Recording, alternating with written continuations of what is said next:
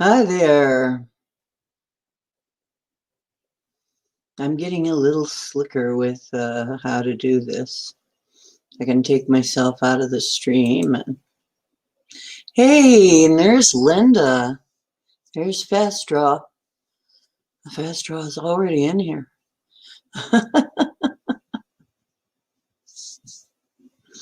Hey, you are always the first one on the clicker.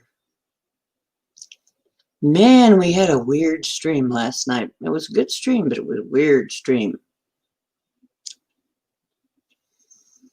So, I don't know.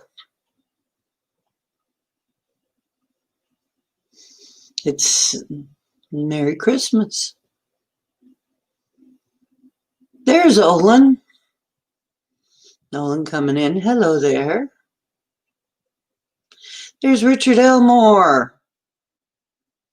Hello, Richard.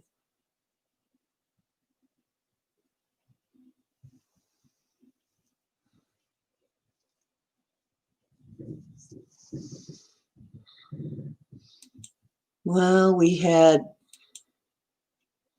plenty of fun last night, and also I'll play a little bit of this like softly in the background while you're coming in. It's 528 hertz angelic code. Repairs DNA healing code, manifests miracles, and release negative energy is what the tones in this one are for. So we'll enjoy that a little while we're waiting.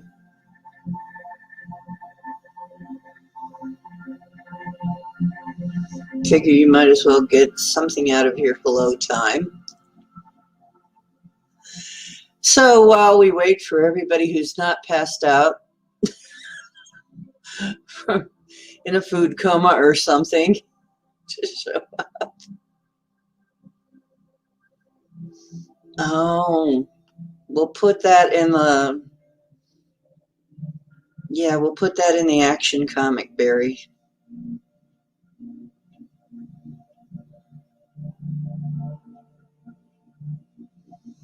Yeah, we'll have to figure out what other ability you had, though. What other ability did you have?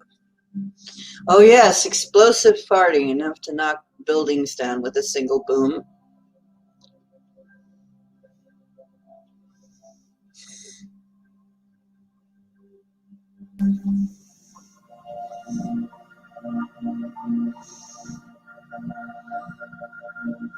I think that would certainly be not very saleable, maybe, but that would certainly be a unique power. Oh, very unique.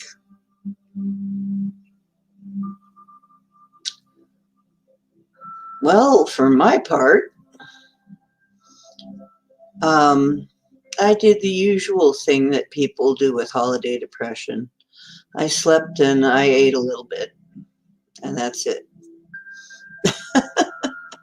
I have had holiday depression for years. It's partly sad.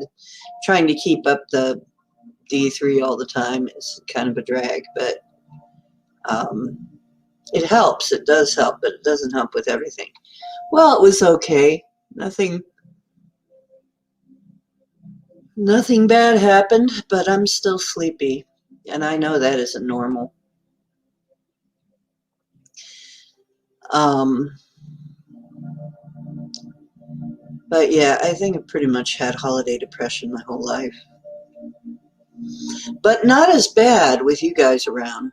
Now that I have this stream, I gotta say, it's not like it used to be. It's really a lot better.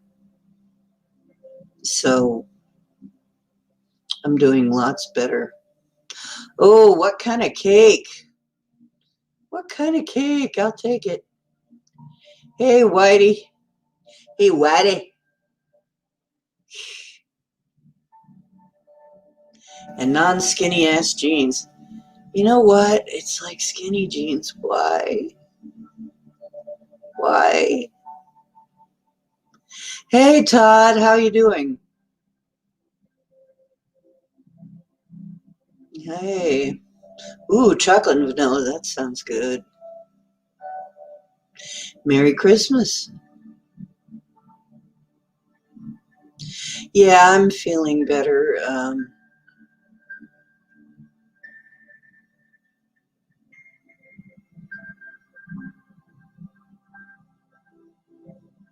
That's right. This is just like it is for people who don't have a family pre-COVID. Now y'all got it. Now y'all can have it, be in it together. That's true. And you know what? This is really weird. I don't have a car and I don't have a license. It is really freaking hard to get your license back if you let it lapse once you're older. Unless you have somebody to lend you a car to take the driving test with. You can't even rent a car and take your driving test. You have to get somebody to lend you a car, which is usually in a normal situation would be your family. But then when you get older, they start acting like, why do you need a car? I'm like, well, it's really weird, man.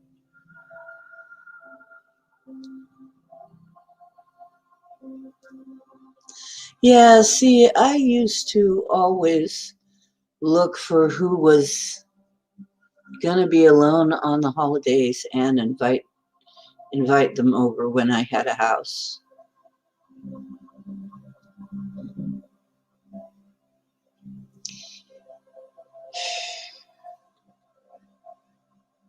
And I used to have homeless people over, but I got to warn you, some people are homeless for a very good reason. And over at where I lived before, I lived near a soup kitchen, and let me tell you, some people are homeless for a good, real good reason. Some people are not. You have to sort them out because some people are homeless because they're freaking irresponsible kleptomaniac uh, drug addicts or something. Um, and so you have to be really careful because they would come over to my place and beg all the time for stuff, all kinds. And if they weren't too bad, I would let them crash over for a night. But I had to limit it to a night because you know, if you let people stay too long in that sort of situation, and you kind of get the word that you're a flop house, basically, that's not good. So I had to quit doing it altogether. And finally, after years of that, and the consequences of that, unfortunately, a few people ruin it for everybody. I had to call it quits. And yeah, that's what I got to do. But you also got to take tests for a motorcycle. I don't know anybody who'd lend me a motorcycle. So you have to kind of have to be careful about that. There are a few people that are okay, and you just have to check it out. Yeah, it's nice to be here with you. That would be fun. Riding a motorcycle would be fun, except here in Ohio, we do get a lot of ice, so that wouldn't be fun. Yeah, we don't really have. I have Dial-A-Ride. There is a bus that goes by here, um, a regular bus that regularly goes by here, but uh, they're not really. Uh, I know that in Germany they say, 15 minutes till the next bus, always. There's always another bus in 15 minutes, and they tend to be on time.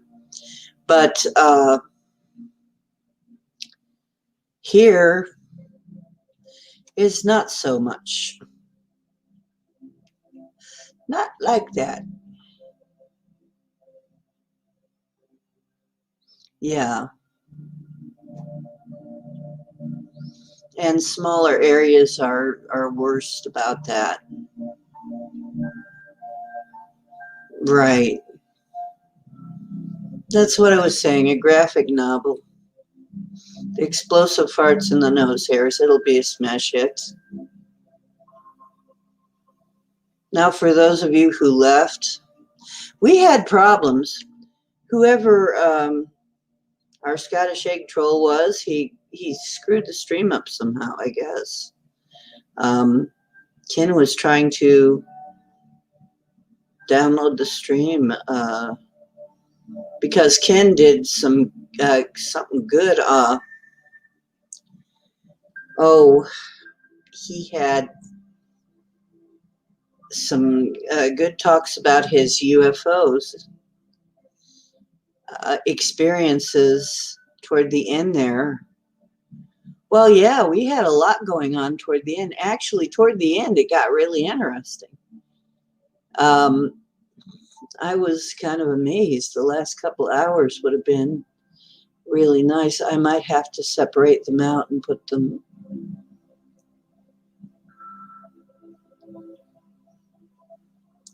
Yeah, I know. You've got to watch bed bugs and other things, other problems. Yeah, and people that have a car, they don't think about it much,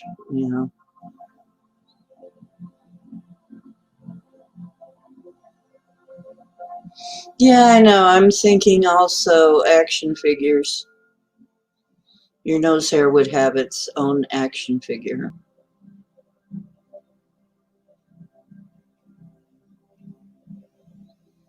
Yeah.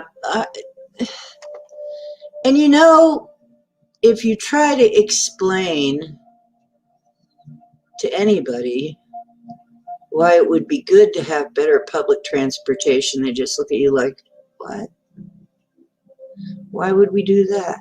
It's like if we had better public transportation, people could leave their cars and just go out on the bus a lot of times and, just not have to worry. You wouldn't have to worry about drunk driving. But here's another thing is you're not allowed to let somebody on the bus drunk. But then they changed that when they had a special bus that, because this is a campus up the road here, they had they called the drunk bus for students. Students could get on and get dropped off at the campus, which I think was a really good idea because I would see them come pouring out of the bars and just police would be standing around waiting to arrest them the minute they tried to drive away. And,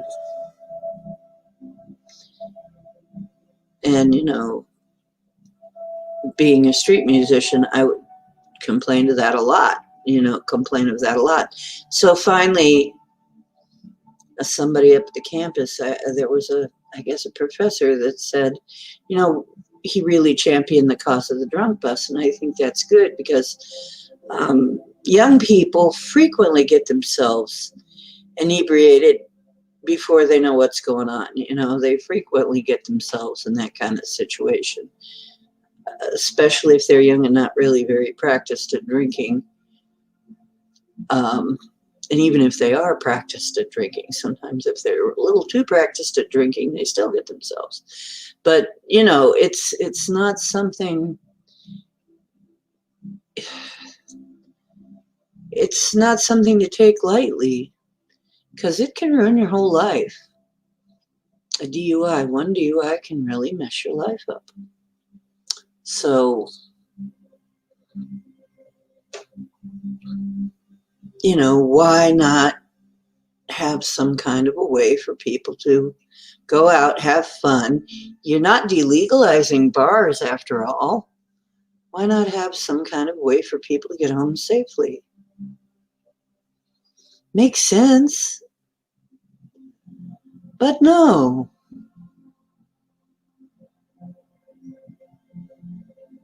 It's really weird.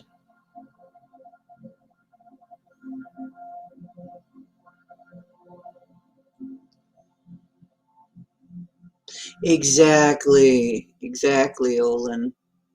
Yeah, there would be certain places the cops would always sit and just watch who got into their car after coming out of the certain places. There was one place that had, on the nights where they had dollar drafts or bucket night, where you could buy a whole bucket for a low price, a whole bucket of beer. Come on. And the cops would be sitting right there, just waiting, watching people get into their car, watching people come out, get into their car, turn the key, then they go over and say, oh, by the way, at the minute they try to drive, boom. And all they have to do is have, as a matter of fact, they say if you're drunk, if you know you're drunk and you want to sleep it off in your car a little bit, you better take the key and drop it and put it on the ground so that, it's obvious that you don't intend to drive anywhere. Because if it's in your car and your car is turned on, they can bust you. So, yeah, everyone had to go for a last call. They're idiots, but, there we go.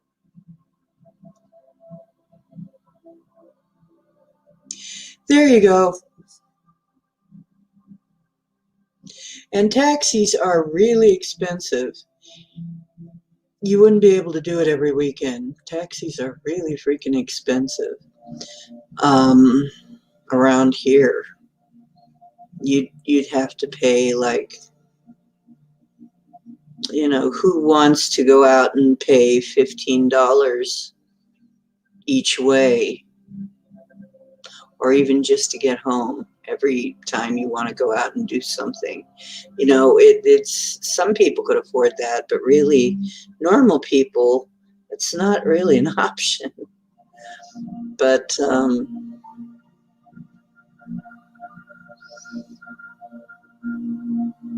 yeah, that would be kind of interesting if you had a bar that just had it set up that will drop you off within a certain, I always thought that would be interesting if they had just a little bus that would circulate around town dropping people off.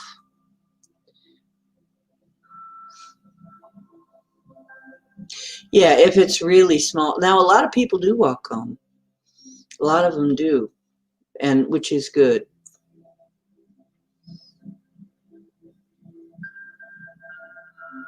Yeah, um, me too. I used to go for the music. We have some in town that have live music, and I don't really see much reason otherwise.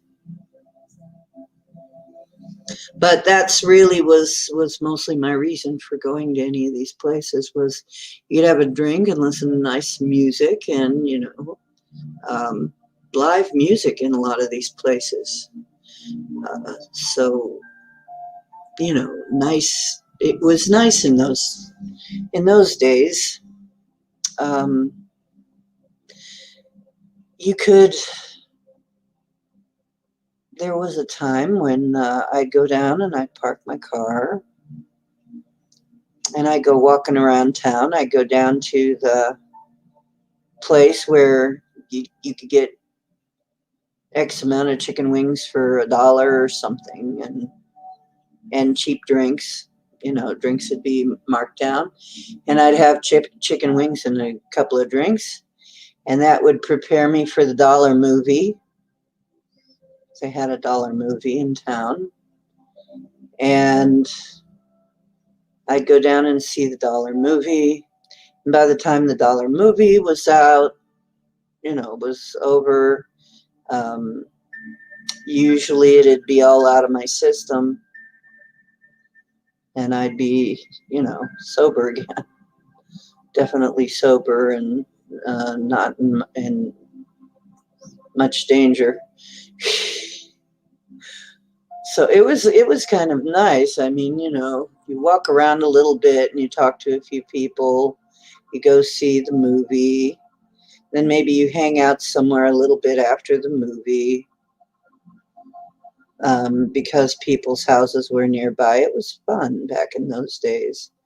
It used to be fun, a lot more fun. Oh yeah, and karaoke, that was the other thing.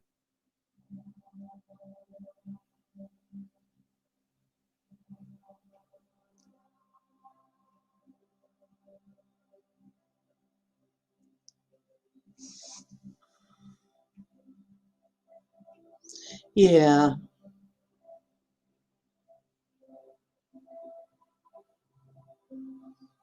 Uh,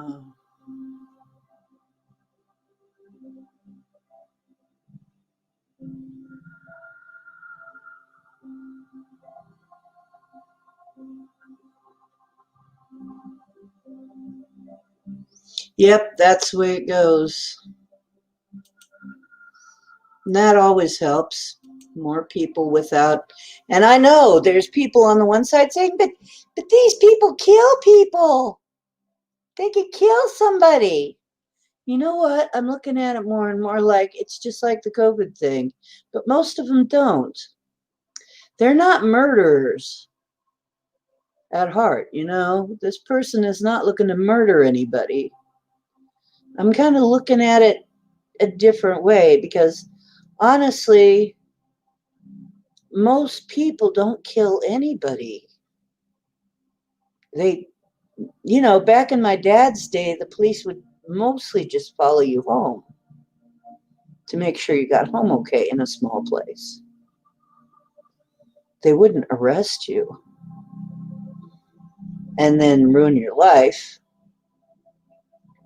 Yeah, it'll completely ruin your life. And it's easy to do. It's very easy to do, especially when you're young.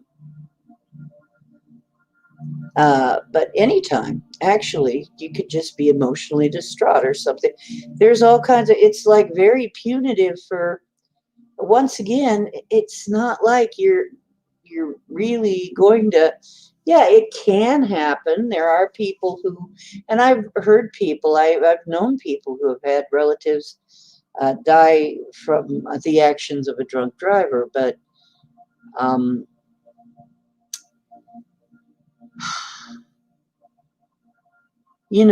ruining somebody else's life because of that when they didn't even do anything seems to me like that was part of this creeping blaming everybody for, it's like now they're treating everybody like, you're supposed to quarantine sick people, not well people. Now they're quarantining everybody. It's like there's got to be some kind of middle ground.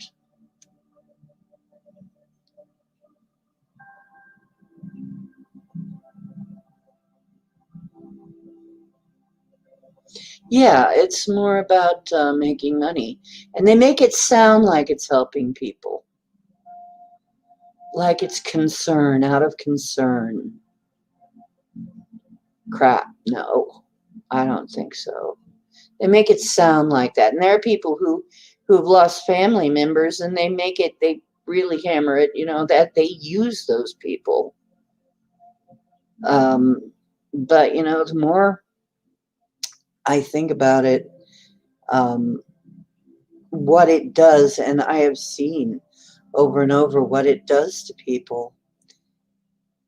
If you have money and you can afford a good lawyer, well, it makes a lawyer some money. The lawyer gets money out of it. And, so it's,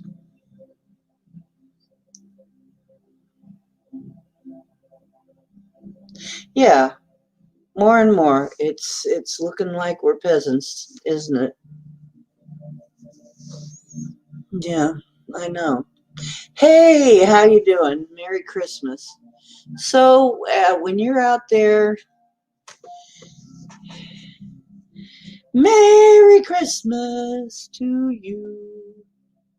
Ooh, Merry Christmas. Merry Christmas to you. Um, how you doing, Micah? How you doing, Cookie?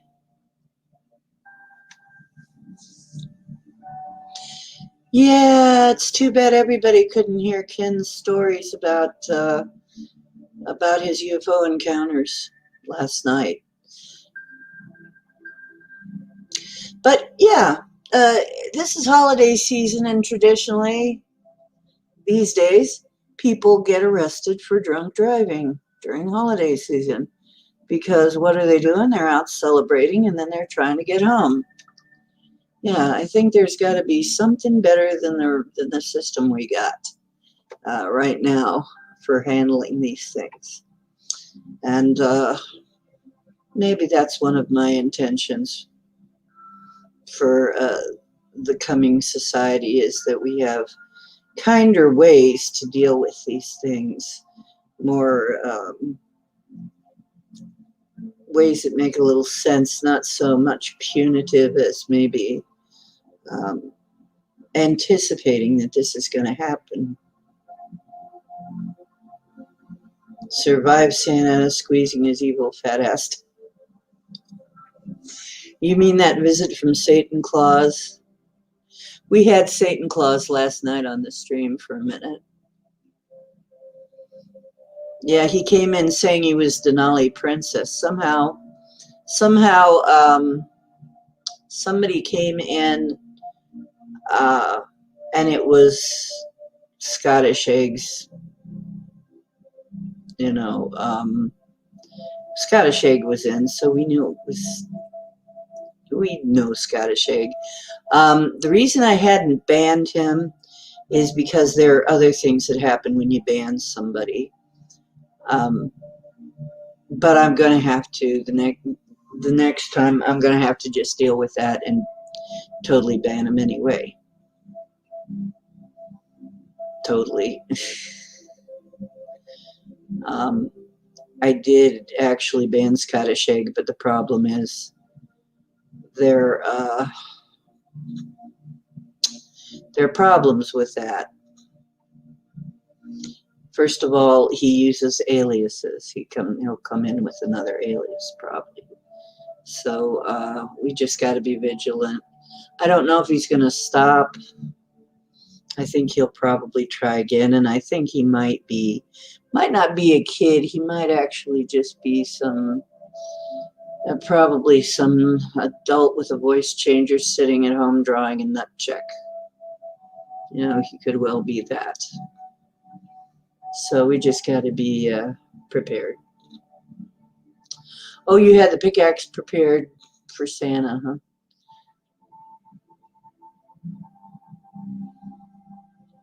Yeah.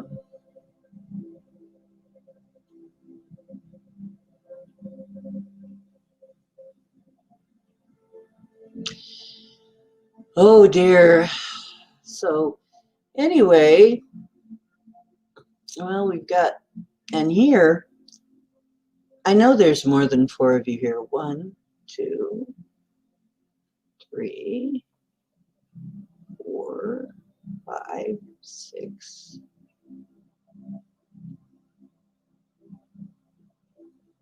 There's at least six of you here, and it's telling me there's only four.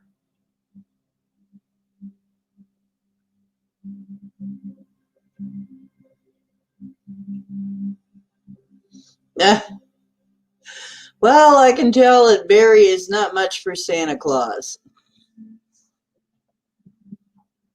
Can you tell us exactly why? Oh, yeah, and Strange Land is here. That should make seven.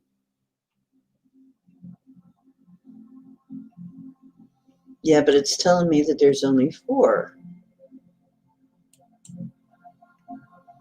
really weird.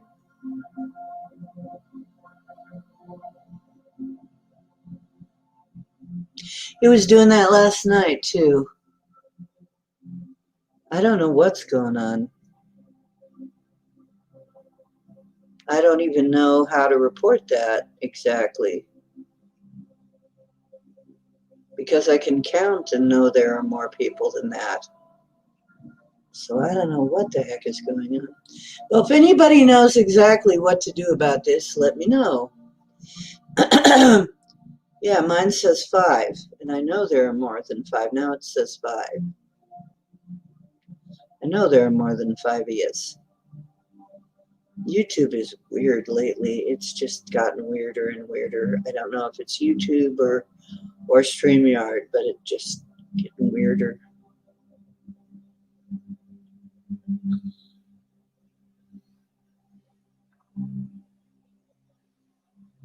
Yeah, it's strange. Well, I'm going to get ready to show you something, and meanwhile, I will show you the intro because we've been on 31 minutes here. I'm going to turn off this music, and it's time to put on not that, not that. There's another one, not that. Where did I put it?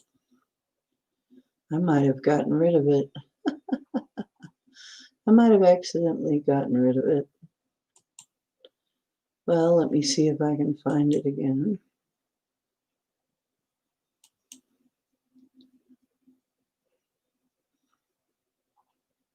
It's so weird to see myself sitting there live, going live. Yeah, well, I'm not dead, so yes, I guess I am alive.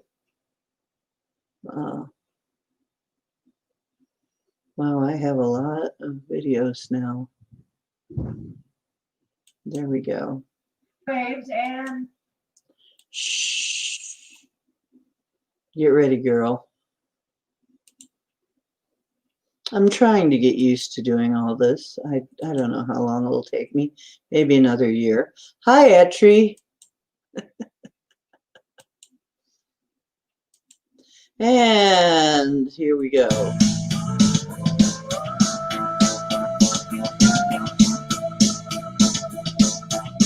The official start of the show. Look at the teeth.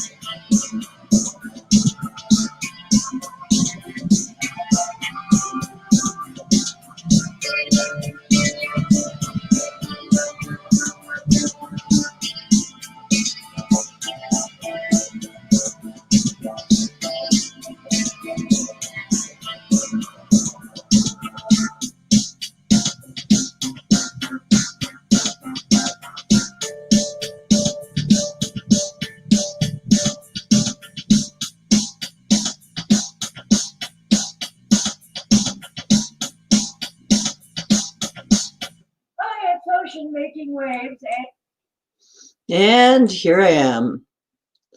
Okay.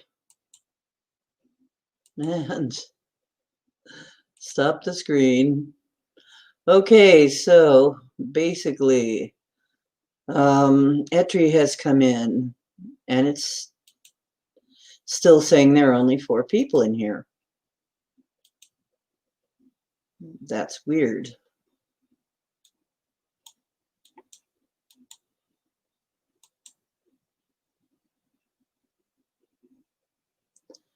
Twerking Sasquatch.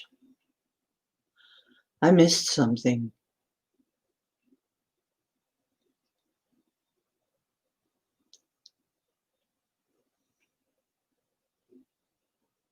Yep, I'm getting ready to burn some sage.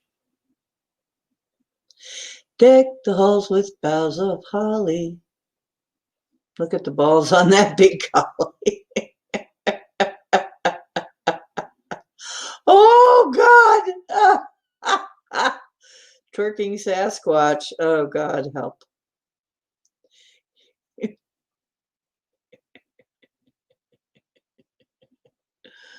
Uh,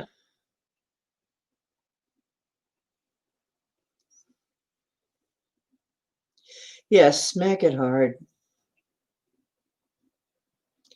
Um, well, yeah, I do miss the hair, but there was several things that happening at the time. For one thing, I decided I wanted to show off my natural hair color while I still had it, because I still have my natural hair color. um, at 63, that's kind of an accomplishment. I only have a little bit of gray, so I was kind of proud of that. But the other reason was I had problems with my hair coming out for a while, which it got better, but I had to be careful for a while. So anyway, uh, it's not gone now. It's just thin, and I'm trying to get it back. But I do intend to dye my hair purple again at some point. Dye my hair, or either that, or I'll just get a wig and say to heck with it, and not have to worry about any of it. Yeah, there's more than easily more than 4 or 5 people in here. Mm. Yeah, so I was worried about losing my hair, and then I got it back. I started getting it back in, and then COVID came along, and I'm pretty sure I had it. And one of the side effects is months after having COVID, you can have your hair fall out. So it started falling out again, and I'm like, what the heck is going on here? I'm like, yes.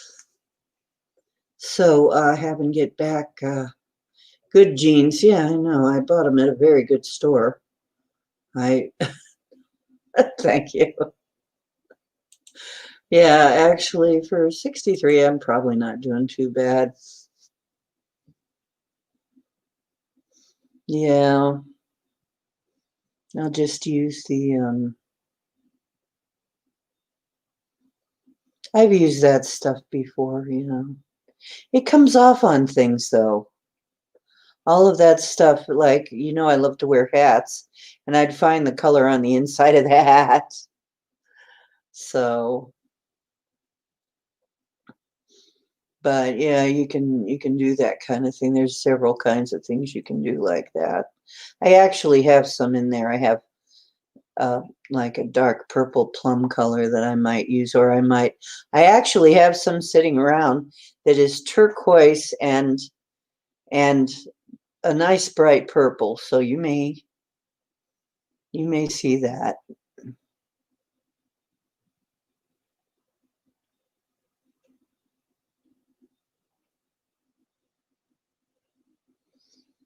There you go, Todd. That's a happy little tune. And it also goes along with what I had for dinner. I made myself a Christmas dinner, and it was um, at Aldi. Sometimes they have these boneless leg lambs and seasoned, boneless and already seasoned. And I made one of those. I love I love lamb. Anyway, so hello, Lisa Rue. How are you doing? Ah, okay. Yeah, dem poodles dare.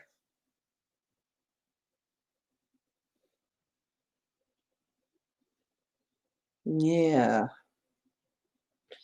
Well, you know, somebody could always look at the channel and see if there is one for poodles while I'm busy on this stream here. And if there's not one, then definitely we have to do something about that. So, how are you doing, Lisa Rue? How are you doing, Ben?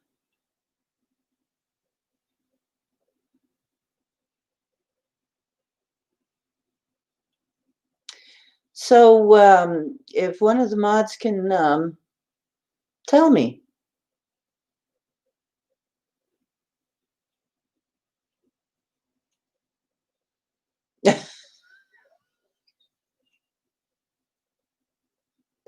Todd, have you been drinking? It sounds like the kind of stuff.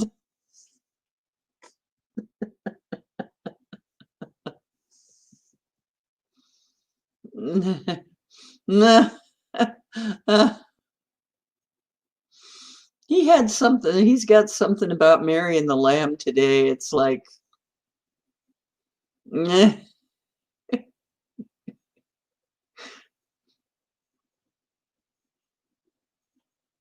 oh, that's sad. I'm sorry to hear that, Lisa.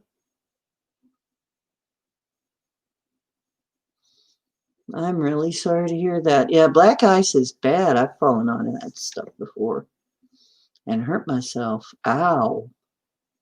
And worse yet, I was taking a bottle of booze to somebody, so it was also alcohol abuse. Broke the bottle. Broke the whole bottle. And I couldn't give it to him as a gift. Oh well. At least he didn't go out and start licking the pavement to try and get it back. Online tipsy from online. It's okay, Todd. We're weird. We like weird things here. It's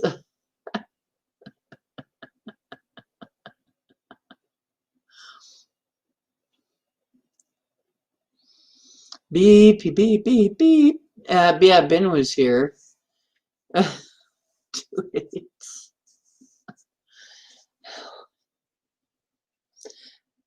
Do I know how? What? I think I must have missed it. What? Yeah. Oh man. Black ice can get you. Here in Ohio, we have a lot of that kind of thing too, because we have the changeable weather. So you end up with, you know, a lot of rain turning to snow, and under there is ice, you know, and you have a lot of black ice when it starts to melt and stuff and refreeze. So the weather changing all the time. It's like we have a big black ice problem here in Ohio, and you better be careful.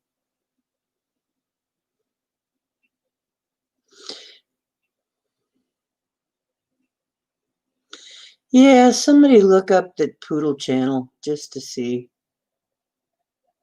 in case. But I doubt. I don't know about this. But anyway, Jack and Jill went up the hill to smoke a little leaf. Jack got pulled down his fly and said, "Here's the beef." Oh, ah, ah, ah, poodle hunters. Yeah, painful splits. That's could be a divorce site too. Painful splits.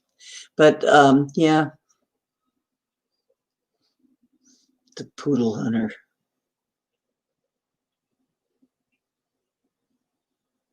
Oh, so you got to sue somebody.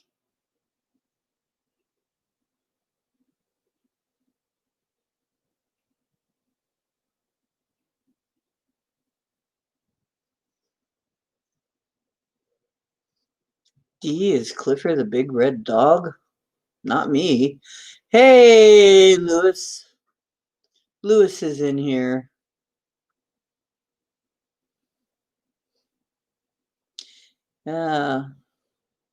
We know that Lewis is here. Okay.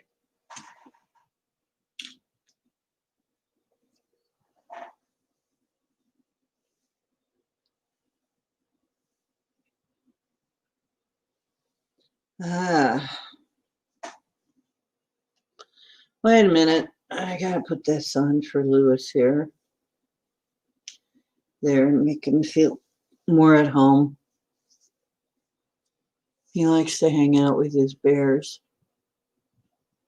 Lewis is from the portal. And I have seen Lisa Ruin here before.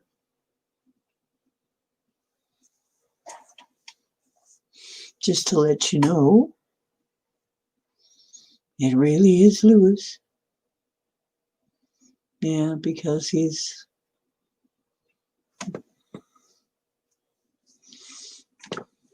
name dropping. Lewis is our name dropper.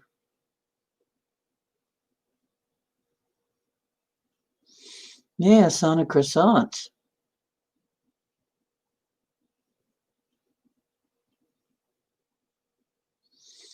Well, couldn't you do that with your nose hairs, Barry?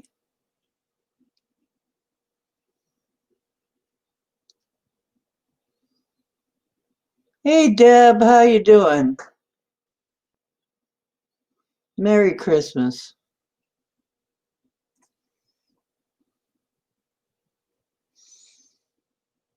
A celebrity visit.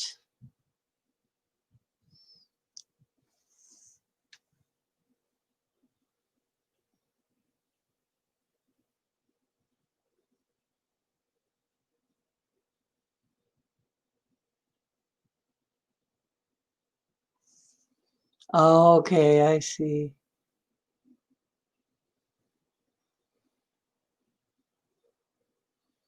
Barry of the luxuriant nose hairs.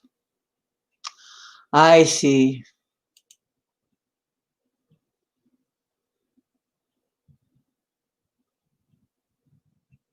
So it's a tribute to your friend. That's sweet.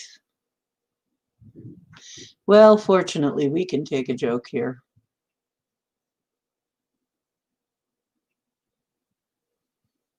Merry Christmas, darling. I have I don't know. I don't think so.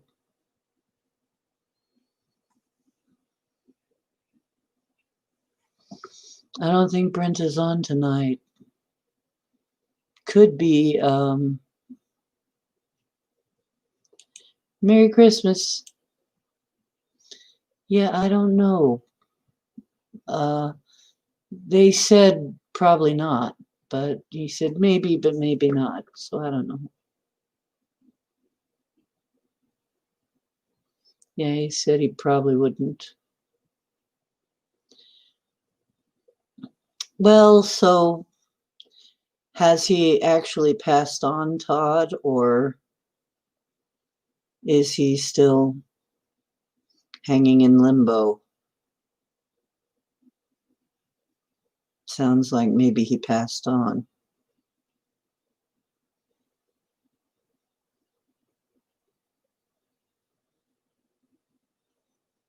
Timed out for 5 minutes?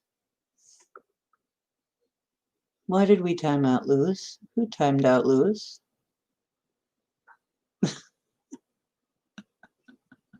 Don't be trigger happy, guys. Don't be trigger happy, please. Hi, everybody. And everybody who's here. And Lewis, I'm sorry. I didn't think anybody would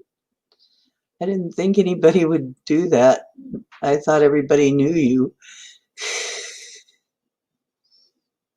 Okay, Olin. I'm going to just show some more places that are probably ancient building sites that they're calling natural edifices. So that's one of the things I'm doing. So if you wonder, you can always come back and look at it if you're interested in that sort of thing. But take care, Olin.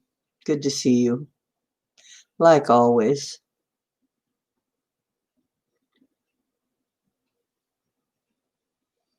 What, Ben? I don't think so. I blocked? No, I never blocked you.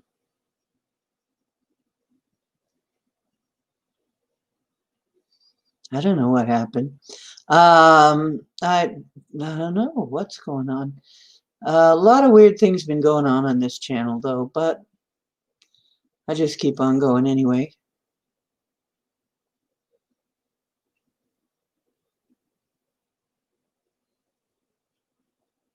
I see. No brain activity. So he might already be gone. Well,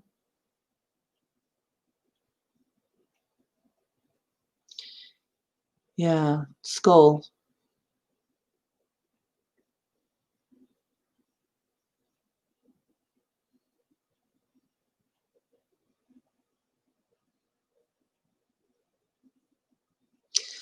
Um, it's been weird because we've been having this troll and it's been doing weird things to the channel and we don't exactly know why the troll has been coming around. We don't know if it's just some private person or if it's, there are some trolls that are paid for trolls. So we don't know which one this is, but I'm thinking it might just be some crazy guy sitting at home bored and drawing a nut check from the government looking for something to do.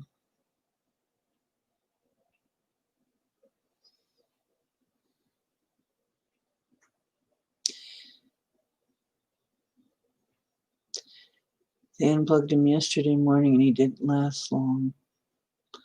It's a blessing in a way, isn't it? Yeah, it could be a spook.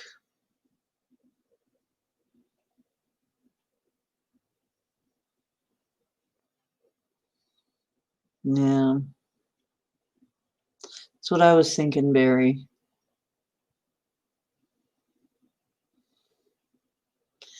They exist.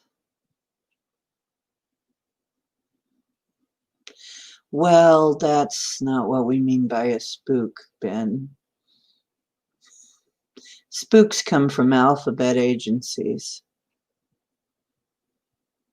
No one's blaming you. Yeah, clearly no life there. You know, people who go around trolling, but some of them get paid, and they get paid by the engagement, how much engagement you give them. So if you ever do see a troll on my pages, um, like making a comment or whatever, um, don't even say anything to them. I'll eventually find them and delete them.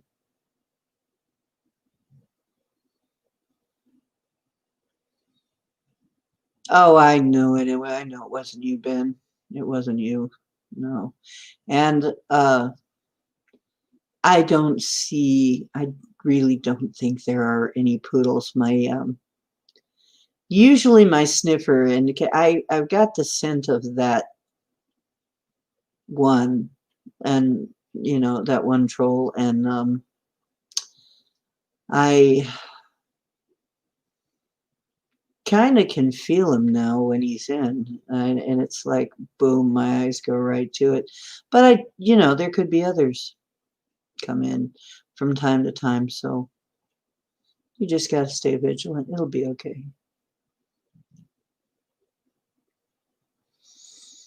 I'm not too worried about it because, a lot of people get this sort of thing.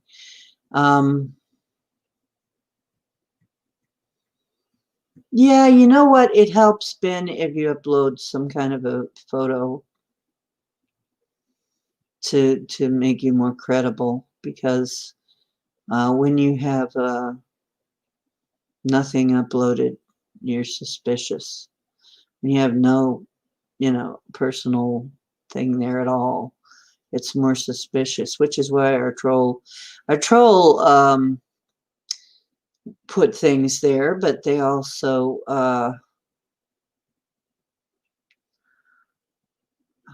it was some really dumb stuff, like why would anybody use that? So yeah, it's the more personal the better, and then people tend to believe you better that you're really a person. Just letting you know. So it helps. Yeah, some kind of profile picture anyway. It helps.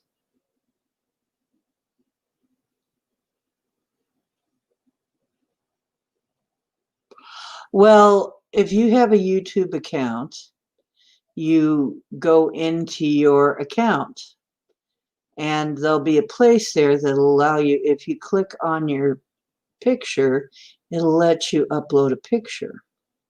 That's how come we've all got pictures. Oh, I know. I'm just saying when you come in and you're chatting and all you have is a letter by your name, one of the generic letters, it's not as credible. Oh, we had a troll, and they managed to somehow mess up the stream.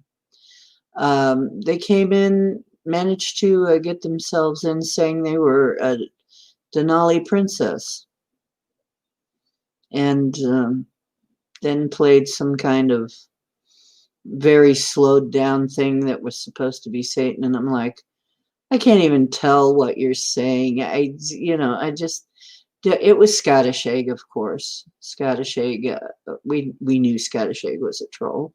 I was just kind of playing with Scottish Egg. I didn't know that they could do that, though. So, I had to kick him totally.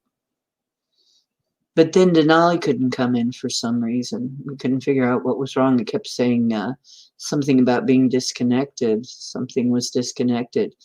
So here he somehow screwed Denali out of being able to come in. I don't know exactly how they do that, but it's probably some dang app that you can download. Yeah. Hey, Marie. Oh, now it's giving me a more accurate count. 13. That sounds more likely. No, it happened last night. Well, you don't have to have a photo of your face, Ben. I know I'm not that particularly, but I realized that if I was going to have a stream and have a credible stream, I should use my face.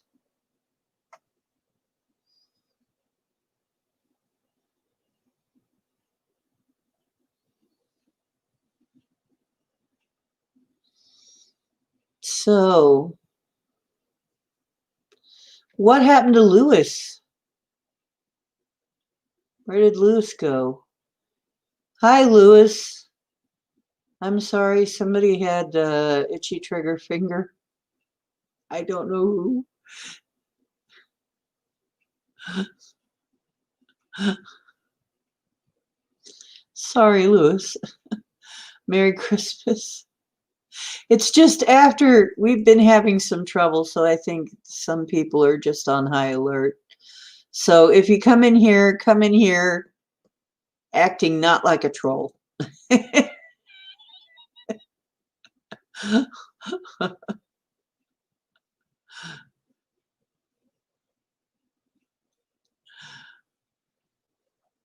Oh, you think we should have a secret password for the speakeasy?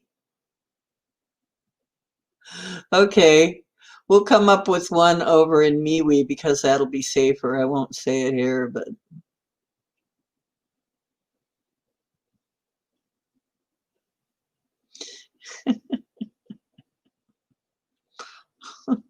yeah, the word is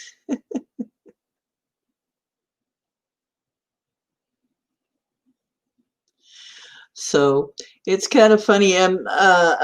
Okay, let's get into the subject matter because we've chewed the poodle over like a chew toy now.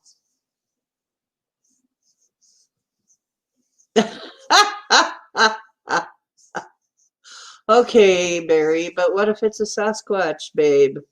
What if it's that bodacious Sasquatch baby? Backwards Sasquatch baby. Babe. Baby. Don't forget my number. Baby. Anyway, if it's a Squatch babe, we'll just let her go. Let her run off with you. You'll love it, I'm sure. Dry rub. Is that code?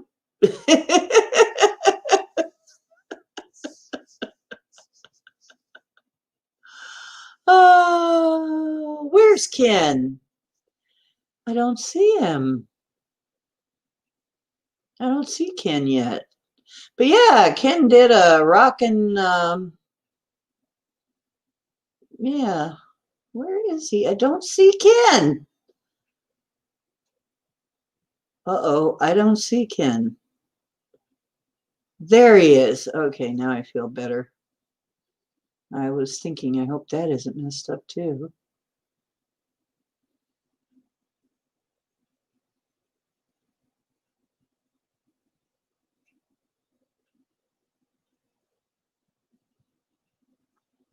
Don't ask me.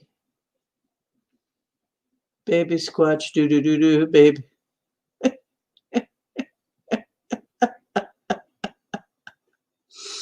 Okay. Okay, I see you. Okay, everything's fine. Rotman's in here. Ken is in here. Everybody's in here. Okay. Is everybody in? Yeah, I hope Denali makes it in.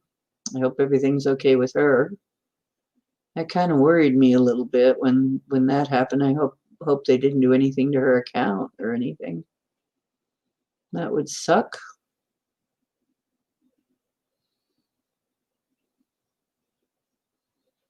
Yeah, MCAT comes in here. Yeah, off and on. He's in here a lot. And then Nessie and Bomber, yeah. Nessie and Bomber don't make it in as often, but Baby Shark.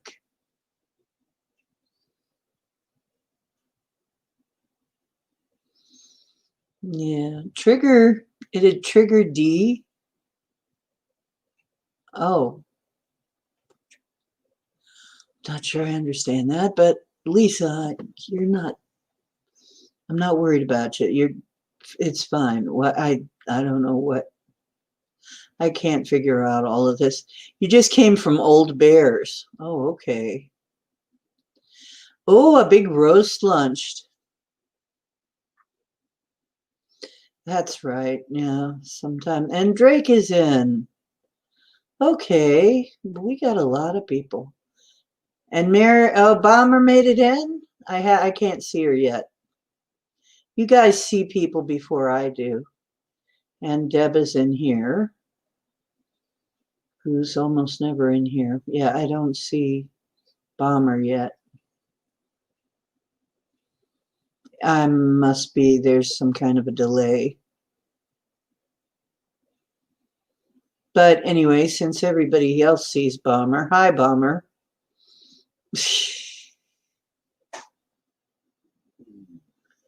But my count still says there's only 13 people in here, which is bullshit. So we know this is not true. So today, what I got for you was brought to me by my helper, who's from Poland, and I still don't see Bomber. Bomber, if you're in here, say something.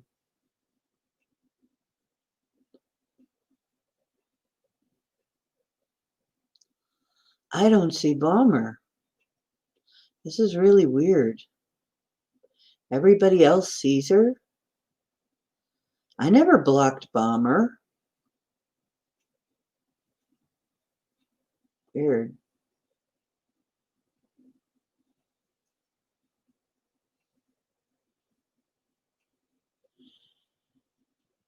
I wonder why I can't see Bomber.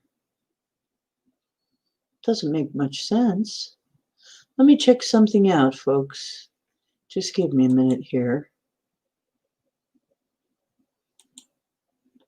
I'm going to go to my channel and see if I see her here instead.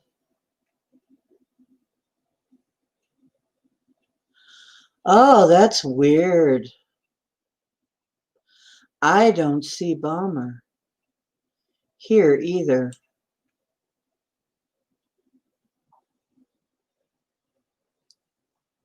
So you guys see her and I don't see her. I'm sorry, Bomber, I don't see you.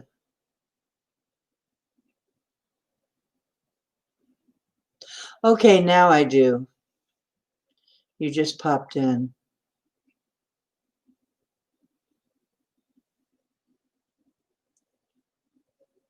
Okay. You had me worried there for a minute. Stream has been very strange lately. Really strange. Don't do that to me. Say something when you come in, people. Oh, okay. I understand. There are some nights when it's like that for me too. I'm tired. It's quiet. The place is kind of dark. I can't see the freaking keyboard. And I'm trying, typing is really hard. I mean, there's times when I'm so tired that typing is hard. Yeah, I don't know. YouTube has just gotten weird. YouTube itself has just gotten weird as all get out. I think YouTube is being a puckerhead. Now let me see. Here we go.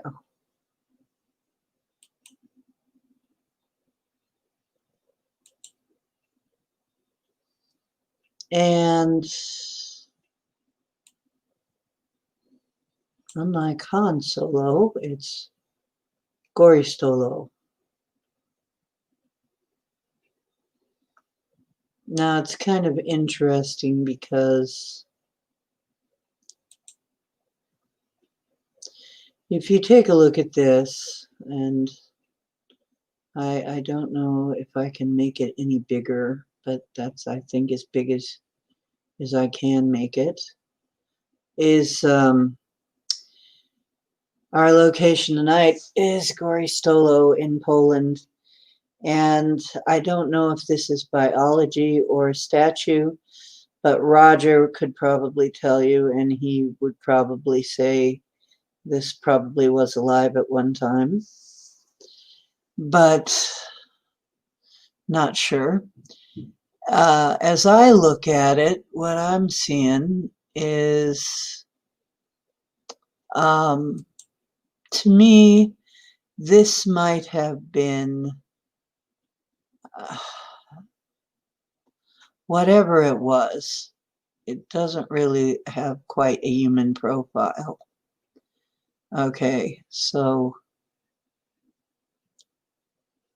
but there are more pictures of this stuff, and I'll show them to you. It doesn't look like much here.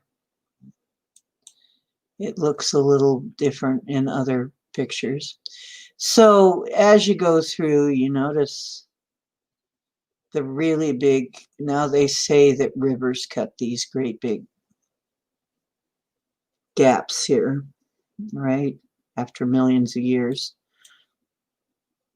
But if you look at this, once again, this looks like megalithic brickwork.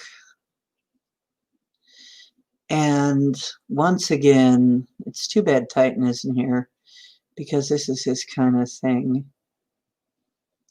I kind of wish Titan was here, but I guess he can look back on it. But if you look on these stones, there's even more to this. They look like at one time they had a pattern on them. Like there was some kind of, like they were carved in. And as you see, the geologist will give you some kind of explanation of, as to why rocks do this, make brick-looking patterns. I don't buy it, really. It looks like there was some kind of little figure in the front here, too, that is kind of breaking off. That was a facade or something. And you can see how high up this is. And then this is also a little suspicious. And could also have been either carvings, or there could be some biological forms in here. I'd have to ask Roger to come in. I hope one day I can get a hold of Roger and get him in here. But you can see, once again, we got this brickwork looking stuff and these kind of anthropomorphic looking figures. And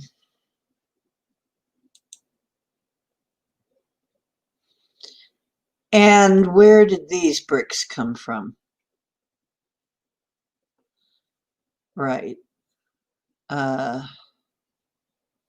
Really want me to believe that they just form that way. And here's another view of it.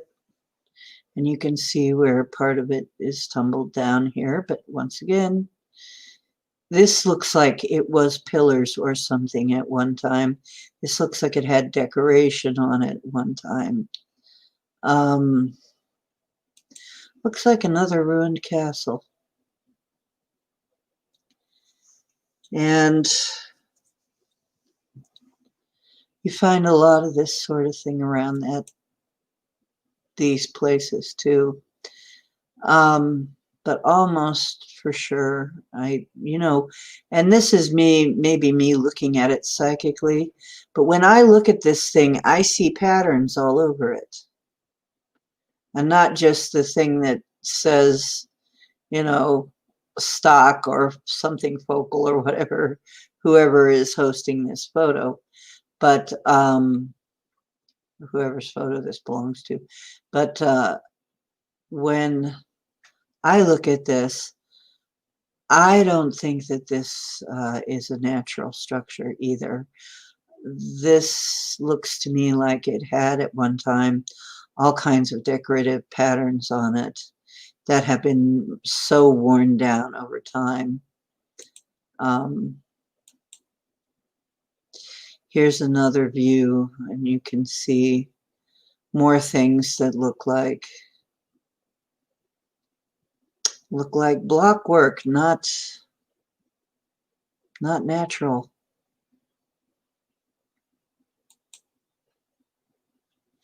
And here gives you some big idea, and then they built on top of that.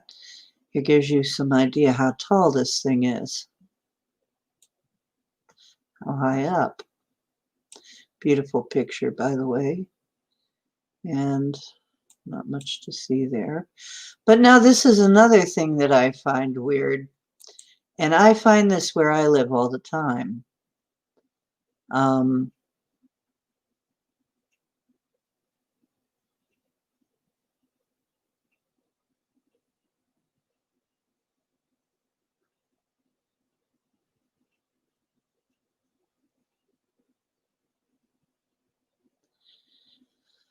This one here reminds me of where I grew up. And if you look at it, you see that these are like stairs. But this is in the middle of nowhere. And if you look off to the side, you'll see what looks like decorations carved into the stonework on this that's mostly overgrown here, just kind of sloping down from there. And then, of course, some of this looks like it might have been graffiti, but it might also be lichen or some kind of moss. Roger says moss or lichen can tell you which kind of blood supply it was feeding on, because one likes arterial blood and the other likes vein blood. So anyway, but we would find so many of these stone stairways where I lived when I would hike through the parks. Nobody questioned it. And you mean to tell me that settlers would take the time to make stone steps, make nice stone steps going up, like, I don't know. It was just always weird to me that you'd hit points in the park where there would be these stone stairways, and then these kind of things you find in those areas too, a lot. And what the heck that was, but it's interesting. It looks like it was something made to be decorative, maybe at one time. Here's another thing you see a lot of. You see these grottos like this at these places. Here's another one that, honestly, if you look at it, I don't see how people could fail to see that there were at one time decorations carved into this. There were decorations on this. It's just, to me, it's really obvious. But this one on the side, too, could have even been biological and just very, very, very worn away, because it almost looks like a person standing there. And sometimes when it looks like that, it is.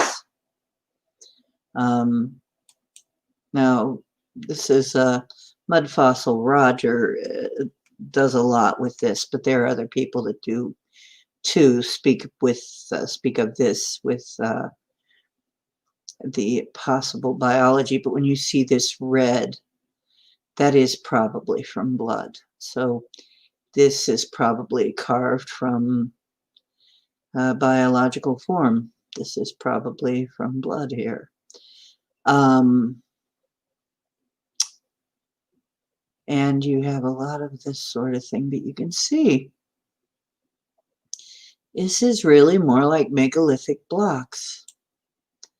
It doesn't really look natural. Here again, we have another one of these forms. And this looks more like it was once columns. This over here on the one side here, that has a little bit of moss up on the top by that sign that's sticking up, it kind of looks like a turtle to me. That might actually be a fossilized turtle. I'm not sure. Can't prove it. And then, of course, you have this little cave here. Looks like it's just a tiny little cave over on the other side. And who knows what happened there to cause that. And then you have this, which is one of the famous carvings. And actually, from a distance, it looks to me like it was supposed to have been maybe some kind of an animal, or maybe it was biology at one time. Hard to tell. But from back here, it looks like it could have been some kind of creature. But this is all supposed to be natural, and this is all just pareidolia, right? Pareidolia. There's not really anything there. You're just seeing things. You're making it up. Here's another face. You can see it looks like a face.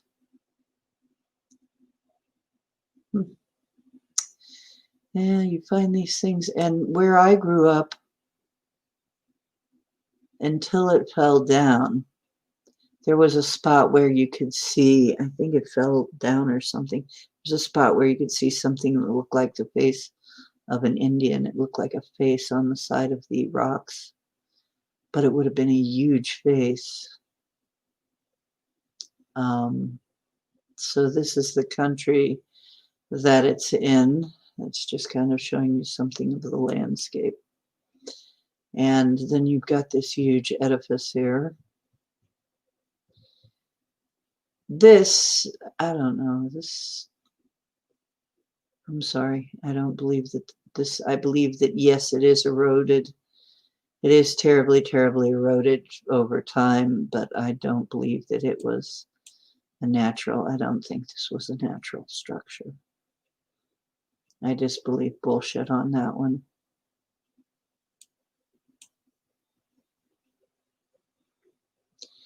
And here on the side here, it looks a lot like bricks. It looks a lot like these were the tops of columns, because we see columns in these things. And I mean, all the time, this looks like really up here, the top of over here, maybe the top of a column. And remember, if it was in the mud flood, then where the ground level is would not have been the level that it originally was. That may just be the very top of a column. And if you look over to the side of the column, you'll see it looks like there may have been carvings in that column, if it was a column. And of course, we can't prove that it was. But then again, we know that we've been freaking lied to about every darn thing, so why not that too? Anyway, here's some more of it, here's another little cave here, and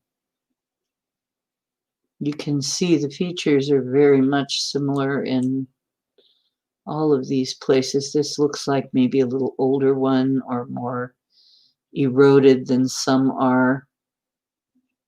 Some are a little bit less eroded and you can see more of the features, but this one is obviously very, very, very eroded from water.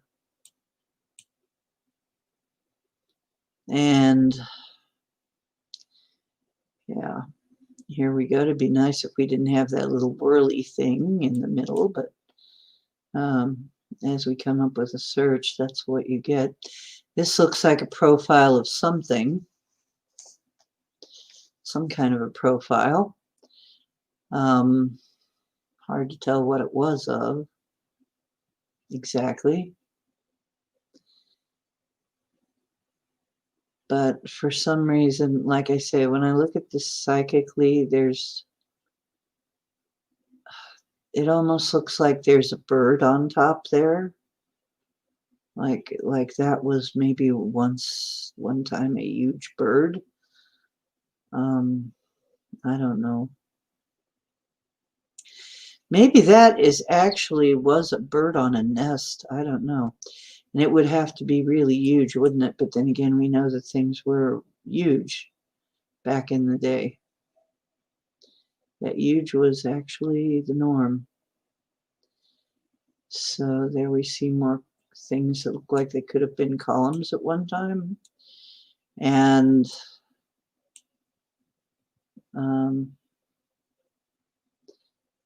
more that look like bricks stacked on top of each other, blocks. And here's a really good picture of one of them. And if you ask me, I think that might have been biology, but you can't know for sure.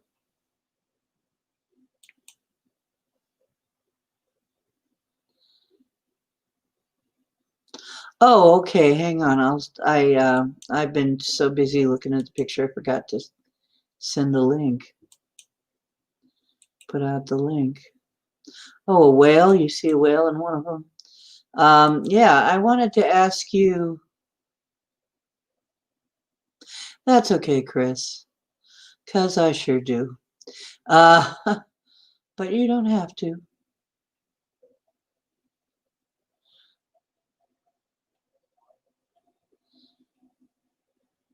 But we know that there were huge creatures in pre-flood era.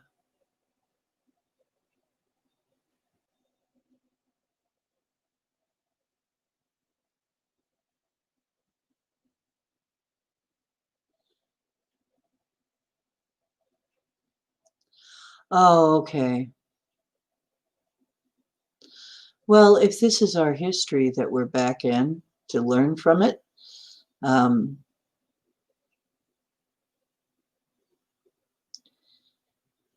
I don't have trouble with it. If it's a matrix, and this is, as my memories indicate, that it was that we built this to be a learning game. You come in here and learn things, but it wasn't supposed to suck. Okay, here you go. Whoop. You're on. Wait a minute. You okay? What's that? Oh yeah, I'm fine. I coughed. Hello, people. Merry Christmas. Hello. Hi. How are you? I don't know where the other screen went though. No, Oh, me neither. now we got both of us and the screen. Okay, there you go. So, yeah, well, the illusion may just be that if this is a learning game, then yeah, what I see is I see creatures. I see patterns on this. This is part of our history. What do you have to say, Todd? I'm sorry. Am I like on an entirely different subject than you were going to go? No. I understand what you're saying. You think maybe if the Earth has experienced resets over time Yeah. with cataclysms or whatever the case may be, do you think in the memory of some of this, some of these may be carved into monuments as a way of keeping the stories or whatever alive to pass down from generation to generation? Well, I'm sure that some of it is. However, some of it has obviously bled. And the stuff that's obviously bled, that would have to have been biology at some point. Oh, I agree with you 100%. So, and we know, look, I have a guide, one of my guides. He's huge and ancient. So I know darn well that they existed because I can see him psychically. I mean, and we are told by many sources that these things happened. It's not like if we just quit being so egocentric as to think that our truth is the only truth, and that what we've been told is the truth, especially when we know it's been a lie all along. Then we might. Excuse me. And they did eat chocolate, and it was good. Talking. Here is a D. I don't know if you can see this or not. It's I picked it up as a rock. Okay. Hang on, let me see if I can get you bigger on here. I don't know how I can do that. But let me see if I can get you to show up. Show it again. Yeah. Okay, this is a piece of rock that showed up outside our house. One of many over time. But when I don't know if it's rock or if it's actual bone or skull. When you look at it, I don't know how you guys can see it or not. Kind of looked like it might have been some, a bone. Now, right here, there's spots that looks like it was filed down or evened off, and it actually even has a little hole that looks like it was drilled. Oh, that's weird. You know, I mean, Roger. This stuff, some of this stuff that I'm finding either shows up where I'm to, or I'm finding it with a metal detector, but there's no metal. And I'm just getting these weird rocks. I'm getting a signal. Then when I dig up, metal and I pick this up. Yeah, but I mean, like when I pick up certain things, I'm like, oh, that's cool. But then there's no signal anymore. So I'm finding things that don't have metal on them, but the metal detector is putting me in places where I'm getting signals, but there's no metal. Weird. It is I weird, really like weird. it. I like it. Just 1 second. I'm going to turn the light on, see if we can get a better view here. No, we can see it fine. Most people, Yeah. I've Oh, already here's decided my Christmas tree. My daughter came over and wanted to put up. I don't know if you guys can see my Christmas tree. that's nice. Yes, she done all the work. I wasn't really in the mood with, like I said, with a couple of, over the last 5 weeks, I lost 3 friends. But I mean, that's life, and I learned to understand things, and so be it. But anyway, on to a happier topic. It's a bit brighter here now, so I don't know if you can actually see where that little hole is to. That looks like a skull, and it could be that there was a reason for that hole there. Yeah. Either it's a place where a vein went through, or maybe somebody got nailed. Maybe that's the way they died. Yeah. But it's different thicknesses, but it feels just like a rock, and it looks like a lot of the local rock. Well, it would, because it's calcium. Yeah, that's right. So it is basically it's fossilized calcium. Calcium, right. Yeah. So cool. Exactly. Very cool. I think you got a piece of skull there. Most of us feel you probably have a piece of skull, but Roger from Mud Fossil University could probably tell you exactly. He's got real good. Nailed, yeah. He's got a lot of experience reading these things, and but the interesting thing is, now you're telling me that you'll find things with the metal detector that are not metallic, but interesting. But then after you pull them up, they don't read anymore, and there's nothing under them. Yes. Right? Yeah, so I'll be using my metal detector, and I get a strong signal, so I start digging, and I'll be like, there's a signal, but I don't see anything. And then I'll pick up, say, for example, a rock like this or different size rocks, and I'll be like, oh, that's pretty cool. So I'll keep the rock. Then I'll metal detect again, and there's no signal whatsoever for that area. Whoa, that's really weird. So it's like something is presenting gifts to me in a way. Somebody's and it's funny, what's that? By the way, since Bomber is here, I wanted to show her. They are, by the way, exactly blue jean colored. Here they are. See? Isn't that beautiful? Mm. But they're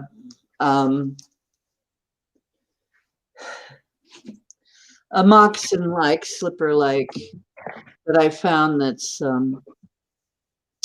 but anyway, yes, it looked like somebody got killed that way. That may have been somebody got killed. Yeah, I'm still here. Here's another thing too that just came to me. I take monatomic gold. Really? Now, if I were to die and I have all this monatomic gold stored in my bones, but now you're telling me they don't register after you dig them up. Yeah, that's a good point. Yeah, somebody wants you to find these things, Todd. You got any more stuff like that? Yeah, I'm going to show you a couple other things. These are little rocks that were cool because it's almost like they were shaped out to look, well, I look at it, it's sort of like a little alien, but I don't know if these are actual teeth. I don't know if you can see this or not. I'll show you this way, and then I'll turn it this way. That could well be a tooth. You see what I'm talking about? Yeah, I see it. And here's another one. Oh, hold on. See, my camera is so small on my phone. I'm trying to. So that here. Right. And I'll move it back a little bit. That does kind of look. I found. Yeah. So I mean, there's 2, 3. Here's a bigger one, similar to this one. But the thing with them, they're all is like, for their size, it seems like the density is probably around the same when it comes to weight. Just 1 second, I'm trying to. Some of these little things too, it almost looks like little faces carved into them. Oh, that could be too, because if they are teeth, that's not unusual for people to carve teeth and bones and things. Yeah, they're tiny little ones. And this one here is almost like I don't know, it's like a shark tooth or a triangle or something like that. Shark tooth. Oops, Yes. there we go. Trying And to this thing here I dug up. trying to get you bigger. I guess that's as big as I can get you. Yeah, so this thing right here, I'm not getting no signal with the metal detector when I put it to it. It looks like it's burnt. There's almost like a fusion crust on it, but it's dense. It's really dense, and it actually looks like some form of iron oxide built up over time on this side. Sorry, I don't know if you guys can see. Okay, it's a bit bigger here now. But I thought maybe it's coal, but I've had some people look at it, and it's almost like a little face this side. It's pretty dense and heavy. I know there's some form of maybe a meteorite or something, because there is all kinds of strange things fall from the sky.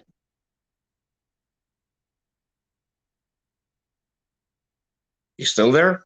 Yeah, I'm here. I just had Yeah. to, in order to make the picture big, it blocks my audio too. Oh, okay, sorry. Oh, Yeah, no. so I got a bunch of different rocks. But the funny thing is, Dee, like I mentioned, well, I think I mentioned you one time before, like I get these weird rocks, like certain shapes that show up. Yeah. And say I went out to my van the other day and I picked up a rock that was by the door and I was like, oh, that's pretty cool. And I might lay it back down. There's times I drove to other locations, probably 20, 30, 40 kilometers away, get out of my van, and when I step my foot on the ground, there's a rock identical to the one that I left home.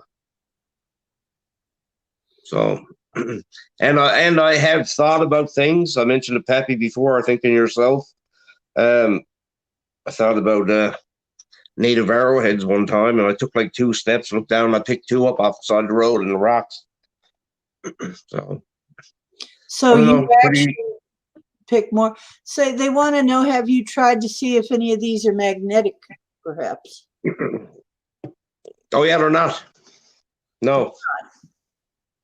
But some of the rocks, certain things I've found with my metal detector, just by looking into the hole where I've been digging visually and pick up something because it looks pretty cool. But and like I said, then there's other times stuff is showing up on my step, outside my vehicle, different places. Cool. And I've also have told you before, I'm experienced pretty. It's actually really common now.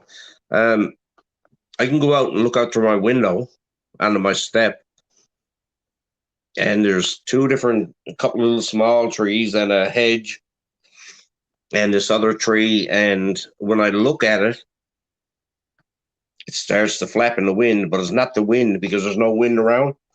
It flutters. It just goes like vibrates, which is pretty strange. And then when I walk out, like if I left here now, went outside, there's no wind. I can hold my camera up.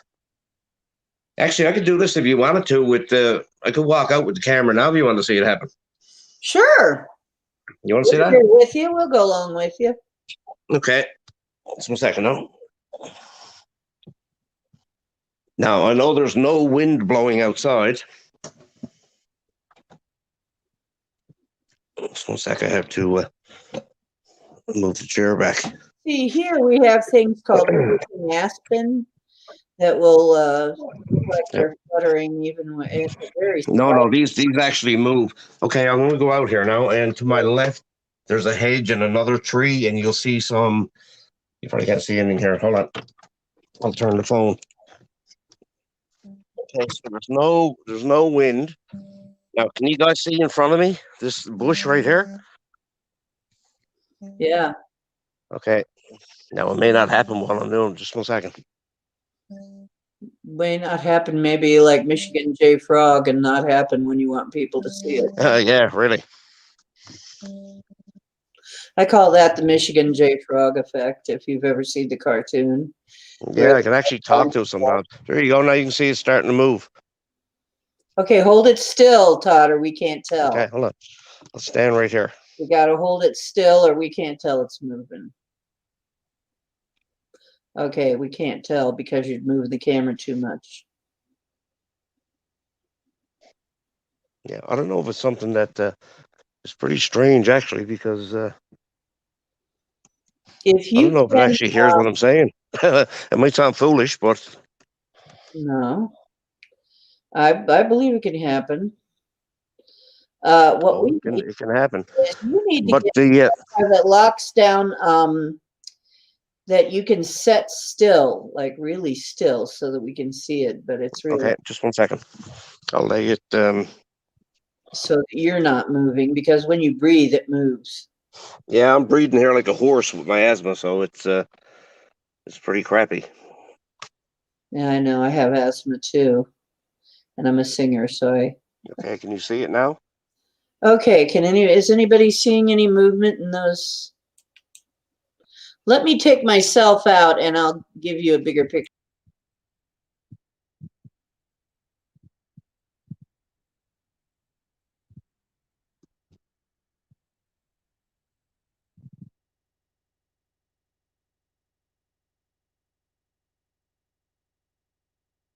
Okay, I'm gonna back inside because I'm getting a Okay, weird. I'm yeah. getting a real weird noise up here in the trees. You know what? So I it's am too. Do you realize yeah, like the big tree on back of me is actually the big boughs are starting to move, and I just heard a grumbly noise here somewhere. that could be something camouflaged or something could be moving things on purpose to get your attention, but something camouflaged.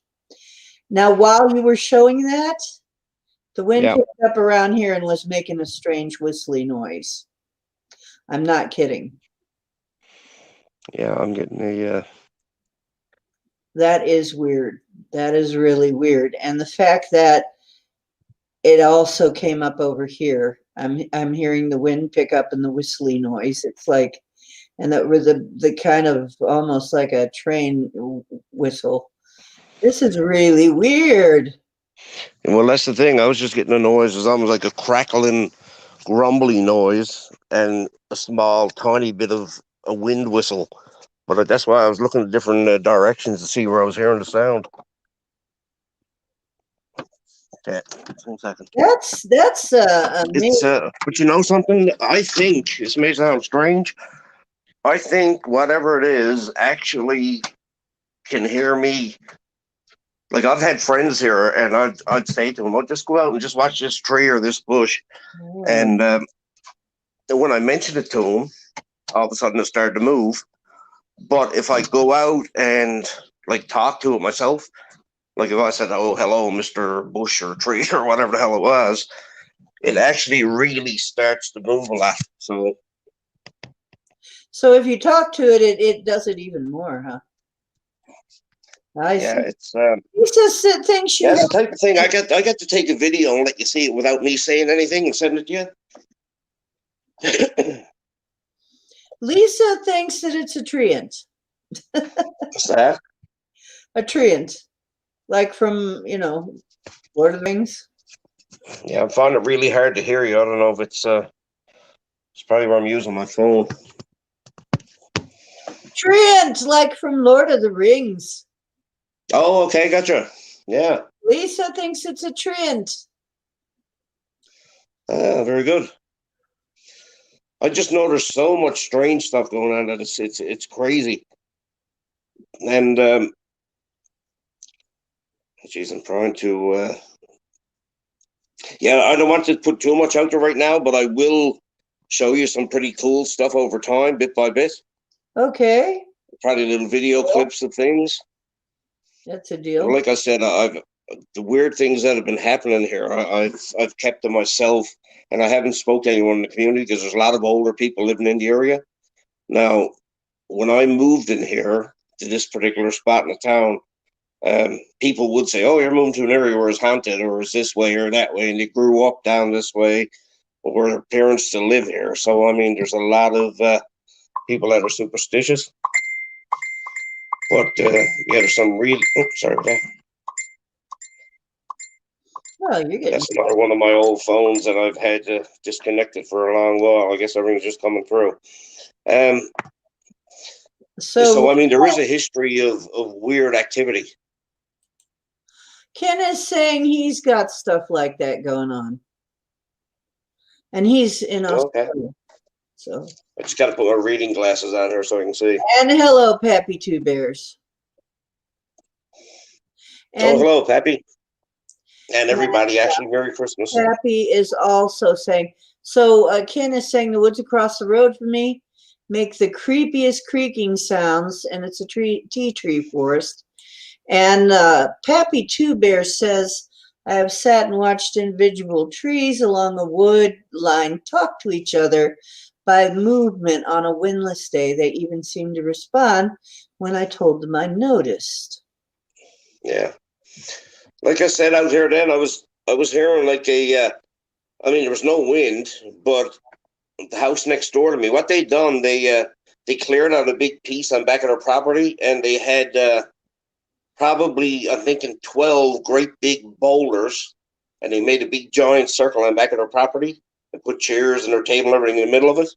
Right. And when I was out here now, it almost sounded like the wind start blowing leaves around, like it's the fall and the leaves are kind of crumble up and the wind is blowing. And I was getting this raspy grumbling, almost like a bit of a growl. And on back of me, see, there's no good me telling you this stuff unless I can say, okay, well, here, look at this. So the best thing for you to do was take a video, and I can send it to you, and then you can do a video clip on here, and you can say, okay, well, look at this for 30 seconds. I would love to do that. I would do that. I would certainly do that. And honestly, hi, Pappy. And I've got to say, Bomber is saying her trees talk. Her trees sing to her. I have had trees do that. I have had trees definitely talk to me and react to me. So yeah, they're not you know, there are the ancient stories of the dryads, and the dryads were the tree people, and the Native Americans talk about the tree people. Yeah.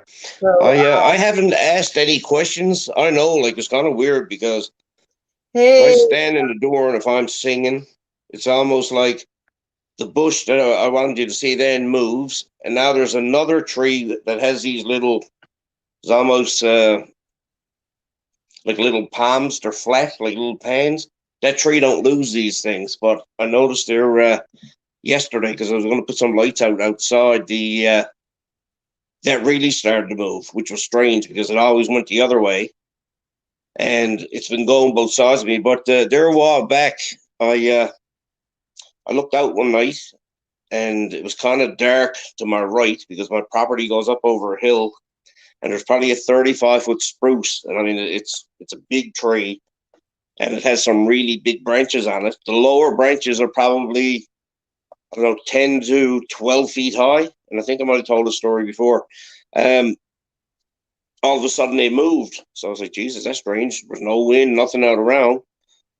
I'm like, well, unless somebody that was very big went up through my garden and the branches started to move, but it didn't make any sound. So I went in and I just cleared my mind.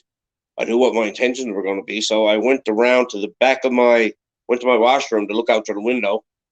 And I should have turned my camera on, but I turned the flashlight onto the window so I could see out.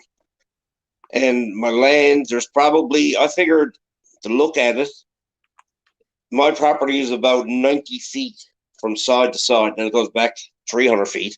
But I watched the movement in the branches and the grass, probably, I say, 6 to 8 feet wide, and affecting some of the small trees that are 10 feet high. All that moved in the path the same as if somebody walked through it, but nothing else got disturbed in the area. Maybe so it was almost like something invisible went through, caught itself, and figured I might have seen it, and just went on through it onto the other side of the garden. That could actually happen. I mean, I've seen things do that. Yeah. Uh, do a walkthrough and move things around, and obviously there's nobody there, but look just like. I mean, if it can happen for regular sized ghosties, why can't it happen? Or maybe it's not even a ghost. It could even be something that, once again, that camouflages itself. Yeah. Well, it's Or almost like something wants to be watching me because I mean, there's a lot of days now, and it's not very often it doesn't happen. Like I get up in the morning, if I go to the washroom to wash my face or whatever, and I'll open the blinds to look out on my land. I can almost look, if there's no wind, to places where I know trees or branches are going to start moving, and I can watch it come down right outside of my window to the small bushes, and they'll flutter, and then it'll stop. But the weird thing is, like, it seems that there's more and more as time goes on all around the house, and I'm starting to get movement when I get up and look out the windows. Almost like it's anticipating me opening the curtains, and all of a sudden everything starts to wave in the way of branches. Now, I know Patty and yourself mentioned one time before there might be a message in it for me, but um, I'm half weary about really asking stuff out loud because I've had so much activity going on here now in the house where there's whistling noises, and I mean there's nothing harmful, nothing's hurting me, but I mean my cat, I can uh, I can turn on my video camera in the nighttime and I can pretty much see orbs all the time. And I know it's not dust particles. Yes, some of it is, but I usually watch my cat, and when he starts looking around in certain directions, if it's low enough light that I don't turn the light off all the way or I turn on my phone, I can watch orbs fly around. And I watch the cat chase these things through the house. It's almost like he's playing with it.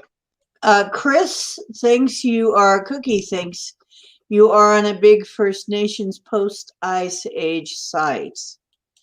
And What is it? beginning that might actually be what's happening with you. But Yeah, that well, actually, I mentioned one time before when I look back, like this area around here, there's not a lot of rock. It's one of the areas where if you went back online and you looked at the way that the ice flows and how the ice was during the last ice age, there's only a handful of small areas in North America that wasn't affected by the ice.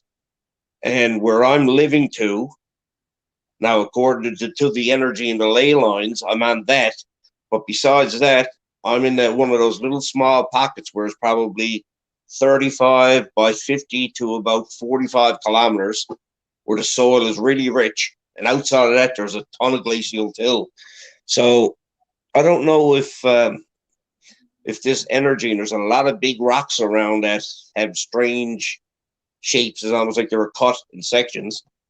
Um, I don't know if this energy has anything to do with keeping ice out of this area, I wonder if you have ghosts of the past. right? But there's a lot of I'm getting a lot of things that are shaped like cats. I actually I actually even have a video. I never went back to look, but because I know some of my videos disappeared, I have a video where there's a summer I went and I looked out through my window in the grass, and there was just this little reflection in the grass. I didn't know what it was. It ended up being a frog. I guess it was a little wood frog, and he came down out of my off my property and landed on my step. When I went out on my step and I was looking at him, I ran the video. And so I ran the video, went back into the house, not thinking nothing of it. I looked at the video later, and just above my head, which would have been my right now when I went outside here, where I heard that noise, on the video, you can see a flash of light, almost like a spark just went. And with that, there's a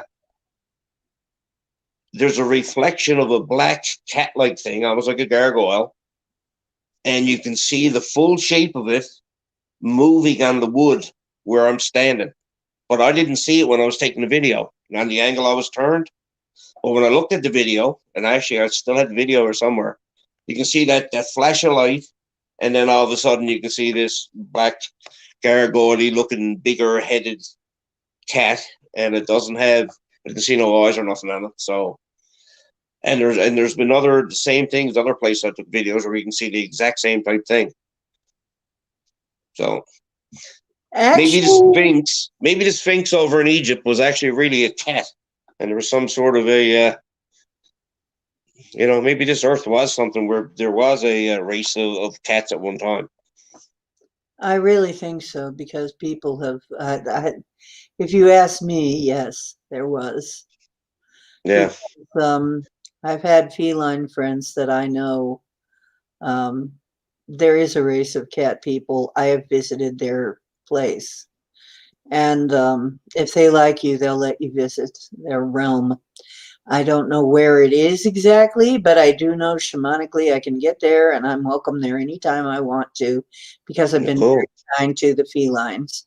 So anybody Yeah, who's been very kind to the felines is probably going to be welcome there. But they started inviting me in quite some time ago, and they do have a whole society there where they can either be cat-like walking on all fours, or they can actually stand up and walk around where they come from.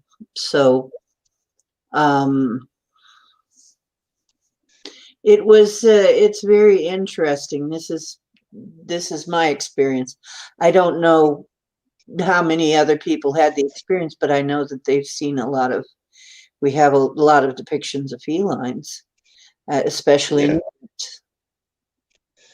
in And it seems like too, a lot of the times you'll see the movement. Like my cat, unless my cat sit in the chair out in the window of the door, and there's times I look out, and when the cat is looking out, I see some of these little branches starting to move. It's almost right in front of them.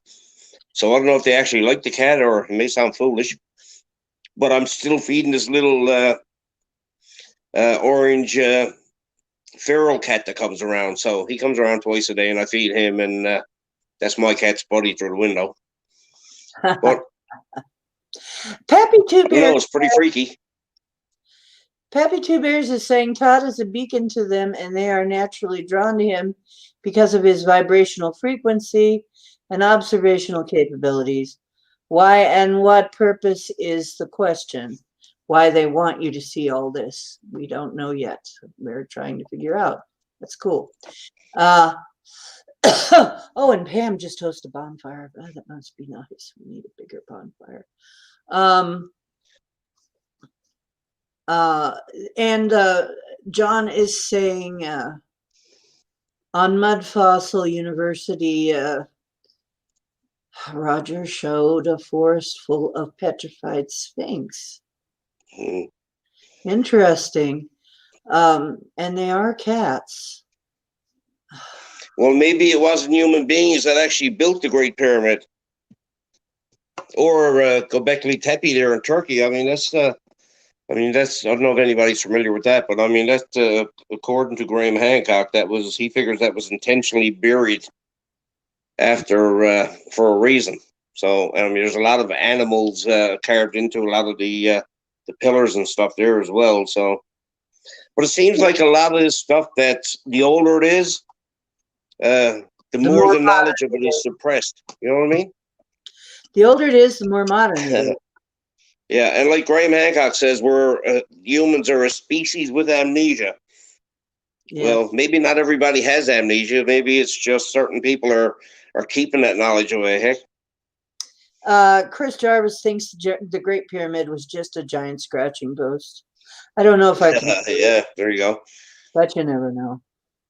Yeah, You gotta realize there have been, it's so obvious now that there have been very advanced civilizations way before us, and most of them were human. However, uh, there is some evidence that some of them were reptilian, and Farsight Institute went back far enough that they saw when it was a reptilian world, when there were what they call pterosaurs, or the ones who live up here or who came here from Earth, who are not coming from another place. yeah, So, and this was back in the age of dinosaurs. I guess there were sentient reptiles that were occupied place pretty much like we do now, in the scheme of things. So, but as far as we know from people, and this is only from stories being leaked and people telling their stories of what they know, and like I told you, I have met people who insist that they are lizard hybrids, Yeah. the pterosaurs, and yeah, they still exist and they're way underground and they just don't like being bothered by humans. They Yeah. just don't have any particular use for us humans at this point, the way that things are. So um, it's not impossible at all. And these things that I saw out in the woods, that Deb saw also, it's they were reptilian. Yeah. Uh, they the latest scoop I got on that is they wait for the something like a Bigfoot to come up to go through, and then they kind of tag along. So they're kind of tagging along on the Bigfoot phenomena. But anyway, there's no proving any of this, of course, right now. Um, John says something about mummies are absorbent. Mummies, Absorbent? No, I never heard of that before. I don't understand that quite. Let me see. Another thing I was going to bring up quickly too is, a lot of the Bigfoot research and whatnot going on in these structures. Um, I've listened to some of these people, and they spoke and showed pictures of some of these structures that have been built in certain areas, and they find sometimes that these structures, and some really big, would disappear after a while, and then they'd show up again, say the following year in the same area. I wonder if these things are actually um, built to signify something with an alignment of something in space with the planets. As I mean, everything moves over the span of a year. I mean, some of these bigger teepees, or when you look at it, it could be pyramid shape or whatever the case may be. Could they be put in a specific spot for a period of time and then disappear, and then all of a sudden it's put back again the following year? Now, wait. How explain the moving around, disappearing, and where is this and what?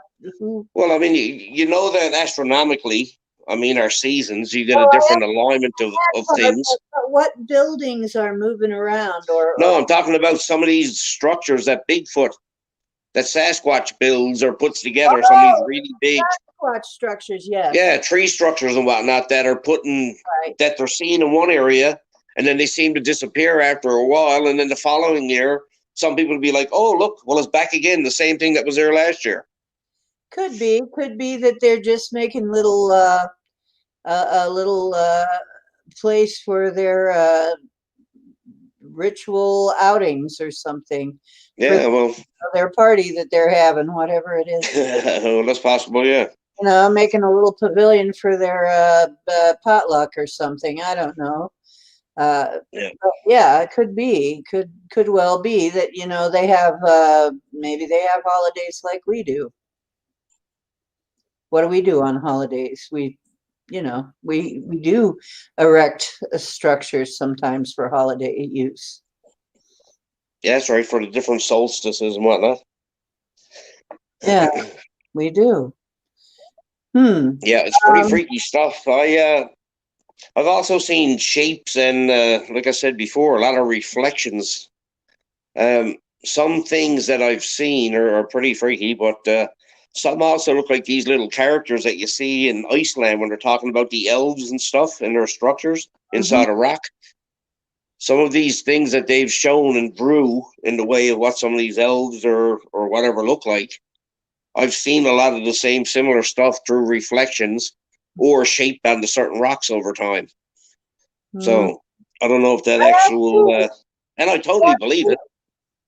I have found rocks shaped. I used to have a bunch of this. And by the way, John, if you want to come in and tell us what you mean by that, You're welcome. Or actually anybody else. Hi, Renee. Or actually anybody else of the regulars here that are always around. You can come on in and Yeah, I'm going to. It's really hard for me because I'm looking through my phone. That's why I'm all over the place because it's such a small area. I'm trying to stay you within the don't have to camera, go but anywhere. I can have 10 people in here. yeah. No, I got to run to the washroom. But I'm going to pop off. If Oh, somebody okay. else wants to come on, I'd like to sit back and just listen to some more of what's going on here. Okay, sure. That's great. Cool. Thank you so much for coming on, Todd. That was Yes, I'm not disappearing anywhere. I'm just leaving the chat for a bit, and then I'm going to sit back and have a listen. okay. Because I mean, there's a lot of this stuff that's really interesting, and when it comes to with Sasquatch, yes, I mean, people are only going to learn so much, but it's getting to the point now where everything is just going in such a circle so fast that it's. I mean, the people that know the difference got to be looking and saying, "Oh my Jesus!" Same people are saying the same thing over and over and over and over. When it comes to me, I think these forest beings, whether it's Sasquatch or anything that's maybe within that realm of energy or connected to it, which I think a lot of the blurry pictures are based on. Maybe it's vibrational. Maybe there's energy with these creatures, and that's why you see this swaying and stuff like that. Maybe Yeah. that's why you always get a blob squatch and you don't get a clear picture. Oh, yeah. Well, I'm sure that some of that is because I know that the things that I have seen, these shadow figures, one of them that I found at somebody's house was wearing Yeah. armor, and I could see the armor it was wearing. And Cool. the light was bouncing around on it, and I'm there. What in the heck are you wearing? What in the heck is it wearing? What is this? Yeah. And it was some kind of armor that bent light, which is how we do it now, which is how we do stealth now. We have Yeah. light bending stealth. So really, it's like, yeah, when this is not the first, this is not my first rodeo with any of this. No, it's for sure. And you know, Dee is like I get all this stuff going on around me, but I'm very respectful of it, and I speak out loud, and I just remind it that I have my space, and I respect their space outside, and there's nothing in my mind that's nothing that's ill towards them as such. So I mean, That's probably and I why. think the whole respectful thing is probably balancing everything out, is which I like. And I mean, and I have pictures of footprints and stuff very close by, and I can say exactly where it's at.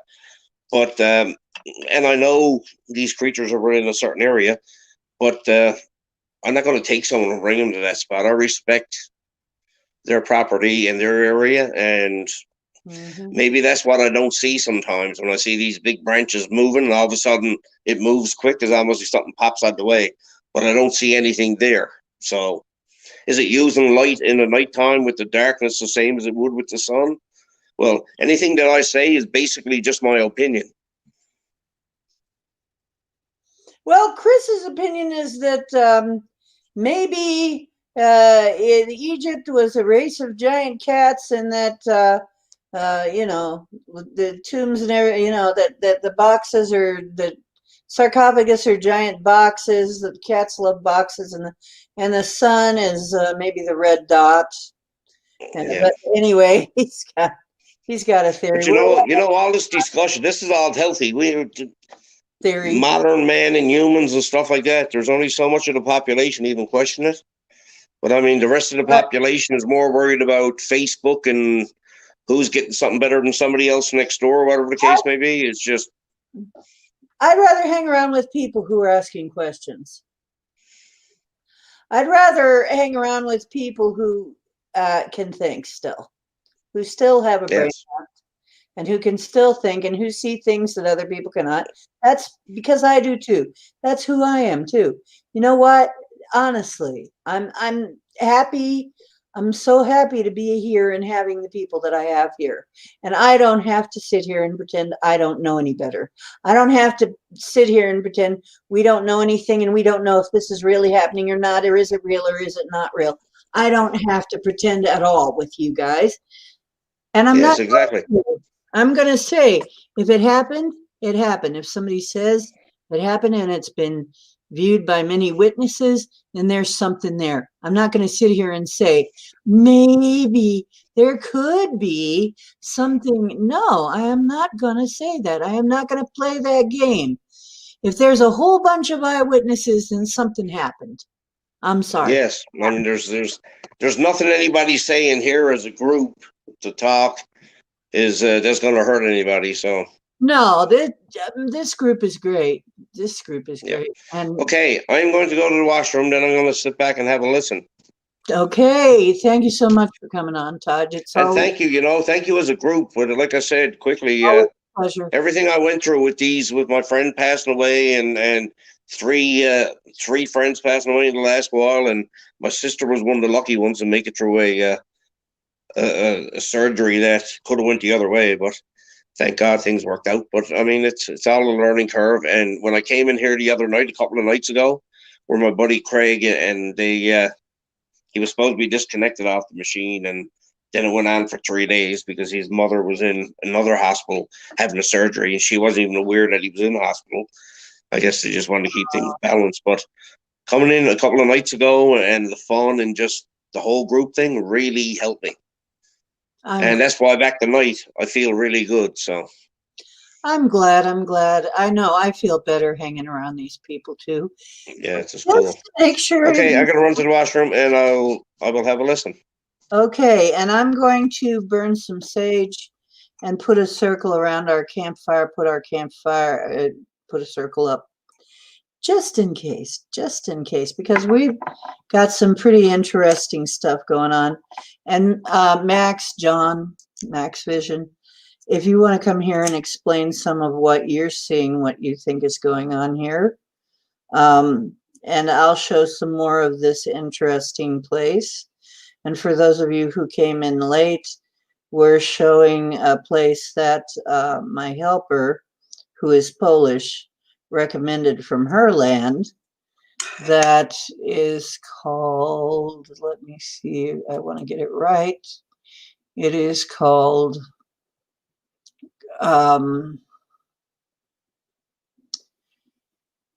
Gory Stolo National Park. Okay. And let me get that back up again here. So you can see it. Okay, so this is in Poland, and you can see how high up it is, and these things always are. And they always somehow have the basic shape of castles. Okay, I'm doing the sage. I'm also doing the Padarco now. And the wind is picking up as I'm doing this. I think the wind wants to talk to us. I think, yes. Ooh.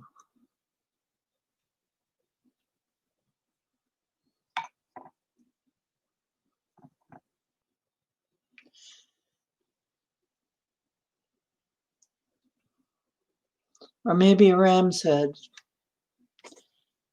Okay. Hold hands, form the circle. See the fire in the middle. Calling our helpers and guides, calling our protectors, the guardians of the directions, Mother, Father, our relations, all our relations in other realms. All the good and friendly ones and helpful ones, the ascended masters, angels, and elementals. Oh, I just got, whoa, okay, something.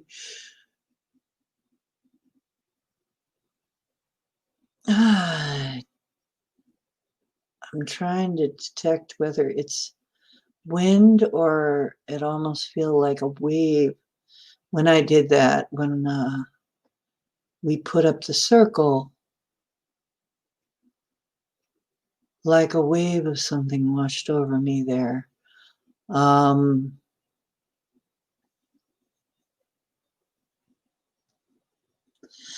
quite the same, Lewis.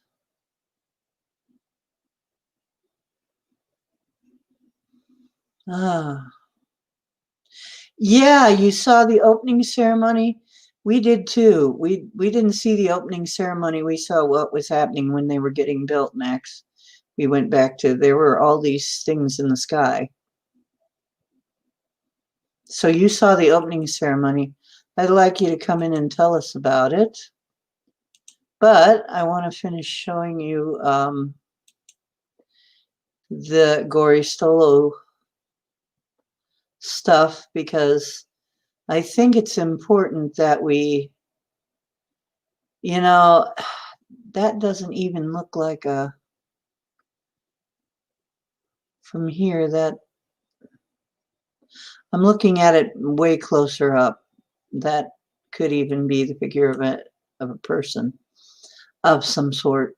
Maybe not a human person though. Here's more of the other architecture. I'm sorry, but I think it is architecture. And as you can see in the background there are these things that look like they could be castle parapets at one time, maybe, or perhaps they were life. Yeah, over on the, now this is really weird too. If you look over on the right side of this picture, underneath these two, right in, I'm trying to see, say, okay, the stones in the front here. If you look over here, you'll see something that kind of looks like fingers. Right over here, it looks so much like fingers. And some kind of thing here that looks like, I don't know if it's a carving or biology or what it is, but it certainly is interestingly and very regularly shaped down here. These 3 points jutting out here are very interesting to me. These 3 points of rock and a 4th one over here. It kind of looks like something's going on here. Like this was something. Wait, you know what I'm seeing? This is very strange. Now those are turning into animals. Those are turning into animals in my psychic vision. Those were animals. Wow. There's one up on top there. That thing on top looks like a turtle to me. And over here looks like fingers. It's just, and then a little bit next to that looks like a goose or something. It looks like it was all kinds of animals. Was it carving though, or was it biology? We don't know.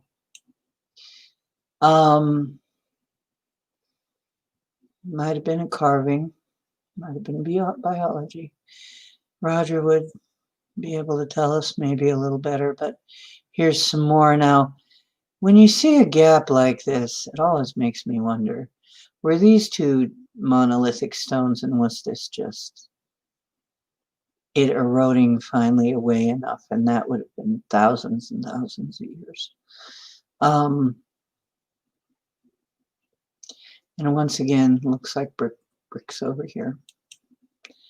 Really huge brickwork, of course, nothing that we could do, but then again, there were really huge beings on the earth at different points. Here's another one of those weird stone things that kind of looks like some kind of possibly ape-like creature or something.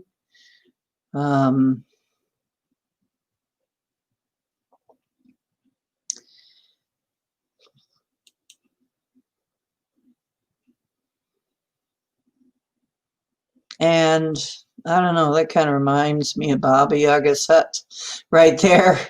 Just standing around, walking around on bird legs, this great big thing, whatever it was, this almost looks like it had legs. If you look down there, it almost looked like their feet. Like, I don't know what happened to it, but it, or why it, why it would be that way. But anyway, there's those stone steps again. Maybe another set. I don't know if it's the same set. Let me see if I can get through these. Here's a more close-up picture. Those, that looks like a couple columns to me, because they're just too alike. And you're telling me they're trying to tell you that that is just erosion, normal erosion. I don't think so. I don't believe it. No, I don't think just plain old erosion did that. Wow, and this is it from a distance. Look, doesn't that look like a cityscape? That looks like a cityscape to me. You can see that was a city. That was definitely like a huge stone city, like a huge city. Look at that. It looks like New York or something, I mean, seriously. This is not naturally carved. I call bullshit, just total bullshit. Beautiful vista there. Look how flat this is back here too. Look how flat that is. That's probably another one there. Probably another site. Here's another view. Pretty high up. Big tourist attraction. Another view. And I haven't seen all these yet, so I'm just looking to see if you guys see anything in any of the, oh wow, wait, whoa, what? Does anybody else see that big square shape there? Whoa, that great big square shapes, two. There's two. They're not signs. They're not wooden signs either. They're stone. They're square. They're no rectangle. Does anybody else see this? I have to look on chat to see, because I'm not looking on chat. I'm looking on the actual.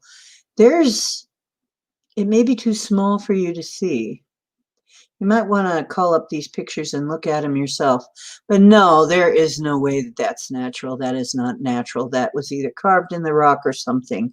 That is absolutely no. I don't believe it. Tell me another story. That's got to have been carved or something.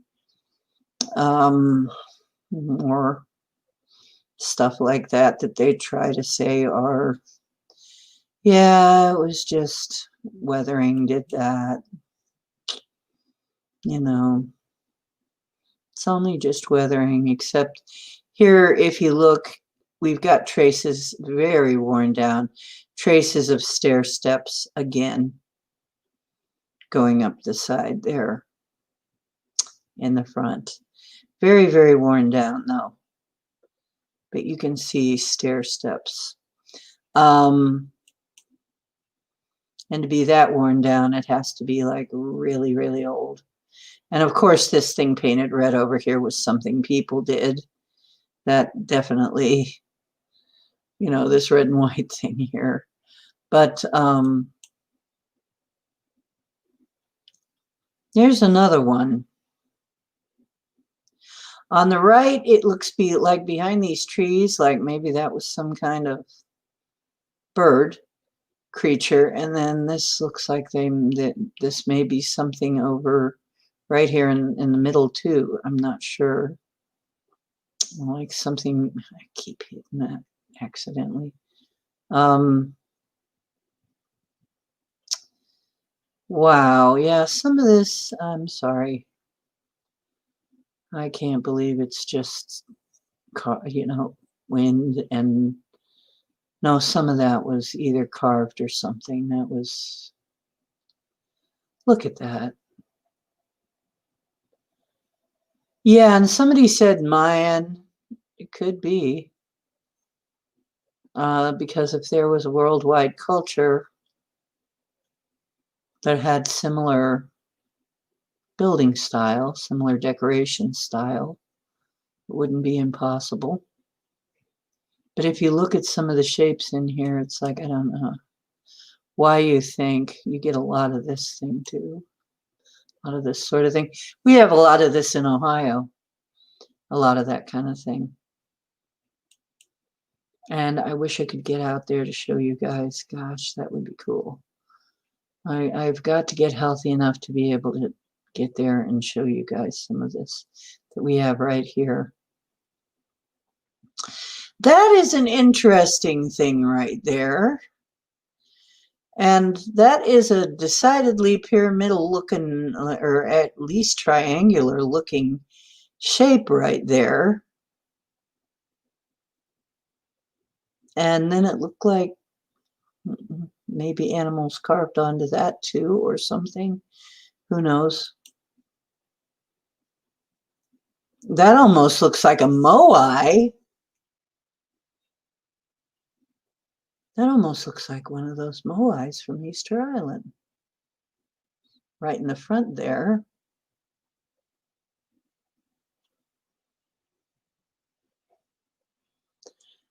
And then there's a thing behind it that looks like some kind of a creature too. Looks like there were, gosh, it might have been carved with creatures. Wow. There's that one again. I'm looking for different views of things.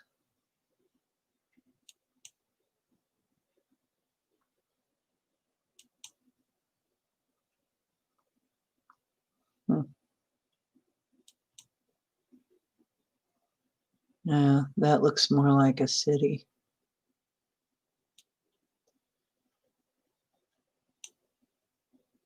And there's the, place where you get your souvenirs, I guess. And there's another one of the grottos. Some of the surrounding landslide land. There, it looked like there was a landslide there. There's a very close up of that thing, of that stone face, and it looks like a nostril and a nose and a something there. And then something in the back, which might have been horns or ears or whatever.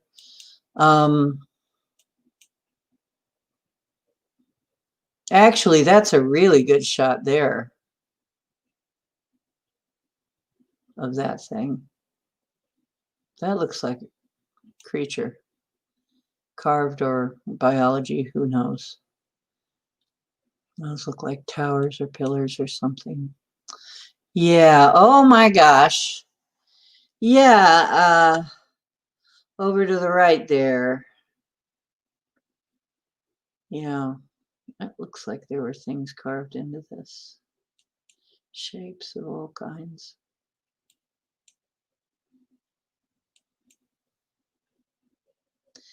If Denali were here, she'd probably be able to see it too. And those of you who can see, take a look at this and tell me what you think. Okay. I see I have to be on this page in order to get it to move, so I can't see what you're chatting about. I'll have to see it when I come back over there. This is an interesting view right here. Anyway. Yeah, we are stacks of crystals.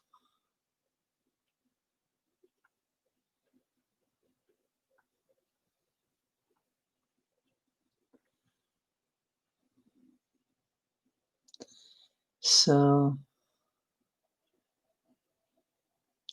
me too, Lewis.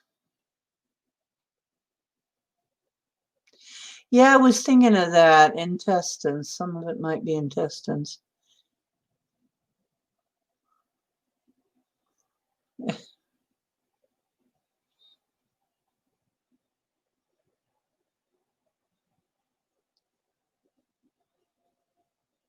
Maybe they were destroyed. Well, see, that's it. That's the idea, Lewis, is it might have been the flood that everybody talks about.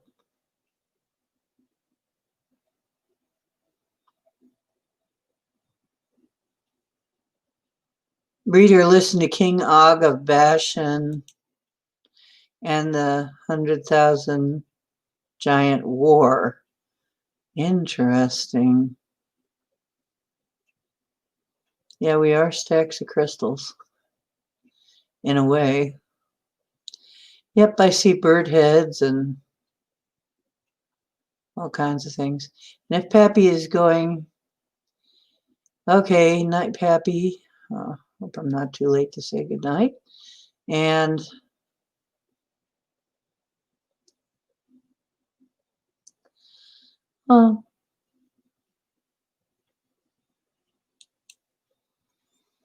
there's no proving it except Roger proved it.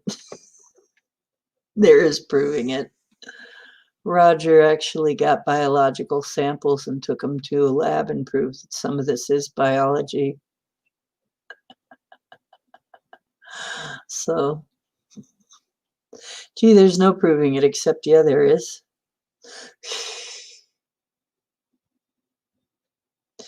If we go and get some of those red stains and take it to a lab and it turns out to be blood, then what? And there's biology, then what? Well, there you go.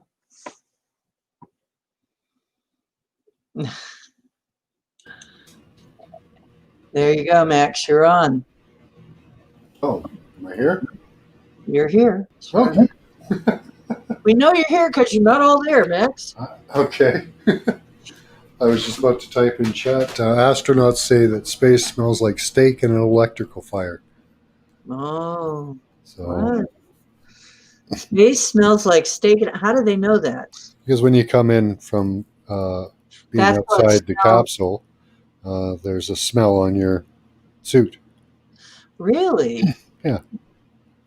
Isn't that interesting? Yeah, smells like steak and an electrical fire.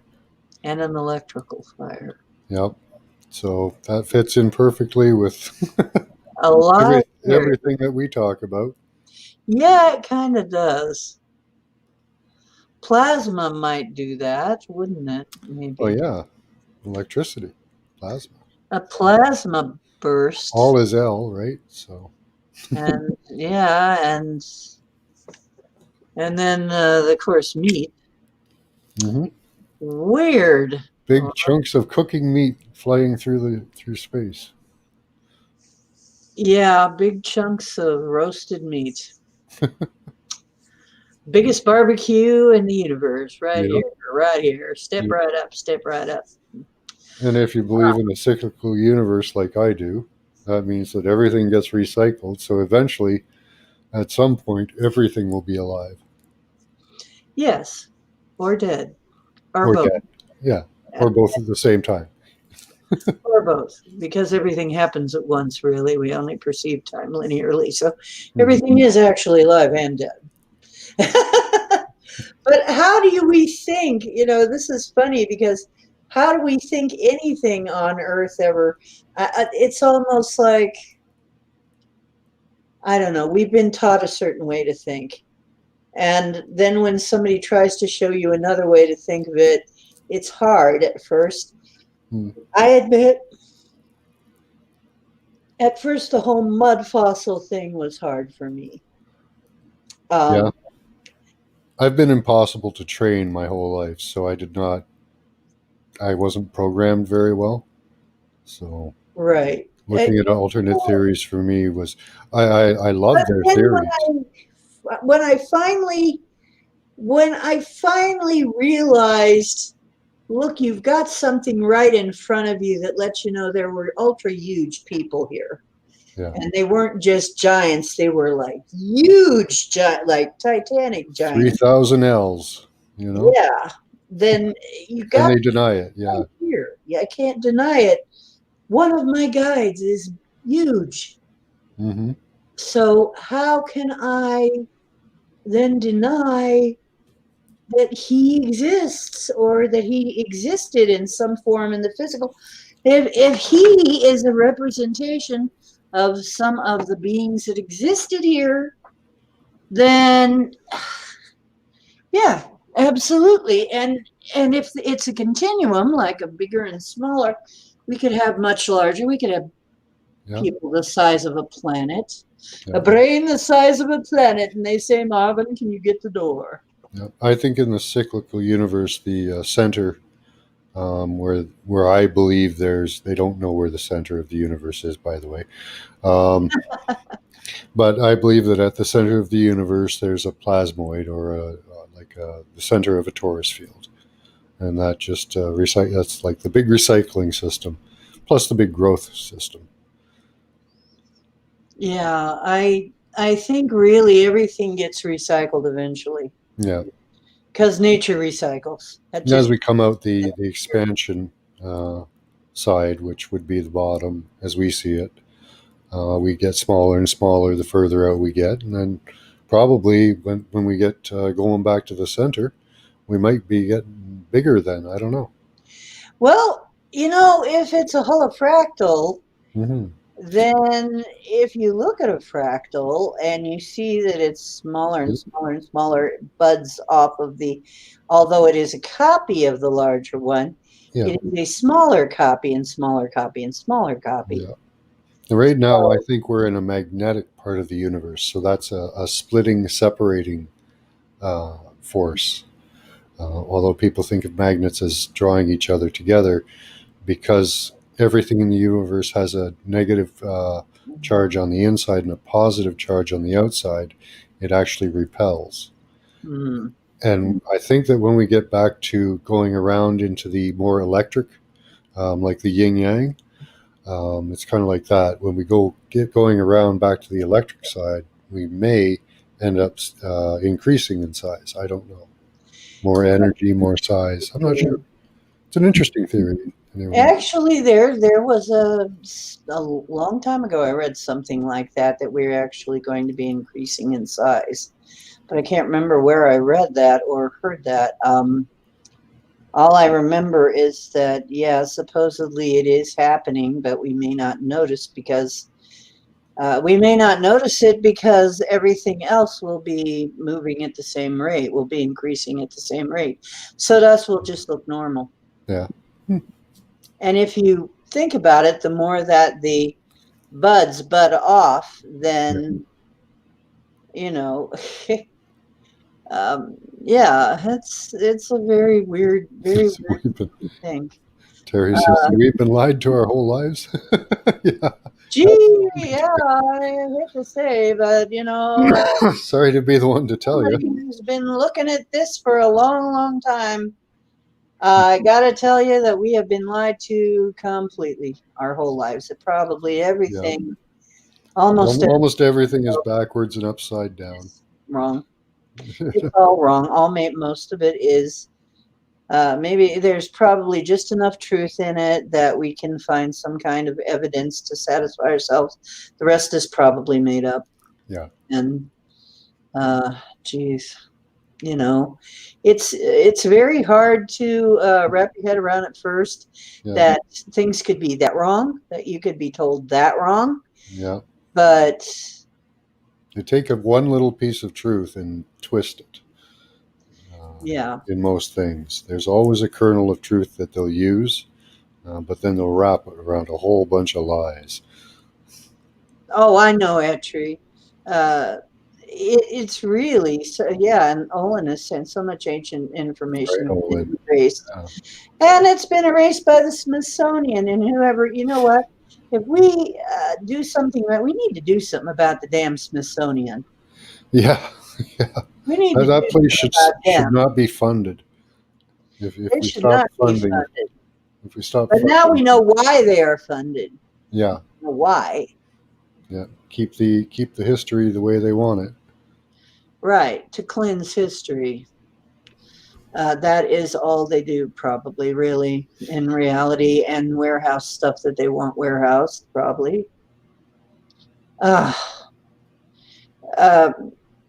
Yeah, and you know what? There's a Yeah. Todd says even as a kid I'd look into space and think everything had base time centered on size. The bigger the size, the longer the time, unless interfered with. So careful balance is the key. Yeah. And that's a kid's thought at 10 years old. You know who you'd like? You'd probably like Nessim Harriman. He had strange thoughts like that as a kid, and so did I. I had very deep thoughts Oh as a yeah, kid. me too. I wondered for a while if we could be robots. Not that I thought we were, but I thought we could be. I analyzed that for a while, looked deeply at my skin and stuff, watched people's behavior. We could be what? We could be robots, Oh, we artificial. could actually be robots. Yeah, we could be Well, you know artificial. what? The physical body might actually be something akin to that. Yeah, it could be. Although we ourselves obviously exist separately of our bodies, Yeah, because our bodies could just be little automatons that, yeah. our bodies could be just little vehicles. I could be running through a program that makes me think the way I do. That's possible. And that's true. And we wouldn't know. Yep. We wouldn't know because we see what we're told. And do you notice now that we've come to this point and we're seeing all this, it's almost like the program ran out or something happened with that program. I have seen things that I swear I couldn't. It's like I swear I have walked by that 1,000 times and didn't see that. Mhm. Yeah, But right. now I can see it. It's like, yeah. And okay, some people say that it has been said and no proof. But the whistleblowers are saying, the leakers are saying, yes, we have life forms that are synthetic now, like Hmm. There's the small grays that people think are synthetic life forms. right. There are people who say absolutely most of the grays you see are synthetic life forms, and the ones that are actually real are the pilots because they need living real pilots to pilot the ships, but the others are little organic robots. So um, honestly, our bodies do look like machines. Our Yeah. bodies work pretty much like machines. And it could be that this is the little machines that we built to um, do certain things, to be able to do certain things. It could be that there are places where they don't bother with bodies, you know, Hmm. or where, like I keep seeing these visions of bodies are interchangeable to some species. Like they can just put on this suit and put on that suit, and it's not a big deal to them. So because they already know they don't really die, and they know how to do that. They know how to go from one thing into another thing, into another body. So, and we know, okay, so what's possession? Something takes over a body. Something took over your skin suit, right? And pushed you out of the way and took over your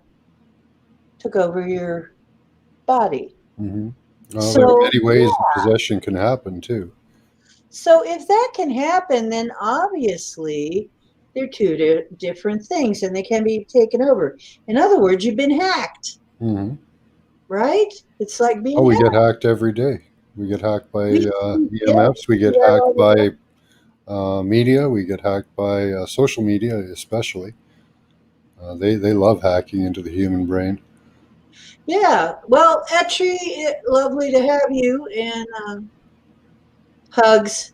Have a wonderful night. You got the guy's going. Oh, I thought you said you were going. Okay. If you're not going, good. Yeah. That's good. I thought Oh, you. and I wanted to tell you that before, when we were talking about the sphinxes, was what got going in chat. Um, Yeah. we were talking about the Great Pyramid as a scratching post, and the desert Right. as a big sandbox. And, yeah, that CJ's kind theory of Egypt. Yeah. and the CJ's sphinxes were in theory. control. Like cats are in control now. Well, CJ, you can come in here and do sometime, do your little thing about that if you want sometime. We're open to that. What the heck? We've known you long enough. I don't think you're going to be screwing us up. So, Max, we had a troll and a half. Did you? We did, and it screwed up Denali's. Denali was trying to come in, and it was the troll instead, and then Denali couldn't come in. So I Oh, got to warn you about that. okay.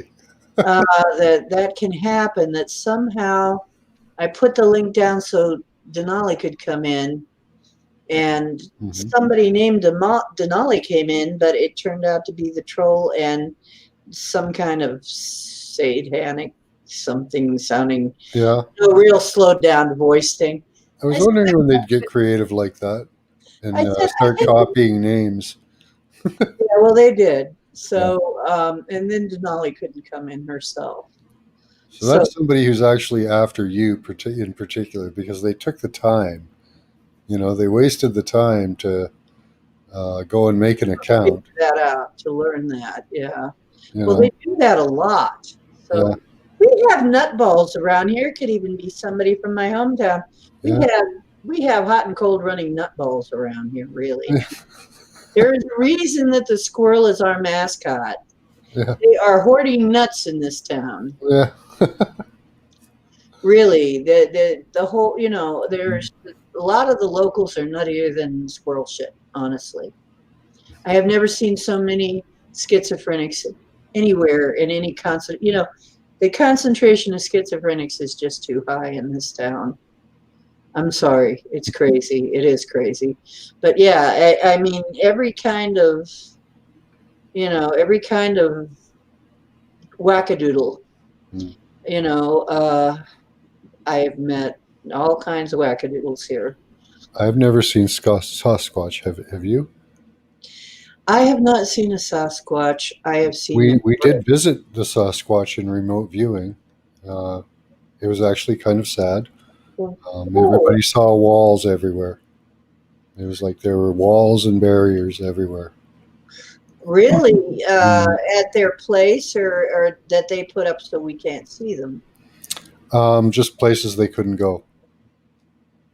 Oh, the Sasquatch? Yeah. They were just stopped by barriers. At their place? Like at roads and cities and. Interesting. Yeah. I'm going to have to look more into that because we're planning on taking a visit to them. Pretty sure we got them out here back behind the bog. Mm-hmm. And interesting. Yeah, but they see cities and roads and things like that. They're barriers.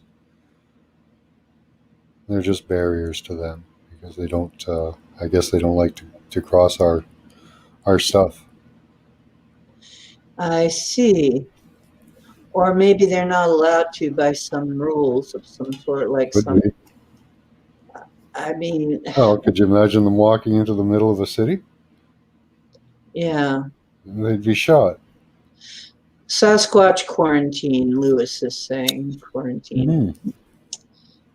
That's exactly right. And you know what? I was thinking of that, Lewis. I was thinking the same thing. They're fenced in. That's how they feel. Fenced No in. people allowed to international parks due to COVID. How they weren't letting people go to national parks during COVID. I wondered about that too, because national parks is also where you find the missing 411 cases. Yep. Agenda 2020 calls for the inventory and control of all resources, all assets, human, animal, plant, everything. So they probably have a good count on how many Sasquatch are in the forest.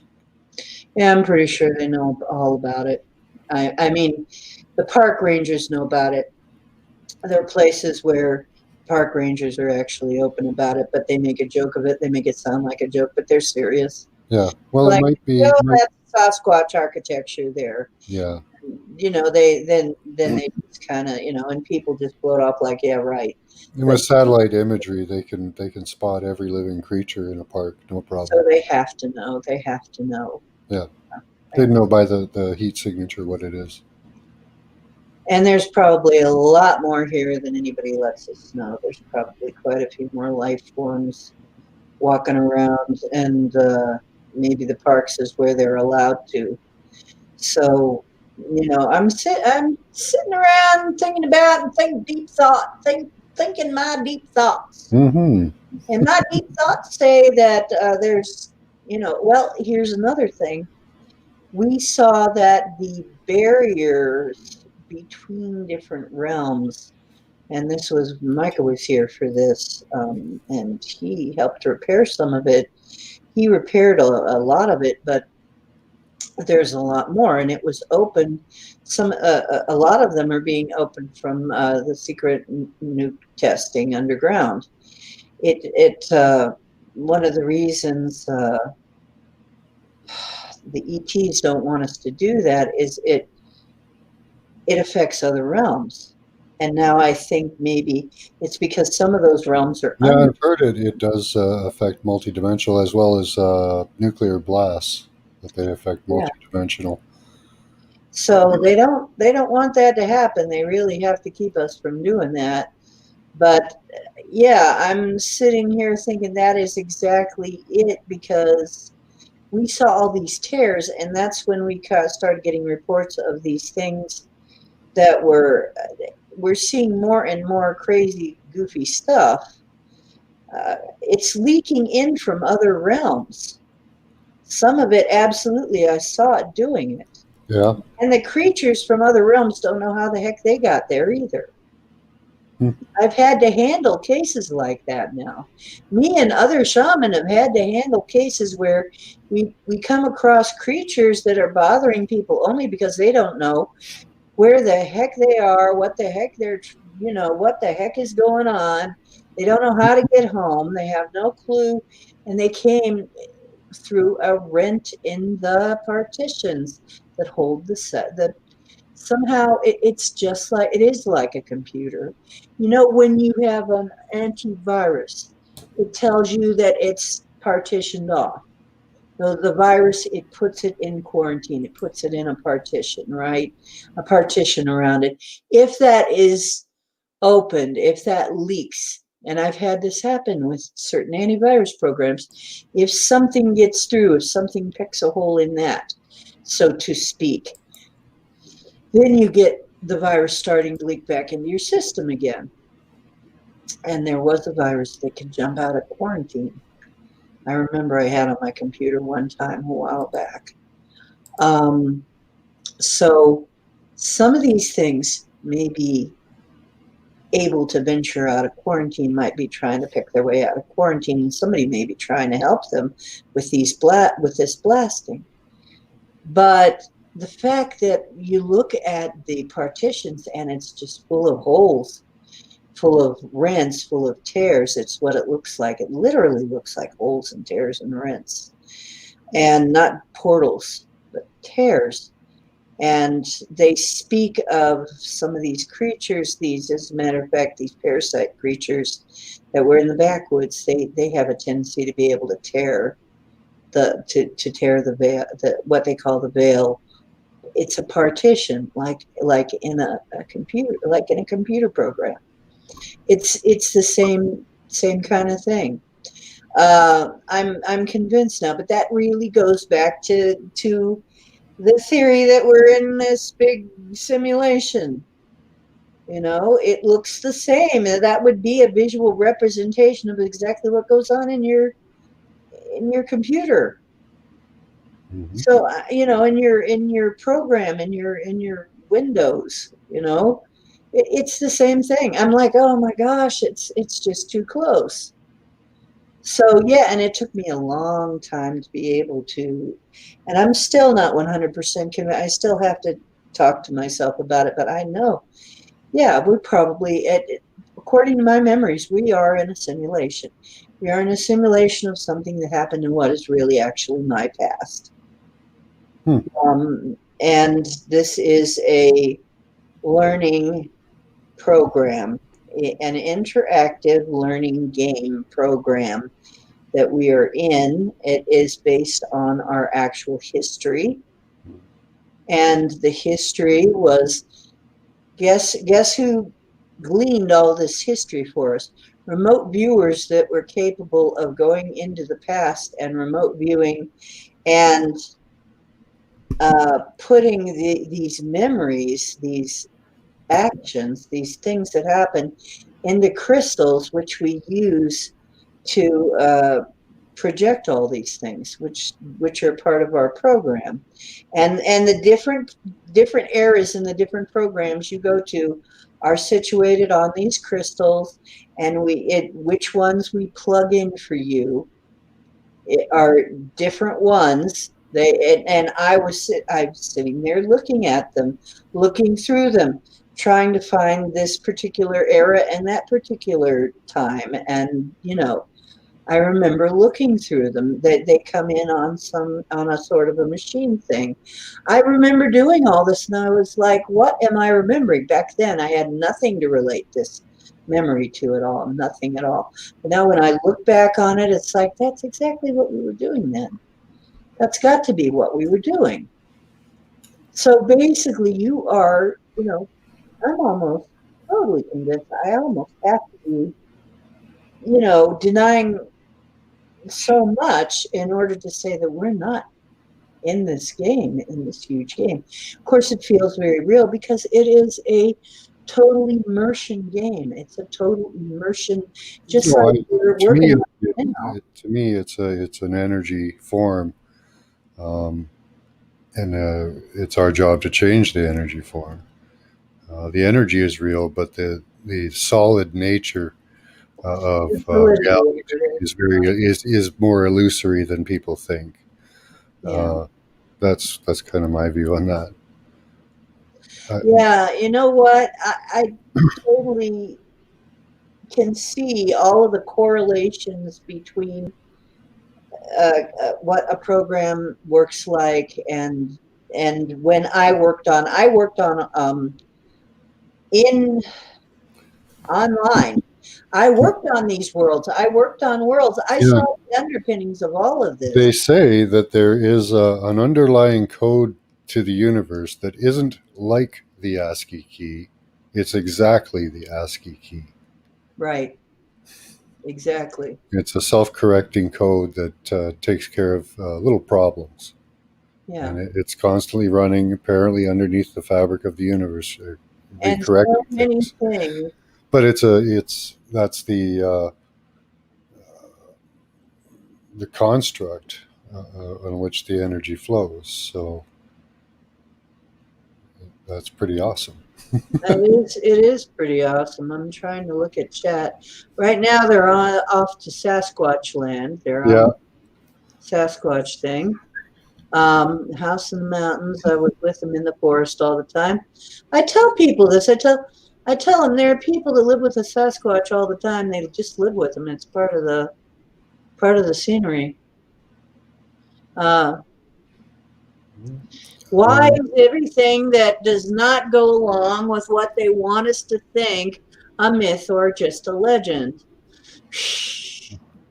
maybe Strangeland. Mm. And the Sasquatch are telling me, the ones that are mind speaking me, that at most mind speak me, they're friends. And I'm still a little worried about going out to see them. But I know my life is going to change. As soon as I see him, my life's going to change again. Something's going to happen. I'm not sure I'm ready. Um, Max, can you view the strange goings on here? Strange. Todd, you know what? We could take our remote view group, and so can Max. We could take our remote view group right over there and look at it. Sure, we could. Yeah, Why we can not? do that We easily. take it all over. We're going to take it out back to the bog and look what's behind the bog and see if we can find the squatch behind the bog. Why couldn't we just take it over? I was thinking of that actually when you were on. We should just go over there and find out if we can see. I'd kind of like Denali to be on because she's really good at seeing. I'd kind of like the seers, the ones that are really good at seeing things. I'd like Micah to be there and Denali. I see an oval shape with a square in the middle. That's weird. And I'd kind of like us to go as a group so we can get different viewpoints Go ahead. of what we're seeing. Actually, we could do that now. Yeah. If you want to. Anybody want to take a little trip over to visit Todd? You can respond with a yes in chat if you want to. Go and visit Todd.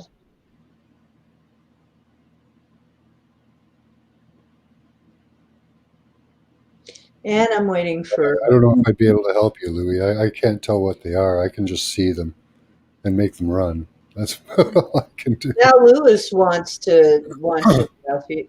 Yes, Lewis, we can come and view your place.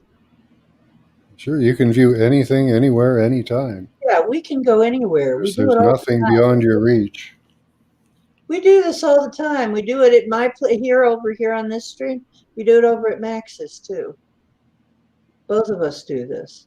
It's really not that hard. I'm surprised you haven't been on a road trip with us yet. It's very easy. For me, as soon as I close my eyes and think of where I'm going or am given a destination target, I'm right there. It doesn't take any time for, Yeah, it takes it's- no time, and it's sure cheap as heck. Yeah. It's the cheapest way to travel. Yeah. The first things you see when you close your eyes. Lewis, how do you think I'm remote affecting these things? How do you think I can sit here, go to somebody's house, and fix their spirit problems? It's because I'm traveling there. That's the mechanism, dear. That's how it works. See, I can go there and affect things because I'm going there. We're not our bodies. That's another thing, what I'm saying. We're not our bodies. If I can go somewhere and affect something that's not even here, not where my body is, then I am not my body. And it's so obvious to me. So We're actually all a connected field. If you look at the universe through the astral, it's just a big electromagnetic soup. And you're just a form floating through it.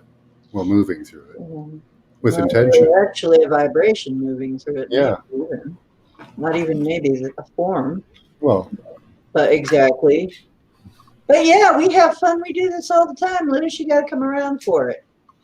And you can come with us. And you can see for yourself. We could do it right now. If anybody's up for it, we could do it now. Does anybody want? I already took a peek sneak, so. You already took. So you saw a circle and a square. An oval eye shaped with a square shape in the middle. So it looked like some type of technology. Technology. Yeah. See, a lot of my friends do this stuff, and they see. They can see. A lot of them can see into you too. What's going on inside you. That's the same way a lot of healers heal. They can look inside you and see what's wrong. Yeah, remote healing is something everywhere. we practice too. Yeah, remote healing.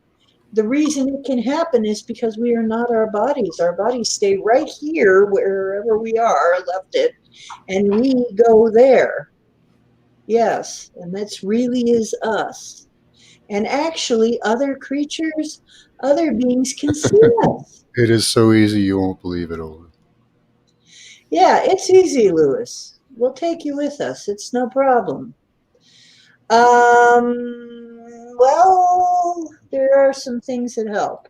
Yeah, but as I say at the beginning of most of my shows, it's a natural ability we haven't practiced in a long time, but it is natural. We just need a little bit of training, that's all. There are various ways to learn. There are certain methods. There are military methods. Mm-hmm. And some of those viewers get there. That's like Farsight uses a particular Farsight method. Then there is a little bit more organic way, which is the way that we do it, which is not as disciplined. However, once your third eye is open and you learn to travel around, you can get better and better and better at it. And it is a natural ability, 100%. Some people just have it open up more than others.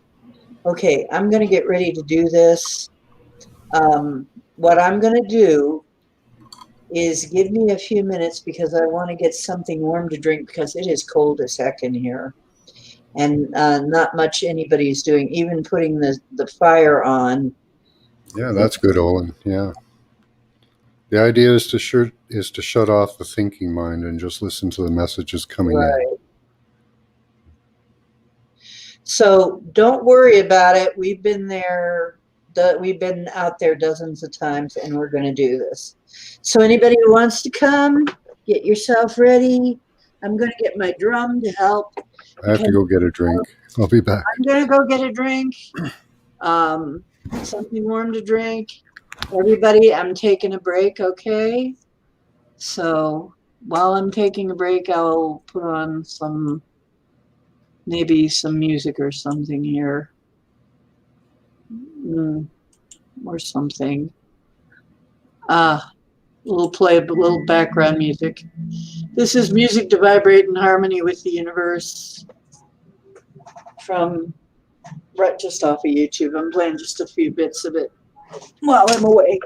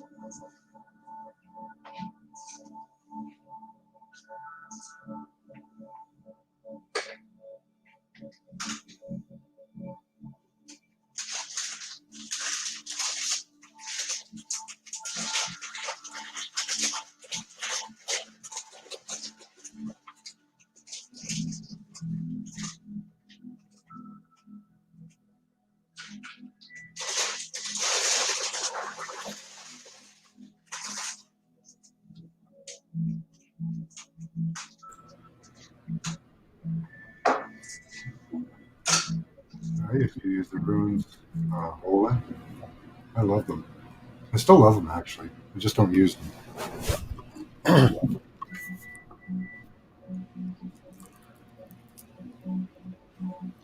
They're all born with specialties. Yeah, absolutely, Linda.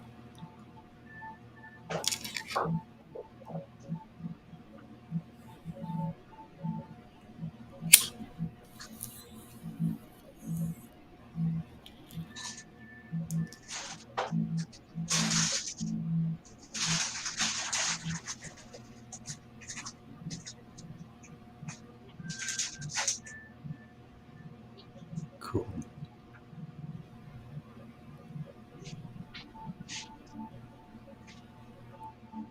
Yeah. The remote viewing and astral projection are very similar. Um, People in astral projection, a lot of people I know go to a place called the Purple Planet, which is a place they have created, and they meet up there. That's a pretty cool place to go. Actually, Max, I'm back. Hi. And I'm probably going to mute myself a little bit here from time to time because I realize that I am really hungry. Oh my God. That's supposed to happen after you remote view. Well, I already have been doing That's what happens to me. Okay, so basically, well, I've already been doing some stuff today. Okay, I'm mostly back, and instead of a warm beverage, I got a drink. So, what makes me relaxed in a warmer hat? Skull. I realized that I hadn't had a Christmas drink, so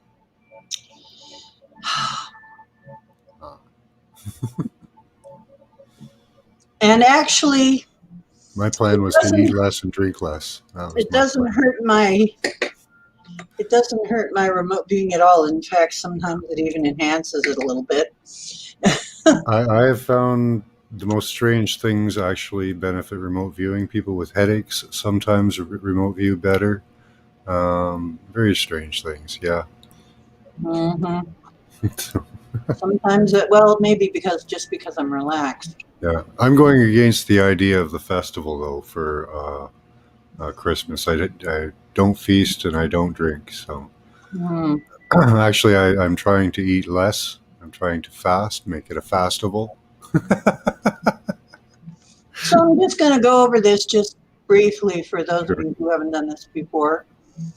And yes, I have another interesting hat on, but you're using the same mechanism you used to daydream or dream. So it's like when you're daydreaming.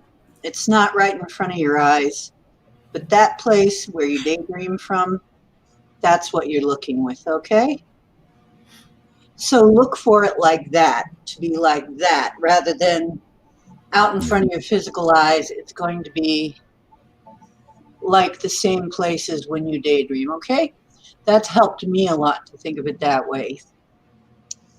So we're going to start. And the purple place, by the way, is actually, I've been to the purple place. Have you? Does it look a little bit like this? But yeah, I have this purple light because I actually like the purple place, and we didn't actually, I'll talk about it someday, but not right now. Yeah, we'll have to talk about shadow people. I have a whole nother take on shadow people than some folks, but I haven't met a good one yet. Some people say they have. I have not. We'll talk about it sometime. I just happened to. But maybe that's just my experience. Or maybe we have a different definition of what a shadow person is. I don't know. Are you?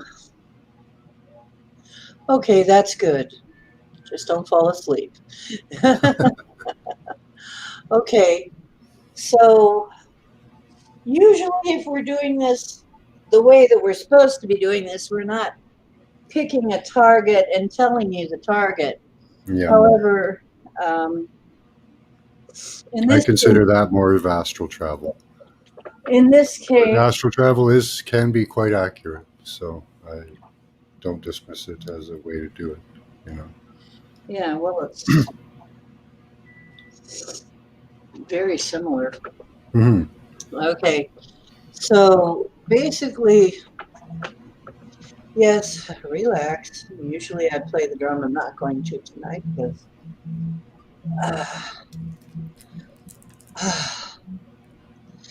I'm just not going to tonight. Tonight we're going to ohm, okay? We're going to ohm our way there because you guys can ohm yourself. You don't need a drum. Although the drum can help, you can also breathe. So I would like you to focus on your breath a little bit to get you ready. Focus on your breathing, deep breaths, and when you breathe, let out all the stale air. Make sure you're letting out all the stale air.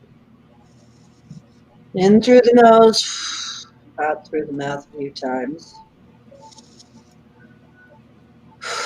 What we're doing is we're getting oxygen in there so that let's oxygenate our blood really good.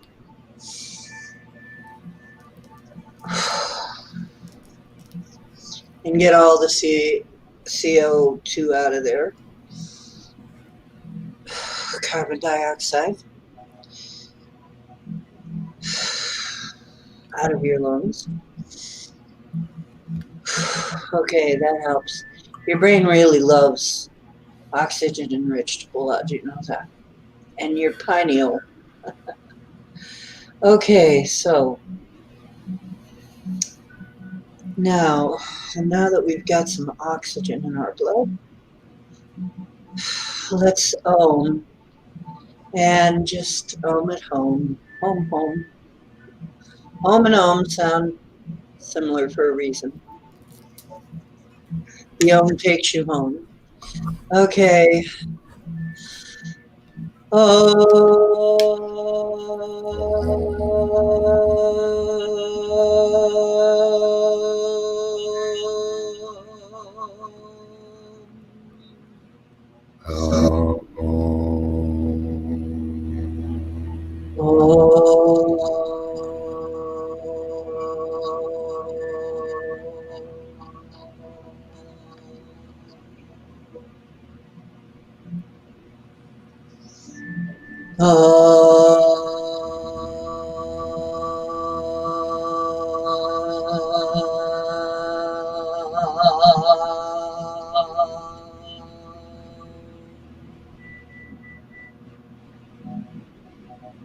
It is a vibration after all, right? And the particular vibration of Om is what we need right now.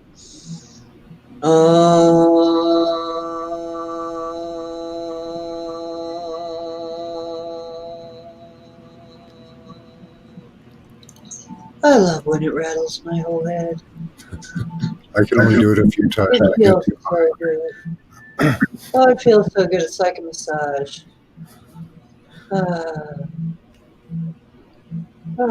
It feels like a massage. If you do it right, an Om will feel like a massage. If I do it more than 3 times, I won't be here. So, That's why I'm telling you to oxygenate your blood, man. yeah. I know what you're saying, though.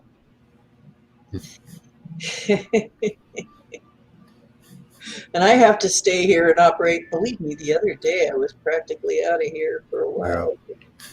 Yeah, I know I have to be careful too. That I have to remind myself my body needs to come in here and operate the machinery here, operate the stream.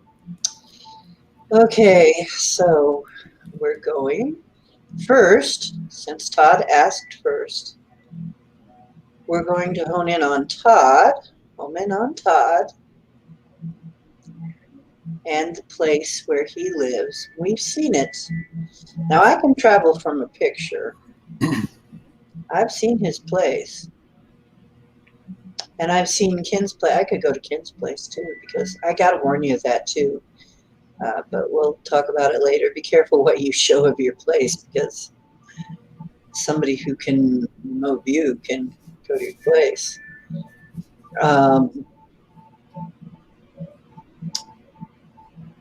Okay, so everybody just think the coordinates are Todd's place.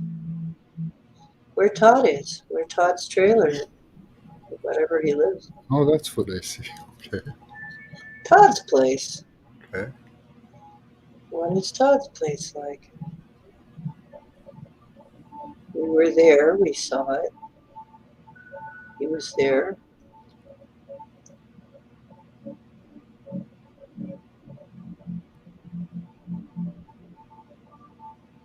And Ken's place keeps coming to mind. I don't want that. I want to go to Todd's place. So I what also type want to of- go to Ken's place too at some point because it's interesting too. He's got stuff going on there too. But throw that aside and think of Todd's place. Isn't that weird? Ken's place keeps wanting to encroach. Okay, so just let images come up in your mind. Don't try to chase them, because if you chase them, you'll chase them away. But just sort of let them float into your mind's eye like a daydream. And when you start to see something, please, if you can bring yourself back enough, type it in bold in chat so the rest of us can see if we're seeing the same thing.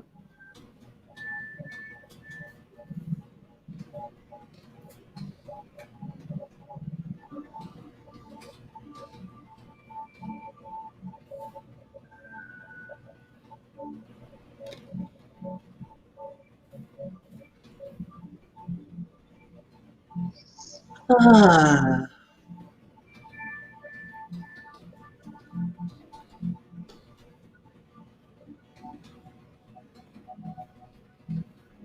so Mary is going to be taking off soon.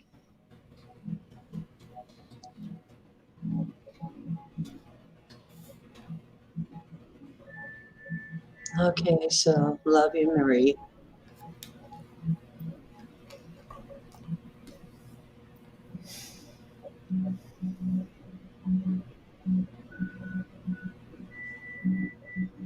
Okay.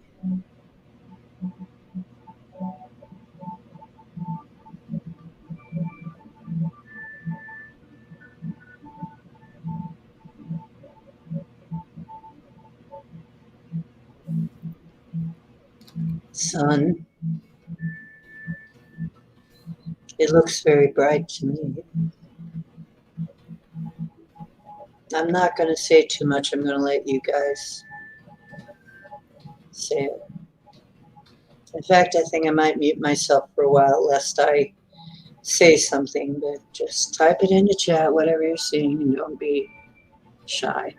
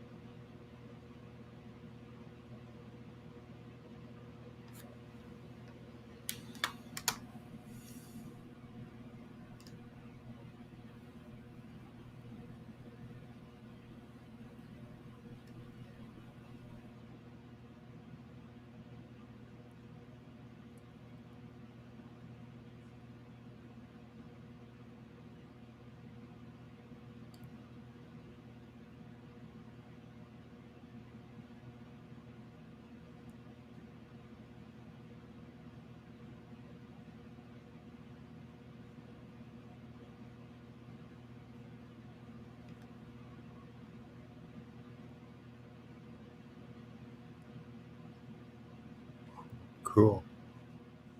Very cool. Good stuff, Yeah, guys. I'm seeing a lot of interesting stuff coming out of this. Yeah. Keep going, guys. You're doing very, very well. And even the newbies are doing well. Although I haven't seen anything from Lewis yet. Has Lewis said anything?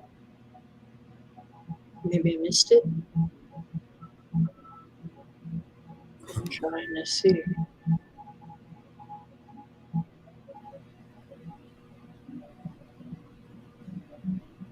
Yes, he did.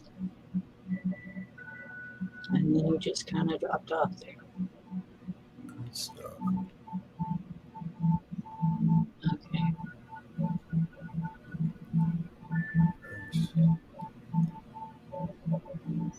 It's just neutral, huh? Yeah, I feel neutral. Not like there's anything evil there. No. I don't feel anything.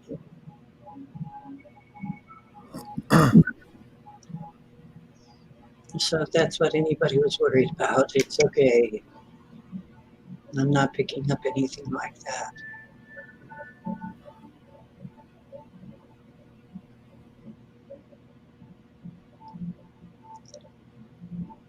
I saw it as a meeting place. So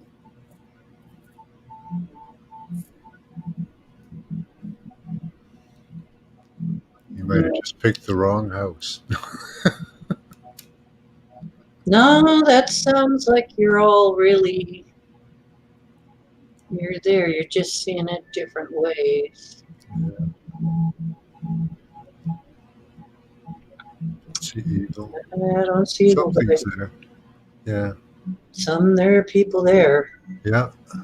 It was kind of the way I expected, though, and you guys are just bearing me out with what you were saying. White hot balls of orange light, small and cooler, but nice. I like that, Terry. The lizards are watching.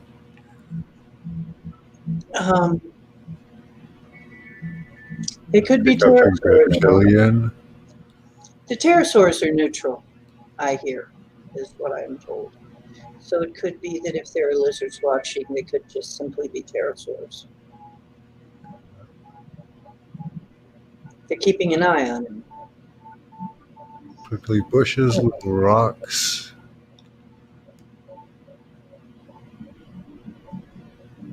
Branches of woody vines or woody braided together, prickly bushes. We're seeing a lot of this weaving in this woven. Yes, that's what I'm seeing. A lot of yeah. Yeah. I had a comment. There was a meeting. My thoughts was there was a meeting, and the meeting was between related entities or creatures, spirits. I don't know what my imagery was exactly picking up, but it was getting a meeting of some sort. Now, strangely enough, I don't always get pictures so much as sometimes I get feelings Uh-huh. or like senses of this kind of thing happening. It looks to me or feels to me or maybe is getting transmitted to me that Todd is somehow, yes, they view him as a relative, a pupil, a student, like somebody there. For some reason, they find they can get in touch with him, possibly his energy. Yeah. I have been getting that. I saw some type of a relation, some type of an ancestral relation, maybe. He might be a hybrid. Yeah. There are a lot of them. Yeah. And then they make a hybrid so that they can relate to the humans. So it could be that he has some hybrid. All right. Bye, Mary. See you, Mary. Thanks for everything. Thanks for coming. Love you, dear. Have a wonderful time.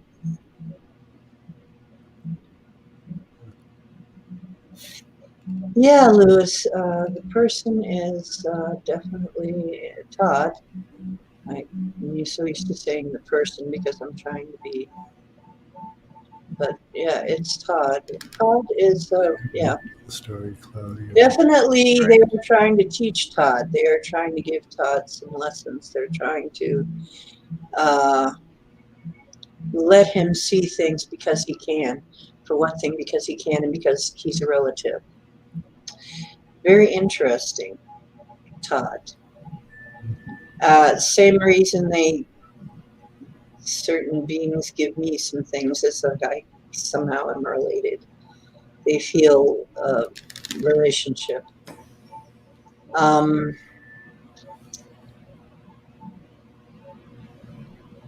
and see if I can get any of them to talk to me or mind speak with me. Would you like to tell me more, any of you? If so, I would be glad to transmit what you want, anything you'd want us to know. We're here to be helpful if we can.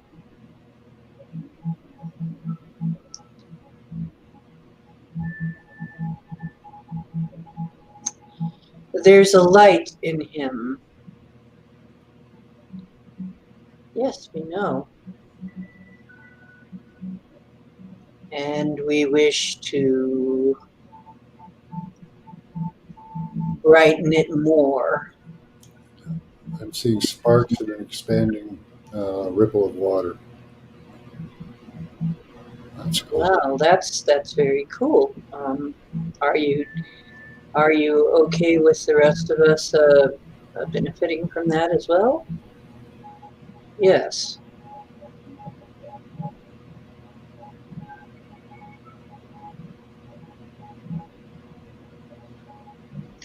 And the feeling of I'm getting a term, thousands of years. Thousands of years.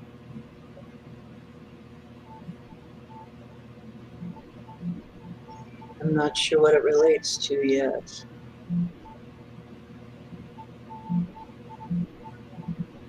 Is this some kind of sacred place? Yes.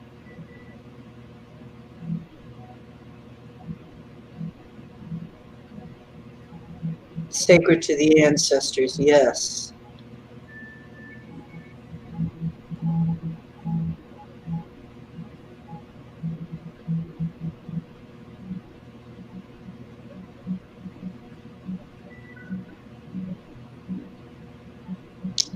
They want us to know. Yes. So you want people to know about what went on here, what happened here, what this place is. Yes. Yes. It's important. It's important to your development. So you're actually trying to help us. Well, thank you. I appreciate that.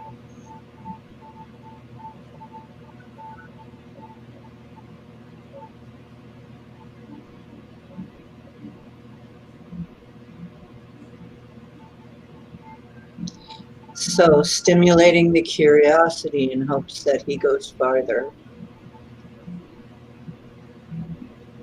That's why you leave the gifts. Yes. Yes. You have him finding things. Very nice trick you have with the metal detector. A simple matter.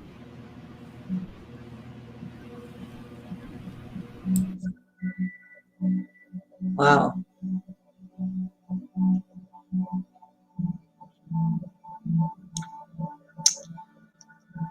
Is there anything you'd like to say to my group who is here? And by the way, any member of my group here, we are on my channel. Yes. I didn't even get to finish. You knew what I was going to say.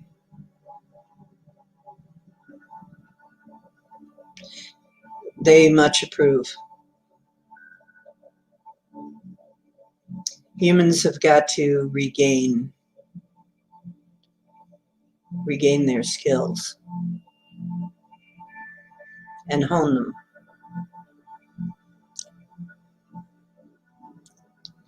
If they want to navigate the next few times.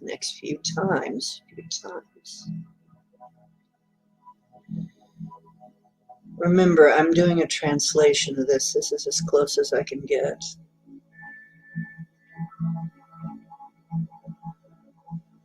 It's imperative.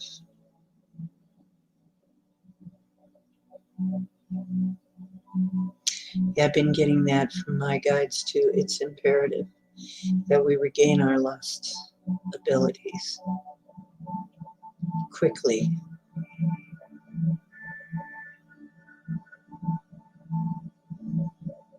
Changes are coming and you have to be ready, is what I'm getting. And so there are certain beings taking steps to make sure that we're ready. They're trying to help.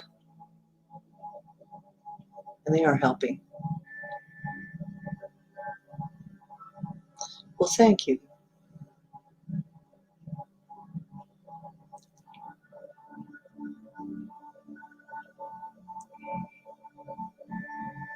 We much appreciate that. And then it's something like the least we can do for our relatives.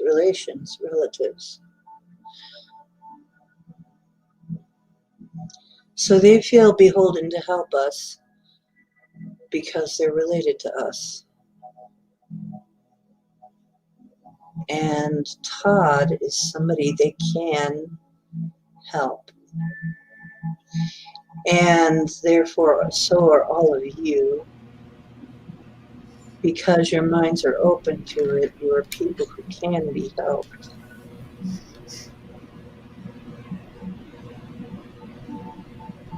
And so you will be helped. They will help. That's very kind of you. Anybody who accepts the help, yes. Are there any obligations that go with this? No. This is not a contract. Okay. Yes, that's what was in my mind. I don't want any of us making any contracts. That's wise.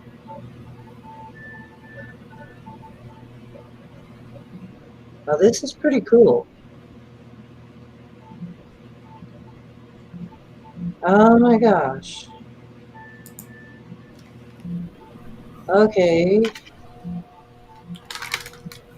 A person who is extremely non-human just hugged me. You're not human. Can you tell me what you are?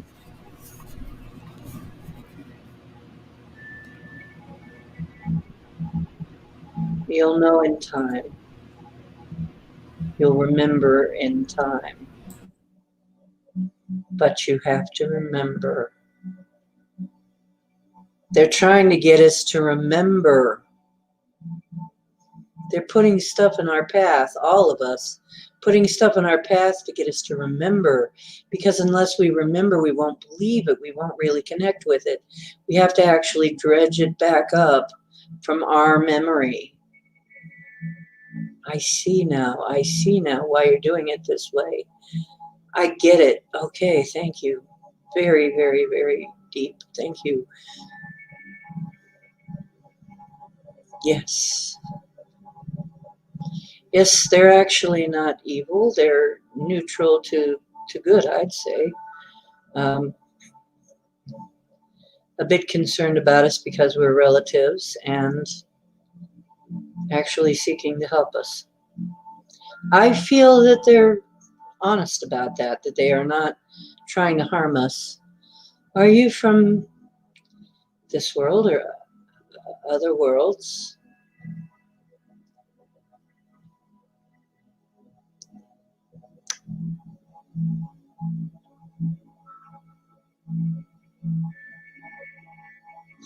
what you would think of as other realms, other worlds. So it's not exactly like that, is it? No. And we have to remember what it is exactly. Yes. Yes. Okay. So it's not exactly. Okay. Wow. I'm glad I could bring that forward then.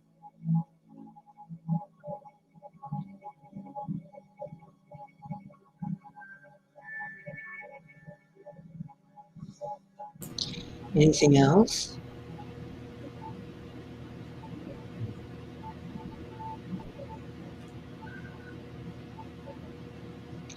With your permission, we'll contact you all in time.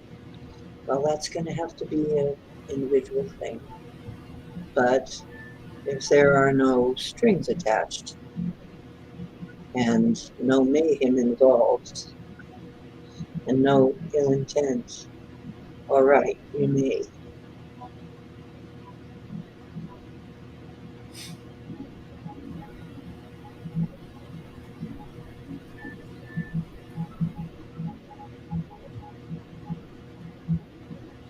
Mm,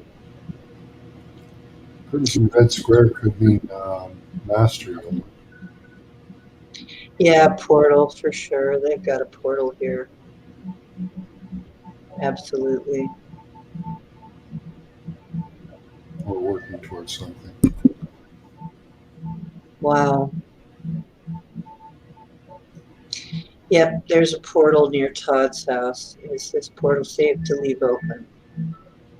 Do you have control of it? Yes. Okay.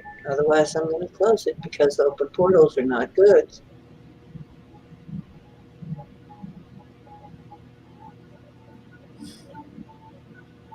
Okay. Wow, very interesting. And I'm getting warm feelings from generally warm feelings. No, they're not evil at all. These guys aren't evil.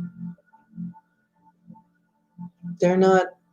They're kind of like us, a mixed bag, but primarily they're okay. I'm not getting any kind of evil reading off of it.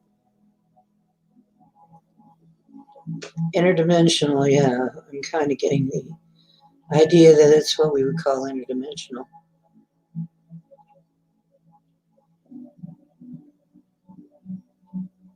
Yeah, I feel safe too. Well, we have all our guides with us. We can't be anything but safe. You're always safe on these things, especially if we go in a group. Nobody's going to get bushwhacked because one of us will be able to tell. Somebody will know. And besides, your spirit cannot really be killed. So this is a much safer way to travel than physically. Well, that is perfect, Olin. That is exactly what you're supposed to do. And as I say to many beginners, because many beginners are astounded at how well they do, a good job. You did a wonderful job. That's exactly what you're supposed to do. That's exactly the way to do it. I'm gonna cut out. I'm starting to yawn like crazy here. Right. It's. I feel the energy is kind of dissipating now. And thank you for coming in, Max. All right, it was fun. Thanks. Yeah, this was a fun trip. Always fun. I love remote viewing. I do too. And thank you so much for being you. All right. Thank you. You too. Bye bye. Bye. See you in chat though. Absolutely. Olin, you did absolutely like so many newbies. You did great. What does this prove? This proves absolutely. It doesn't matter if you're new at this. it's a natural ability. You can do great right from the start. It's not anything foreign. It's more of an allowing it to happen. And maybe that's, as all of our abilities, just knowing that it can happen and then allowing it to be that way. Right. First of all, knowing that it can be done and then allowing it to be done. Just let it be done. Let it be happening. Yep. That's what it always is. So many things like this, or that is exactly how it works. So many things I wondered, could I do this? And once I decided why not, then I could do it.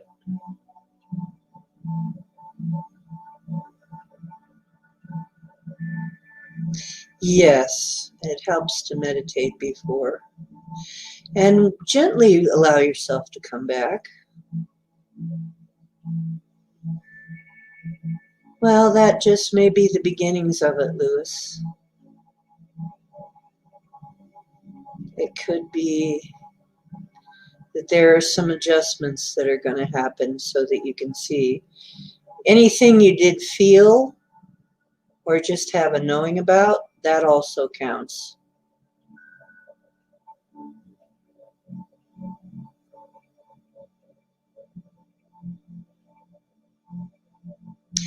Yeah, I'm not going to bring you back any faster than you want to. Just when you're ready, gently bring yourself back and aware of your body so that you don't hurt yourself or something. So that you're safe, so that you can walk and talk and eat and breathe. Because some people get themselves out there and then they have when you come back to your body, it's almost like a big thump. And then when you do this a lot, you kind of get to the point where it's so nice. It feels so good that you want to do it a lot, you know. It almost sucks to be in a body sometimes. You almost get the opinion that, what am I doing in this body? It's so free out there. But you need your body to experience certain things, to do certain things. So you want to keep it around for a while. So bodies are handy.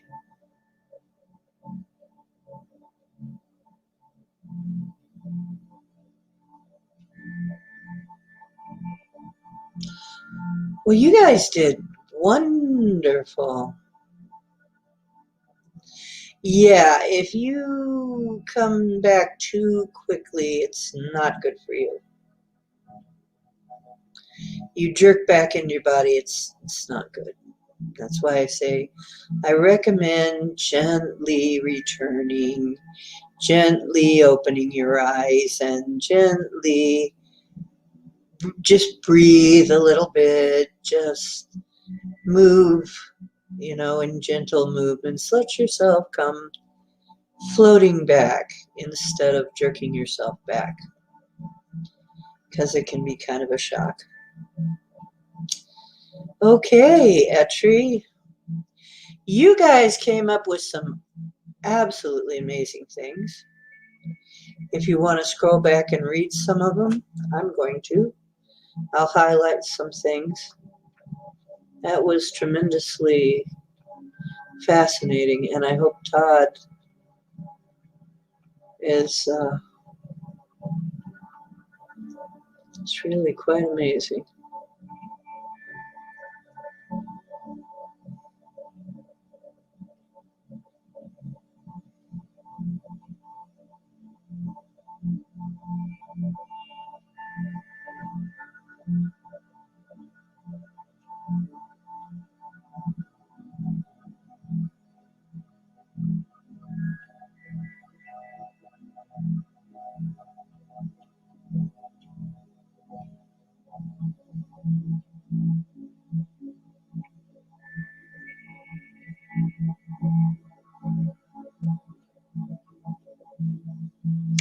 Okay, and Olin says, I always had good intuition. Problem is, I need to listen to it more often. I always ignored my gut, but I'm getting better at listening to it. Good for you. Your gut will tell you the truth, whereas maybe your head or heart may flower it up a little bit in their own direction. Your gut is usually far more honest. And Louis Ta says, shadow beings behind me are somewhere at work.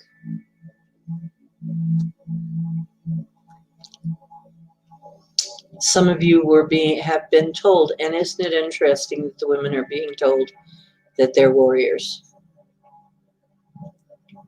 Liz says, I sometimes see a dark void in the astral. Yeah, see, I end up being a warrior too a lot of times. I'm trying to get out of it and pass it on down because I'm really tired of being a warrior. Misty patch of black space is where he gets to play this. Yeah, that's pretty cool. Shadow people are not generally considered to be good. Yes, let's see.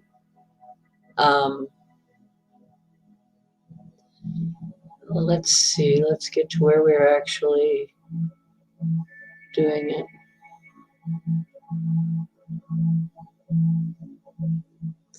And the first is tall, straight trees, canopy or addition on the back.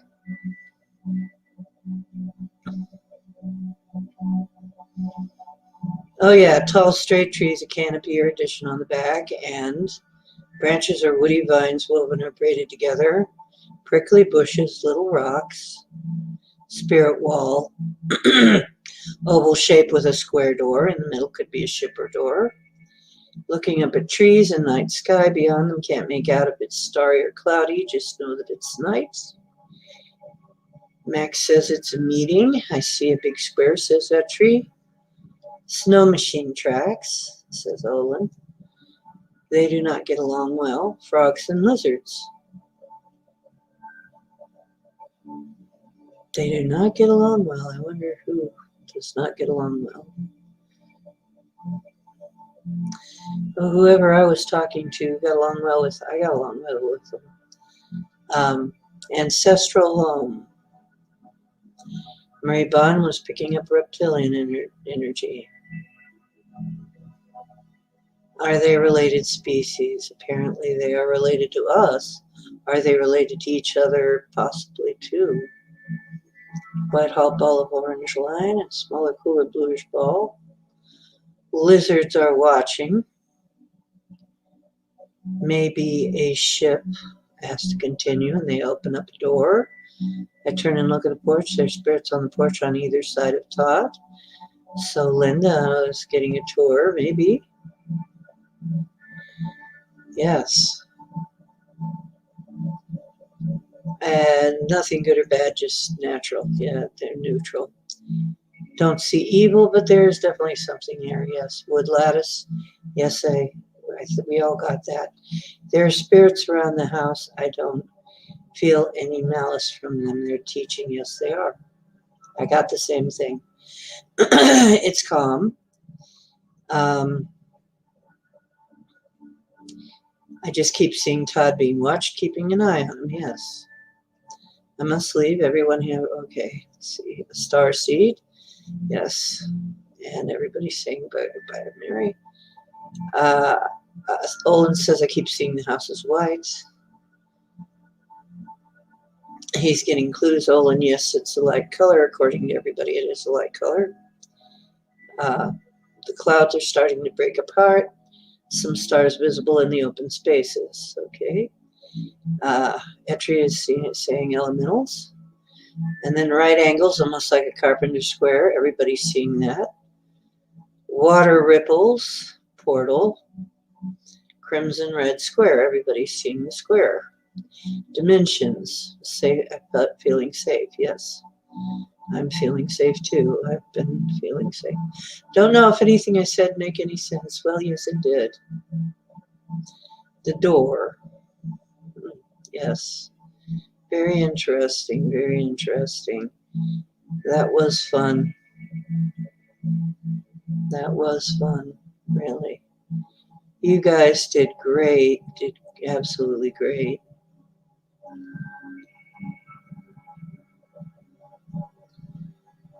Yeah, you guys did amazing. Lizards are watching. Lizards are always watching.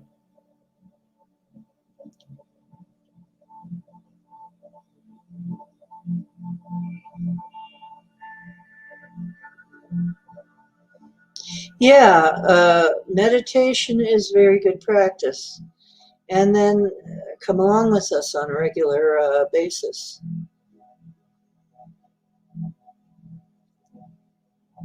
And there are things that do help. Being relaxed often helps. And yeah, meditation is a biggie. Practice doing it, seeing if you can. Well, actually, you know what? Max also has a remote vision class. So you can go to his class and you can come to mine, and you can go to his and you can come to mine. So there you go. There's two of them for you.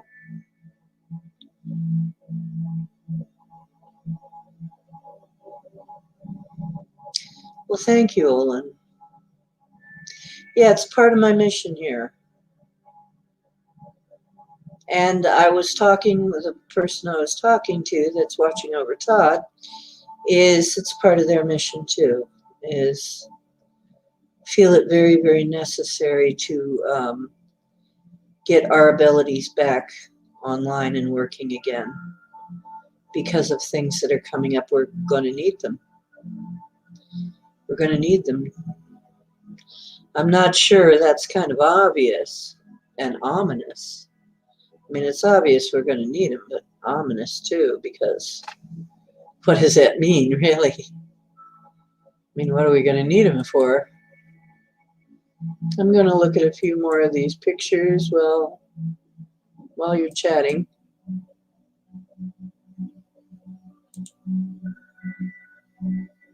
You know, this area right here looks so much like the ledges near my home down in Peninsula. This looks very much like that. Amazingly like it. And some of the parts of this look like a Mary Campbell Cave area.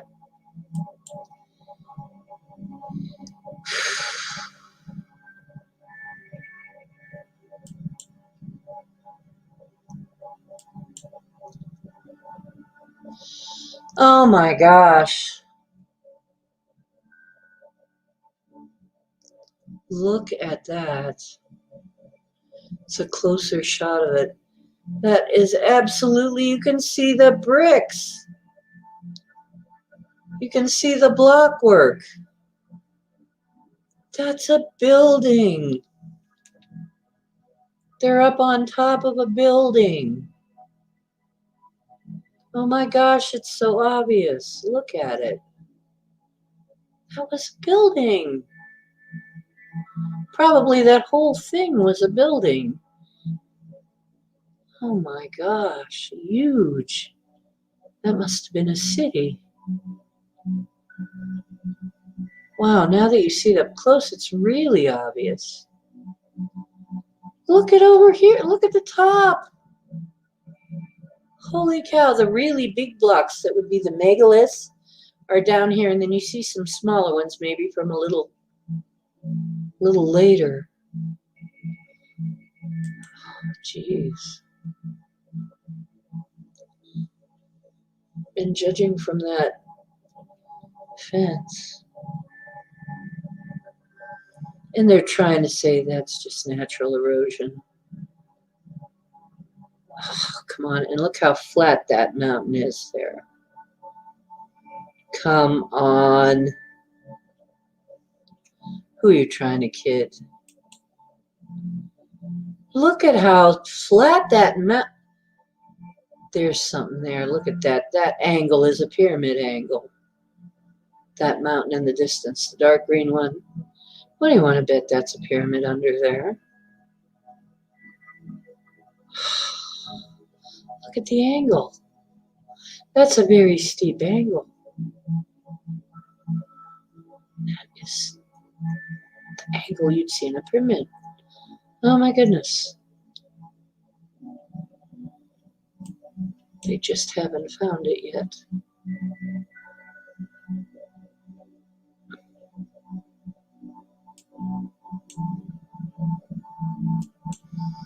There's that again. Oh, wow.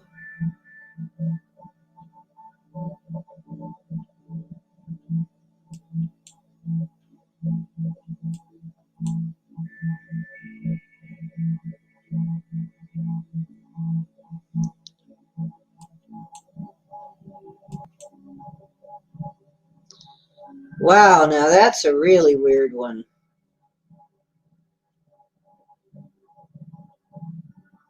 I don't know if that's real. I don't think it is. 'Cause this one looks real. Yeah, there's somebody walking through it there.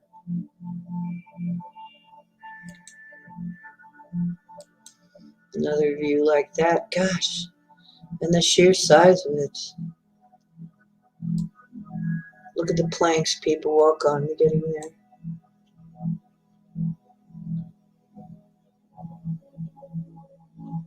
I won't say what this one looks like, but it's funny that she's sitting there.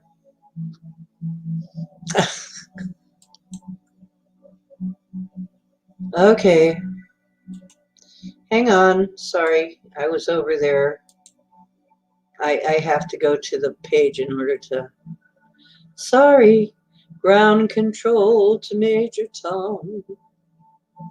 Come on in.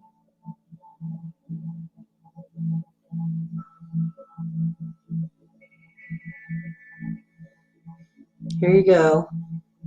There's the link. Yeah.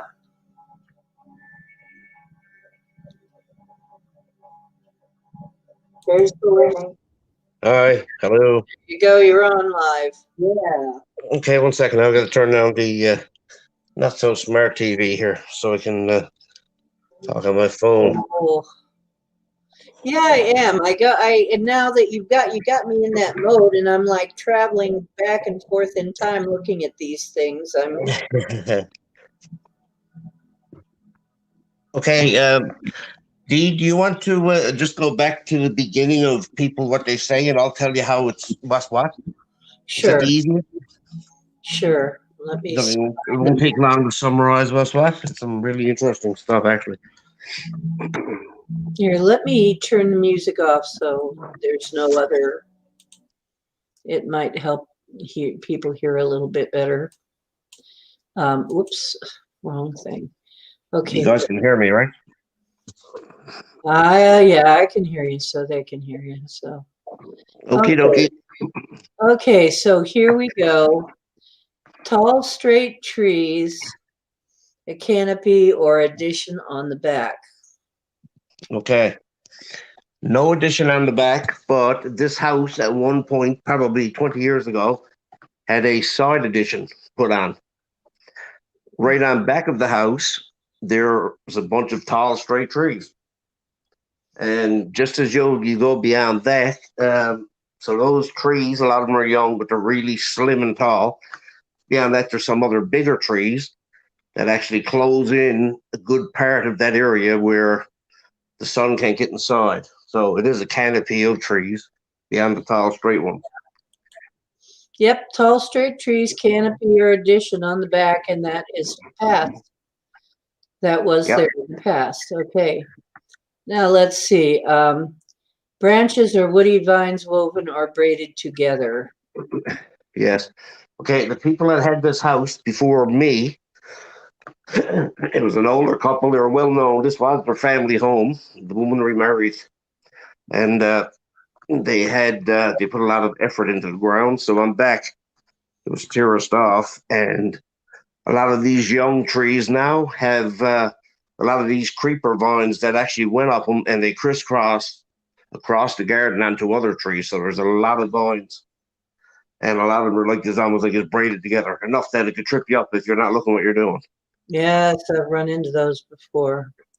And of So course, very accurate. you said prickly bushes. Yeah, there's I don't think there's any there of such, but I know some of the smaller, older trees that were there were fruit bearing, and the branches are really sharp. So I keep my distance from there when I walk up around because it can scratch the hell out of you. So it actually is almost like a little. Now, other than that, there is the small stickle type bushes that you'll come across in certain parts that I'd walk around because Yeah, of the the sticks little and vines and these yeah. bushes. Yeah. So very accurate on that as well. Rocks, little rocks, a lot of little rocks. Yeah. There's not a lot of big rocks on the property. And the rocks that are there are smaller rocks. There's not a big area for rocks. Now, down from me, just below, there's a river. So there is rocks down there, not very big ones, but they are smaller. So there is a fair amount of small rocks on my area. And back in my house, you can see where they actually, when they done the garden and terraced off, they put a few piles of rocks around, and they're not very big. So that was probably be what you're seeing is these piles of rocks out around. I see a spirit wall, says Linda Bennett. Maybe you can't speak to that though. No. Max Vision says oval shape with a square door. In the middle could be a ship or a door. An oval shape with a square door. Oh, this is funny. There's a door in the middle of the house. The house, it looks something like a trailer when I first see it, but it's not. It's like it was like 38 feet by 20 some odd. So the first size house is just is longer. But I kept thinking trailer, but then I thought, no, it's a house. yeah, no, it's a house. But it actually would look like a trailer first when you come down and you look at the property. Yeah. But it's not. But that being said, yeah, there is a door just down from the middle where that other section was built on. Above that door, there's a light. Obviously, people put a light on their door, but that light is inside the casing of what you would use as a on a ship, one of them marine casings, so that the bulb wouldn't get broke. So maybe that's what you're thinking about. Okay, and Olin said, I'm looking up at trees and seeing a night sky beyond them. Can't make out if it's starry or cloudy. I just know that it's night. Well, where I'm located, sometimes it's really hard to judge because of the trees in certain areas. So you can look up on one side and it looks like it's clear, but when you look to the other side where it's more open in a couple of spots, you really have to have that second look to see if it's clear or cloudy. So Max says it's a meeting. You may not be able to speak to that, but I think there's multiple different types of beings. What started off of as see them in some areas, maybe I only noticed what I noticed first, but like I said, right now it was almost like they're waiting for me to come out or look out. Yeah. And it's in different areas and it's grouped in batches. So I feel like they're almost waiting to, it's like they're amazed with looking at me or something. I don't know the purpose. Like I said, it's just strange that I can go out. Now, what I'm going to do in the next few days, I get these little tiny thin ribbons with just little tiny bells on it. So if I can hang some of them on some of the little smaller tree branches, so without having to search for the wind, because I mean, there's not much of the way of leaves left anymore. Those little leaves, those little bells may make some noise. So, not that I have to prove that to myself, but I mean, it is what it is. Like it's at the point now. If we open the blinds in any direction or curtains, you open up the curtains and whammo, all of a sudden stuff is vibrating in trees and in bushes. Etri says, I see a big square, another big square. So people were seeing that big square. It's something weird because I got a couple of, I don't know if I still got them. I think I might accidentally deleted it, but I took some pictures there a while back.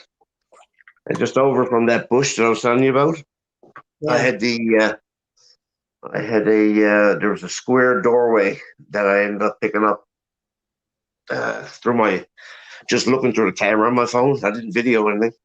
I took some pictures, but like I said, I think I deleted it because I lost a good bit of stuff. But yeah, like I've seen this door with a light out in the garden.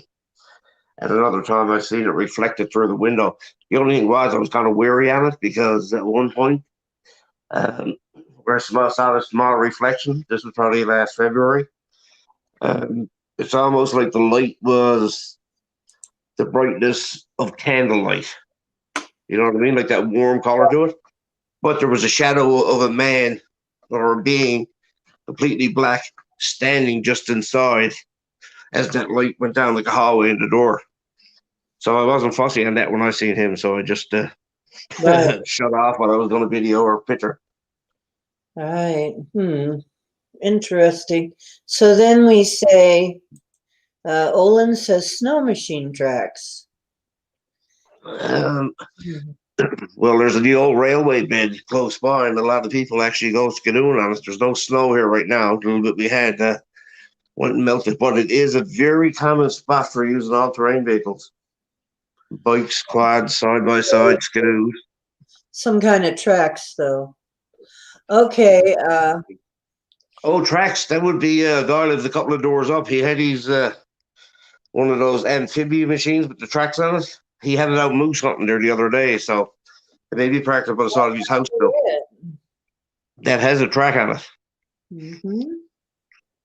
It had wheels, but I know he put a track on to be able to get in over to get his moose out of the woods. Max says they do not get along well. Somebody doesn't get along well with somebody. Somebody's not getting along with somebody. I think there's it's funny because over time, as I get to see and witness some of this stuff, like I said, I didn't want to wouldn't tell nobody in the area. I don't want to freak any old people out or something thinking the place is falling apart, because it's not. It's just something that's been showing itself to me. What was the last part again? Just repeat it. They do not get Yeah, along. don't get along. I've seen images of, I'm thinking what may be a lizard with a little bit of a shape to the face different. But I've also seen, like I said, the cat is very common.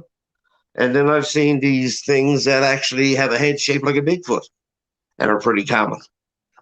So sometimes you'll see, say, the Bigfoot being bigger than this one and then a small one, but it could be vice versa. So I think the whole point of all this is no matter what way I used to take pictures, it's too bad I lost so much stuff there when I changed over my phone. It was gone. But it's almost like when everything they've shown, you have to look at it in threes. Mm-hmm. Even when I used to see a picture, I'd turn it and you see it three different ways. But it always had that what looked like a father, wife, and a child. So I don't know if that's got anything to do with this sacred feminine and a lot of the different views, and it's really pushing the family aspect. I'd like to see. I'd like to see what you're talking about when you say that. What exactly you mean? Because that sounds very interesting. It is actually. I can, like I said, I got to dig out and see if I kept some of these pictures, because it becomes repetitive. That after a while what you're looking at and how it lays itself out in different ways. After you see enough tree breaks, right, then Sasquatch must be there, and it's not a big deal anymore. Frogs and lizards, says Ed Tree. Frogs and lizards. This is a very common spot for frogs 2 or 3 times a year. I guess it's mating season or whatever, but I mean, you see them all over the roads. And it was only a few nights ago that it got really warm, that the slugs, and for some reason, a lot of frogs came back out. Lizards, no, we don't have lizards and such, but we do have little creepy crawly bugs that actually are a little bit longer. But the lizard things you're probably thinking are these big black slugs with these antennas. So they're as long as what a lizard would be, pretty much. Mm. Possibly. Ancestral home. Ancestral Oh, It's not my ancestral home, but I know it was an ancestral home for a family that goes back X number of generations there. It was a well-known family, and funny thing is, going back in time, which is kind of weird. Even when I was a teenager, I had no link to this area at the time, other than my great grandfather and my uncle used to come out here and do a lot of camping and fishing, pretty much really close to where I'm to now. And back then, I even thought for some reason it would always be in my mind that I'm going to end up moving to this particular town, which is kind of strange. Yeah, Wow. it's destined. Okay, and Marie says, I am picking up a reptilian energy. Yeah, no, I mean, I'm breaking all this down on what I think it would mean as compared to the questions. Right. When this is viewed, or is it being viewed from what is being seen exactly this moment, or sometimes is it an energy that you feel that's linked to what you see in your mind that sort of builds that whole picture? Well, when Mary Bond says I am picking up reptilian energy, it does not necessarily mean that she's seeing it. It probably means she is not seeing it, but she is feeling something that reminds her of reptilian energy she has felt before. Oh, I don't doubt for a minute, because I think some of the stuff that I've seen, and I even had some rock carvings one time, but I put them back to where I found them because I didn't want to disturb it. And it looked like there was actually, it sounds like they were painted on, that you see these shapes of a reptilian. Might sound foolish, but I actually had a lot of those pictures too. Like I said, I've already lost them. I was going to ask you something. I think, I'm thinking this area, the color purple is really common, and I've seen it on a lot of rocks. And it's not paint. I don't know how it gets there over time, but it can show up pretty much in no time at all. Now, this is not in my house or nothing like that, but I've seen this nearby in the woods on certain rocks. And excuse me, I'm all congested here. But I've also seen lights, orbs that have a lot of purple color in nature. And I took a video there a couple of years ago, and I didn't even know I had it. This was probably going back 4 or 5 months ago, and I was just going through some family pictures, and here were these videos. And when I ran the video, I seen this streak of light, so I slowed it down, and 2 different times that it looks like a streak of purple light that shoots straight up into the sky. And only before I could actually break the picture down and slow it down to like tenths of a second. I mean, you see the light, but what it looked like when I done some fooling around and expanded and what, it looked like it was full of these different creatures. A lot of them are like little animals, almost like pets. But like when you said one time before, sometimes these things probably show yourself as being little teddy bears, and like someone drew a picture of a little dog or a cat or a bear or a horse or something like that. Yeah. Didn't you mention one time that some of the ugly stuff will actually present itself as something that wouldn't scare the hell out of you? Absolutely. Yeah. They will present themselves as something that doesn't scare you. Yes. Very common. Okay. Yeah, And are they related species?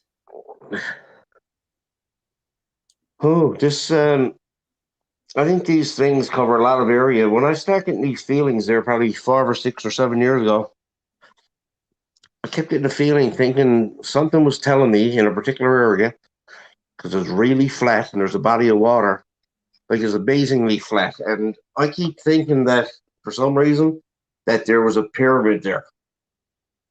I don't know, it's totally off the wall where I'm located, but it's hell bent into my mind that there was some form of a pyramid or pyramid type structure in that area. Mm-hmm.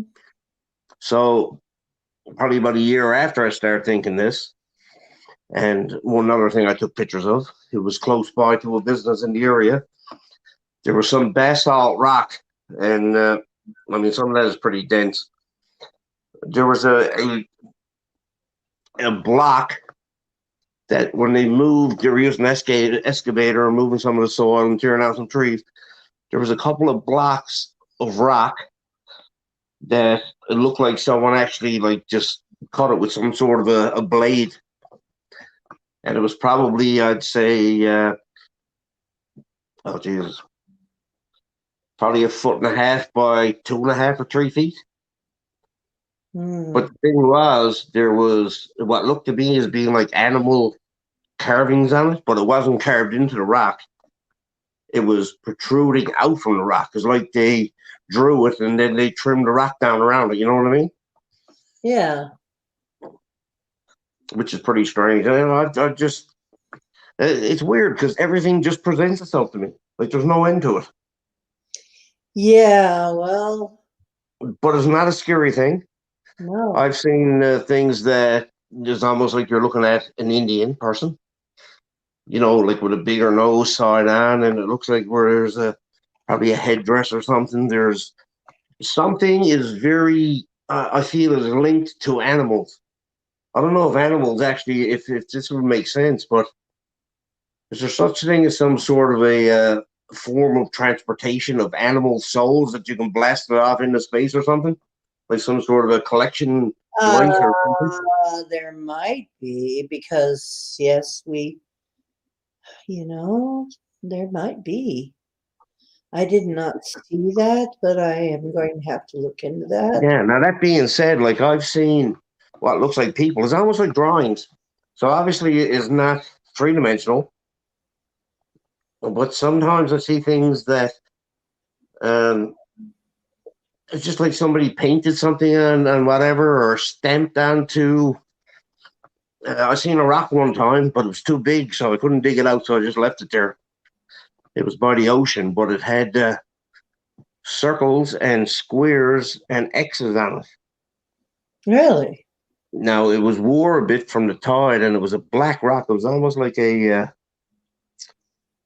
was black and really dark at some spots. In other spots it was lighter. So it was almost like if you sat down with a pen. I don't know what the color was, but I could see, excuse me, some squares, some diamonds, diamond shapes actually in a couple of spots. I've also seen this line that went up, and off of that, up top, there's if you write in French or whatever language, you get those little tiny lines above the squiggles Mhm. over. Say it was the letter I. Well, actually, look at Olin's symbols. I guess there's symbols there, and he's picture. And so he got an X to the left. So if you took that one to the Y, that if that's like a backward Y type thing, to the right of his picture, that would be maybe almost made that an I and then but it's a little bit squigglier, and then you put this other little squiggle line. But the funny thing was with this rock I've seen on YouTube, and this is going back probably 5 years. There was a guy out. I don't know if he still got a channel or not. I don't know if I saved it. He was finding rocks out in, I'm thinking California, or British Columbia, somewhere, or Alaska. And some of the rocks that he was digging up with these Indian things on the beach, one of the rocks he held up had the exact shapes, had the exact same form shape to it, and around the same size. And when I looked close to it, it was faded, but you could see where it was almost the exact same type of line starts. I guess the erosion probably just damaged it, but Maybe the same writing, maybe the same language, maybe writing in a particular language. and then there's other rocks that I've seen stuff that looks like ogum. Is it the ancient Celts writing? Probably one of the first forms of writing. This is, ruins, it looks like. Yeah, I've seen lots of these rocks, but like I said, it's over time when you're metal detecting and your head is looking down at the ground. I'd see a lot of stuff over time that I just wouldn't Well, check with. Right? see, right, yeah. And plus, like I said, I had one of the first weird rocks that I ever found was I went to go metal detect and my back was bothering me, and I went anyway, and I found nothing. I went back home, I mean, this drive to go metal detecting and back to the same spot 5 times, like 4 or 5 times, thinking back.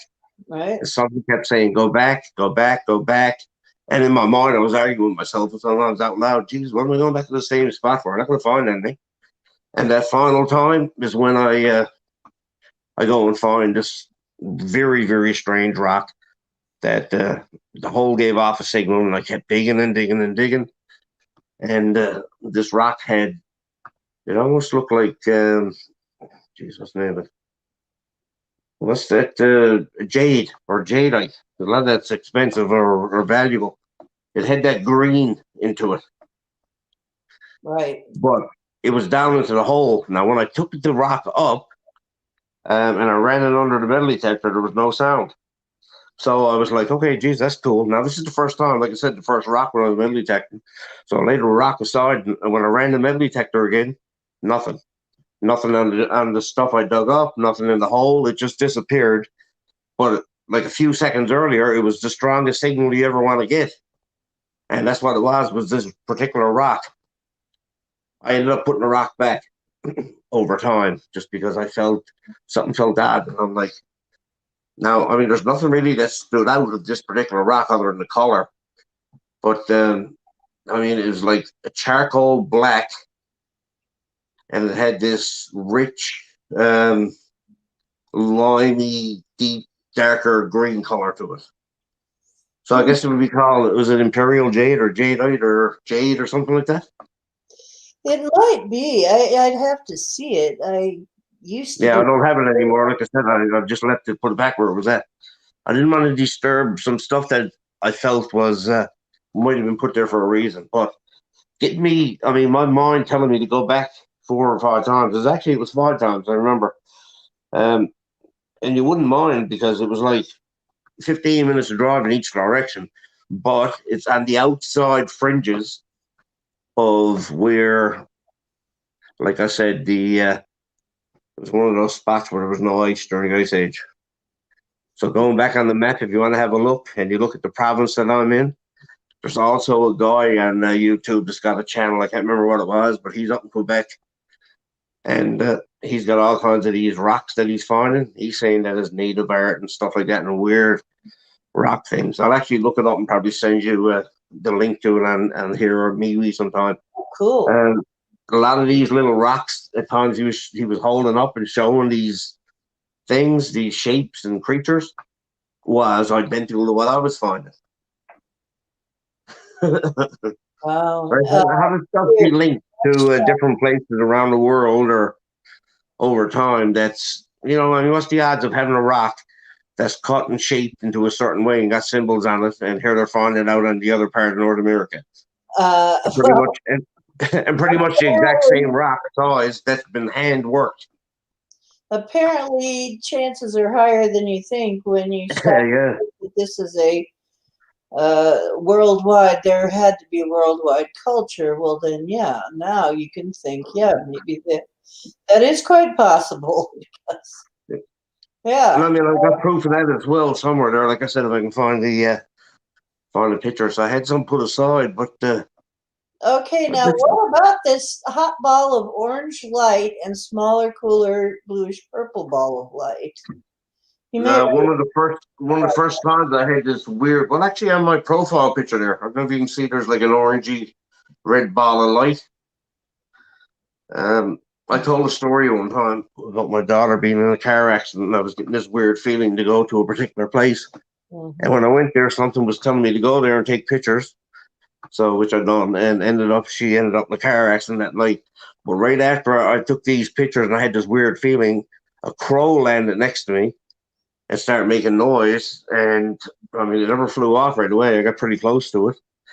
And as soon as it flew off, I got this feeling to call my daughter and ask her where she was to and tell her not to go anywhere that night. So, making a long story short, she said, "Stop, Dad, you're creeping me out, blah, blah, blah." And that night, for some reason, I put the phone next to me, and it was like 10 to 3 or 10 to 4 in the morning. Gets a phone call. She's on the way to the hospital in an ambulance. No.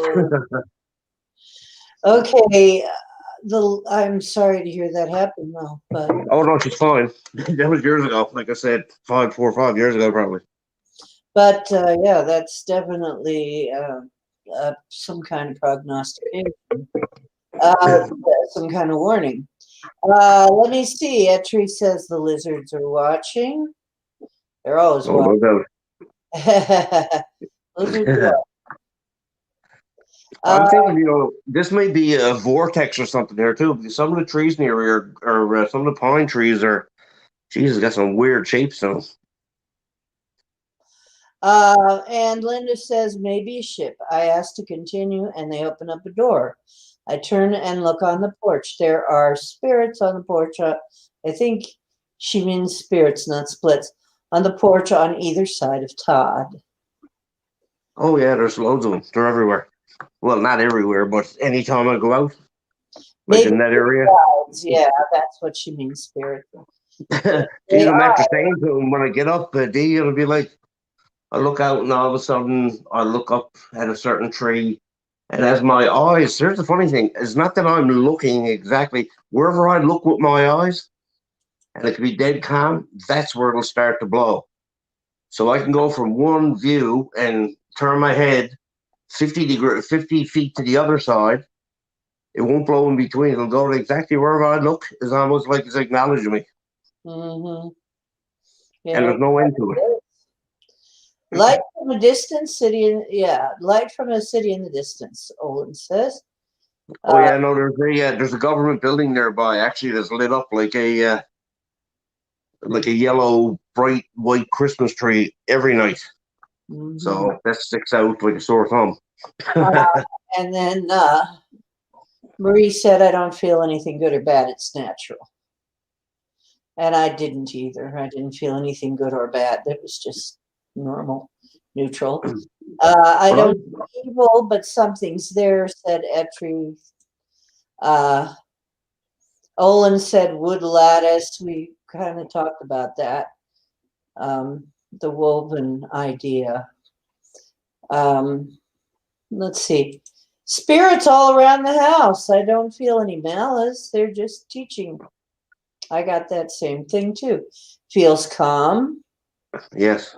I just keep seeing Todd being watched. They're keeping an eye on him, says Etri. And then Marie had to leave. Loose Toss said a star seed. Then is the house white? I keep seeing the house is white. Yes, there's a lot of white on this house. And inside there's a lot of white. Now I'm going to be painting it. Etri says yes, light color. Etri says he's getting clues. You're getting clues, in other words. And well, that's the thing, Dee. I've been thinking about questions in my mind because I don't really want to speak right out, and I don't want to disturb something if it ends up being something that's not good. So bit by bit, as I ask for protection and speak of the great creator, the creator before that created everything, and respect and distance. So like I'd say this stuff out loud to anything that's around, but there's been nothing that bothered me. I mean, it's just, but it's always there. It's almost like it just waits for me. And I drove up the road here. I was here tonight, and I went up to my daughter. So when I went out and I walked by that particular area that I showed you earlier tonight, it's at the point now where just this gust of wind hits me over the span of that 10 feet, and then it disappears once I walk through it. It was only in that little spot. And like I said, then wherever I look across through the garden or whatever, it goes, and it's amazing. But I don't question it anymore. Like I just want to know if there's knowledge of the past and purpose for us and what's tied to this earth and universe. It looks like there certainly is, and they're willing to show you. The clouds are starting to break apart, and there is some stars visible in the open spaces between the clouds, said Olin. And then Etri said elementals. And then Olin said again, right angles, almost like a carpenter square, and water ripples. And then Etri said portal. And Olin said a crimson red square. And then dimensions. I feel safe the whole time. Yeah. Oh, no doubt. We're in there's some sort of a portal or something nearby. And I think it might sound foolish, but maybe I'm wrong. And it's not only right here. This goes on for X number of kilometers in certain areas. Like I said, it's one of those ice-free spots in North America. I think it's some sort of a portal for bringing animal and possible human spirits or something to a different place. I don't know. It's not Well, foolish. you know what? It's great. I mean, the people are liking to do this. We enjoy this. We really enjoy traveling together. We have a nice Yeah. traveling party now, and they're beginning to get quite good at it. And Yeah, for sure. we're pretty good at it. Even the new ones were pretty good. But now some of them are really getting good at this. So you guys are getting pretty awesome at this. I think there's a very bright future for this kind of endeavor. And if Yeah. you can do this, if you can bring this back, you can bring back your other skills too. Definitely. So everything that was mentioned here, I mean, yes, it's like anything, you can link possibilities of stuff, but this stuff is like a lot of the stuff that was said, 99% of it pretty much is very accurate on how I see it and view it or how it's presenting itself to me. And like I said, it's nothing scary. It's not nothing that I gotta run away or hide. And I mean, I've seen reflections through windows looking out of stuff that look like little dogs and cats and pigs even and sheep and horses and Wow. other little animal creatures that never existed that I knew of. Maybe they were before the Ice Age or some sort of an animal that went extinct. But one thing that I did have was, did you ever watch these little meerkats? These little guys comes out of the ground, they stand up with their paws in front of them and they're always looking around. Yeah. I had a batch of these and I took pictures and video of them. And I just hope that it's there when I go back and look through it all. It starts off, I didn't know what it was. It was something that was going on my security camera that was only looking like some sort of a twist in light. It was almost like, it looked like a watery dimension that was linked to the grass out around. So I was like, geez, that's pretty cool. Looks like something moving it, but you can see through it. Anyway, one day I managed to catch it on the camera, and you can see the brown on these little fellas. And they're outside my window, not far away, and I got them on the security camera, and you can see their heads turning and their eyes, and they're looking up like nosy, wanting to look through the window. But that's what they look like. They look like these little meerkats or some sort of a little mini monkey or something. Well, like a mini Bigfoot. it looks like we're losing people, but it is getting late. 2:18 here. So I can't blame Jesus. What was it here? 3:50 here, 10 to 4. anybody. It's 2:19, and I've been at this for almost 5 hours. We've been on this stream almost 5 hours. So yeah, we're going to be losing people. So we should probably wrap it up pretty soon and get on to. Yeah, for sure. We can come on another night if you want. If I get find some proof and stuff to show you. Yeah, we can get on another night. I'll be here tomorrow. I'll be doing stuff tomorrow. We'll find some time tomorrow to do some stuff. And yeah, that's perfect. Really a lot of fun. Yeah, it is for sure. I love traveling with you guys. You guys are excellent travel partners. So, and it's the cheapest way to fly, really. Yeah, really. So I had a wonderful time with you guys and with you, Todd, as a guest. You're a great guest. And that was a very, very nice time. And Lisa is giving donuts to everybody, I guess, because we need them, because I'm hungry now. I'm really hungry. Yes, I'm going to hit the boat. Hungry too. Hope none of you gain weight as a response to that we're doing, because most people get hungry afterwards too. Because put a donut under my pillow. You have expended energy to do this, so yes, you will get hungry. So please do eat something, and it will also help to ground you so that you don't get hurt. Okay, well, I'm down. Good night, and thank you very much, everybody. I wasn't expecting to Thank come on and get you. this much, but That was great. so interesting. That This was is great. wonderful. Thank you, Dee, very much. Thank you, everybody else, and I'll see you on the next wonderful show that Dee had. Okay, we'll have another fun night. Yes, I'm sorry for cutting you off so much. I'm one of those typical Geminis. If I don't get it out of my brain in time, I forget it. I get like that sometimes. Yes. Yep, everybody's going to be having a snack ever after this. Okay, loves. Yes, good night. Love you all. Thank you so much for being here. You guys are great.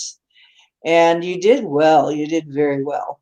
And those of you who are here for learning learning it, I like to think of it as reawakening it. You're really reawakening it, your remote viewing talent. And you did so well.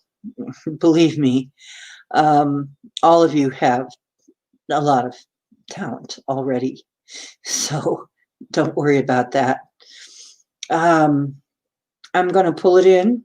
I'm going to say thank you for all of our helpers, all of our guides, all of our everybody who came to our circle, everybody who helped us and was with us on this, and appreciation for all, and love to all. Merry Christmas, Happy Holidays. Truth is where you find it. This is Ocean Making Waves now. Go make some of your own and practice your meditation and get ready for another trip. We'll do this pretty much as people feel like they want to go do it. So as people feel like they want to go see stuff, we'll go see stuff. Maybe we'll go to Lewis's at some point. Maybe we'll go to over to Ken's. Maybe we'll go over to the place we were looking at tonight. I keep forgetting what it's called. But who knows? Maybe we'll just go, and the more we do this, the better we'll get at it. That's the way it goes. So I love you. Have a wonderful evening or day, depending on where you are. Take care.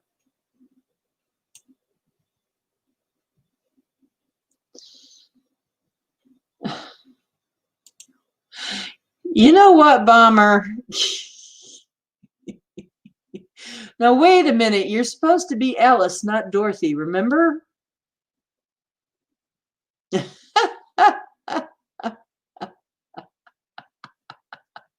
We just went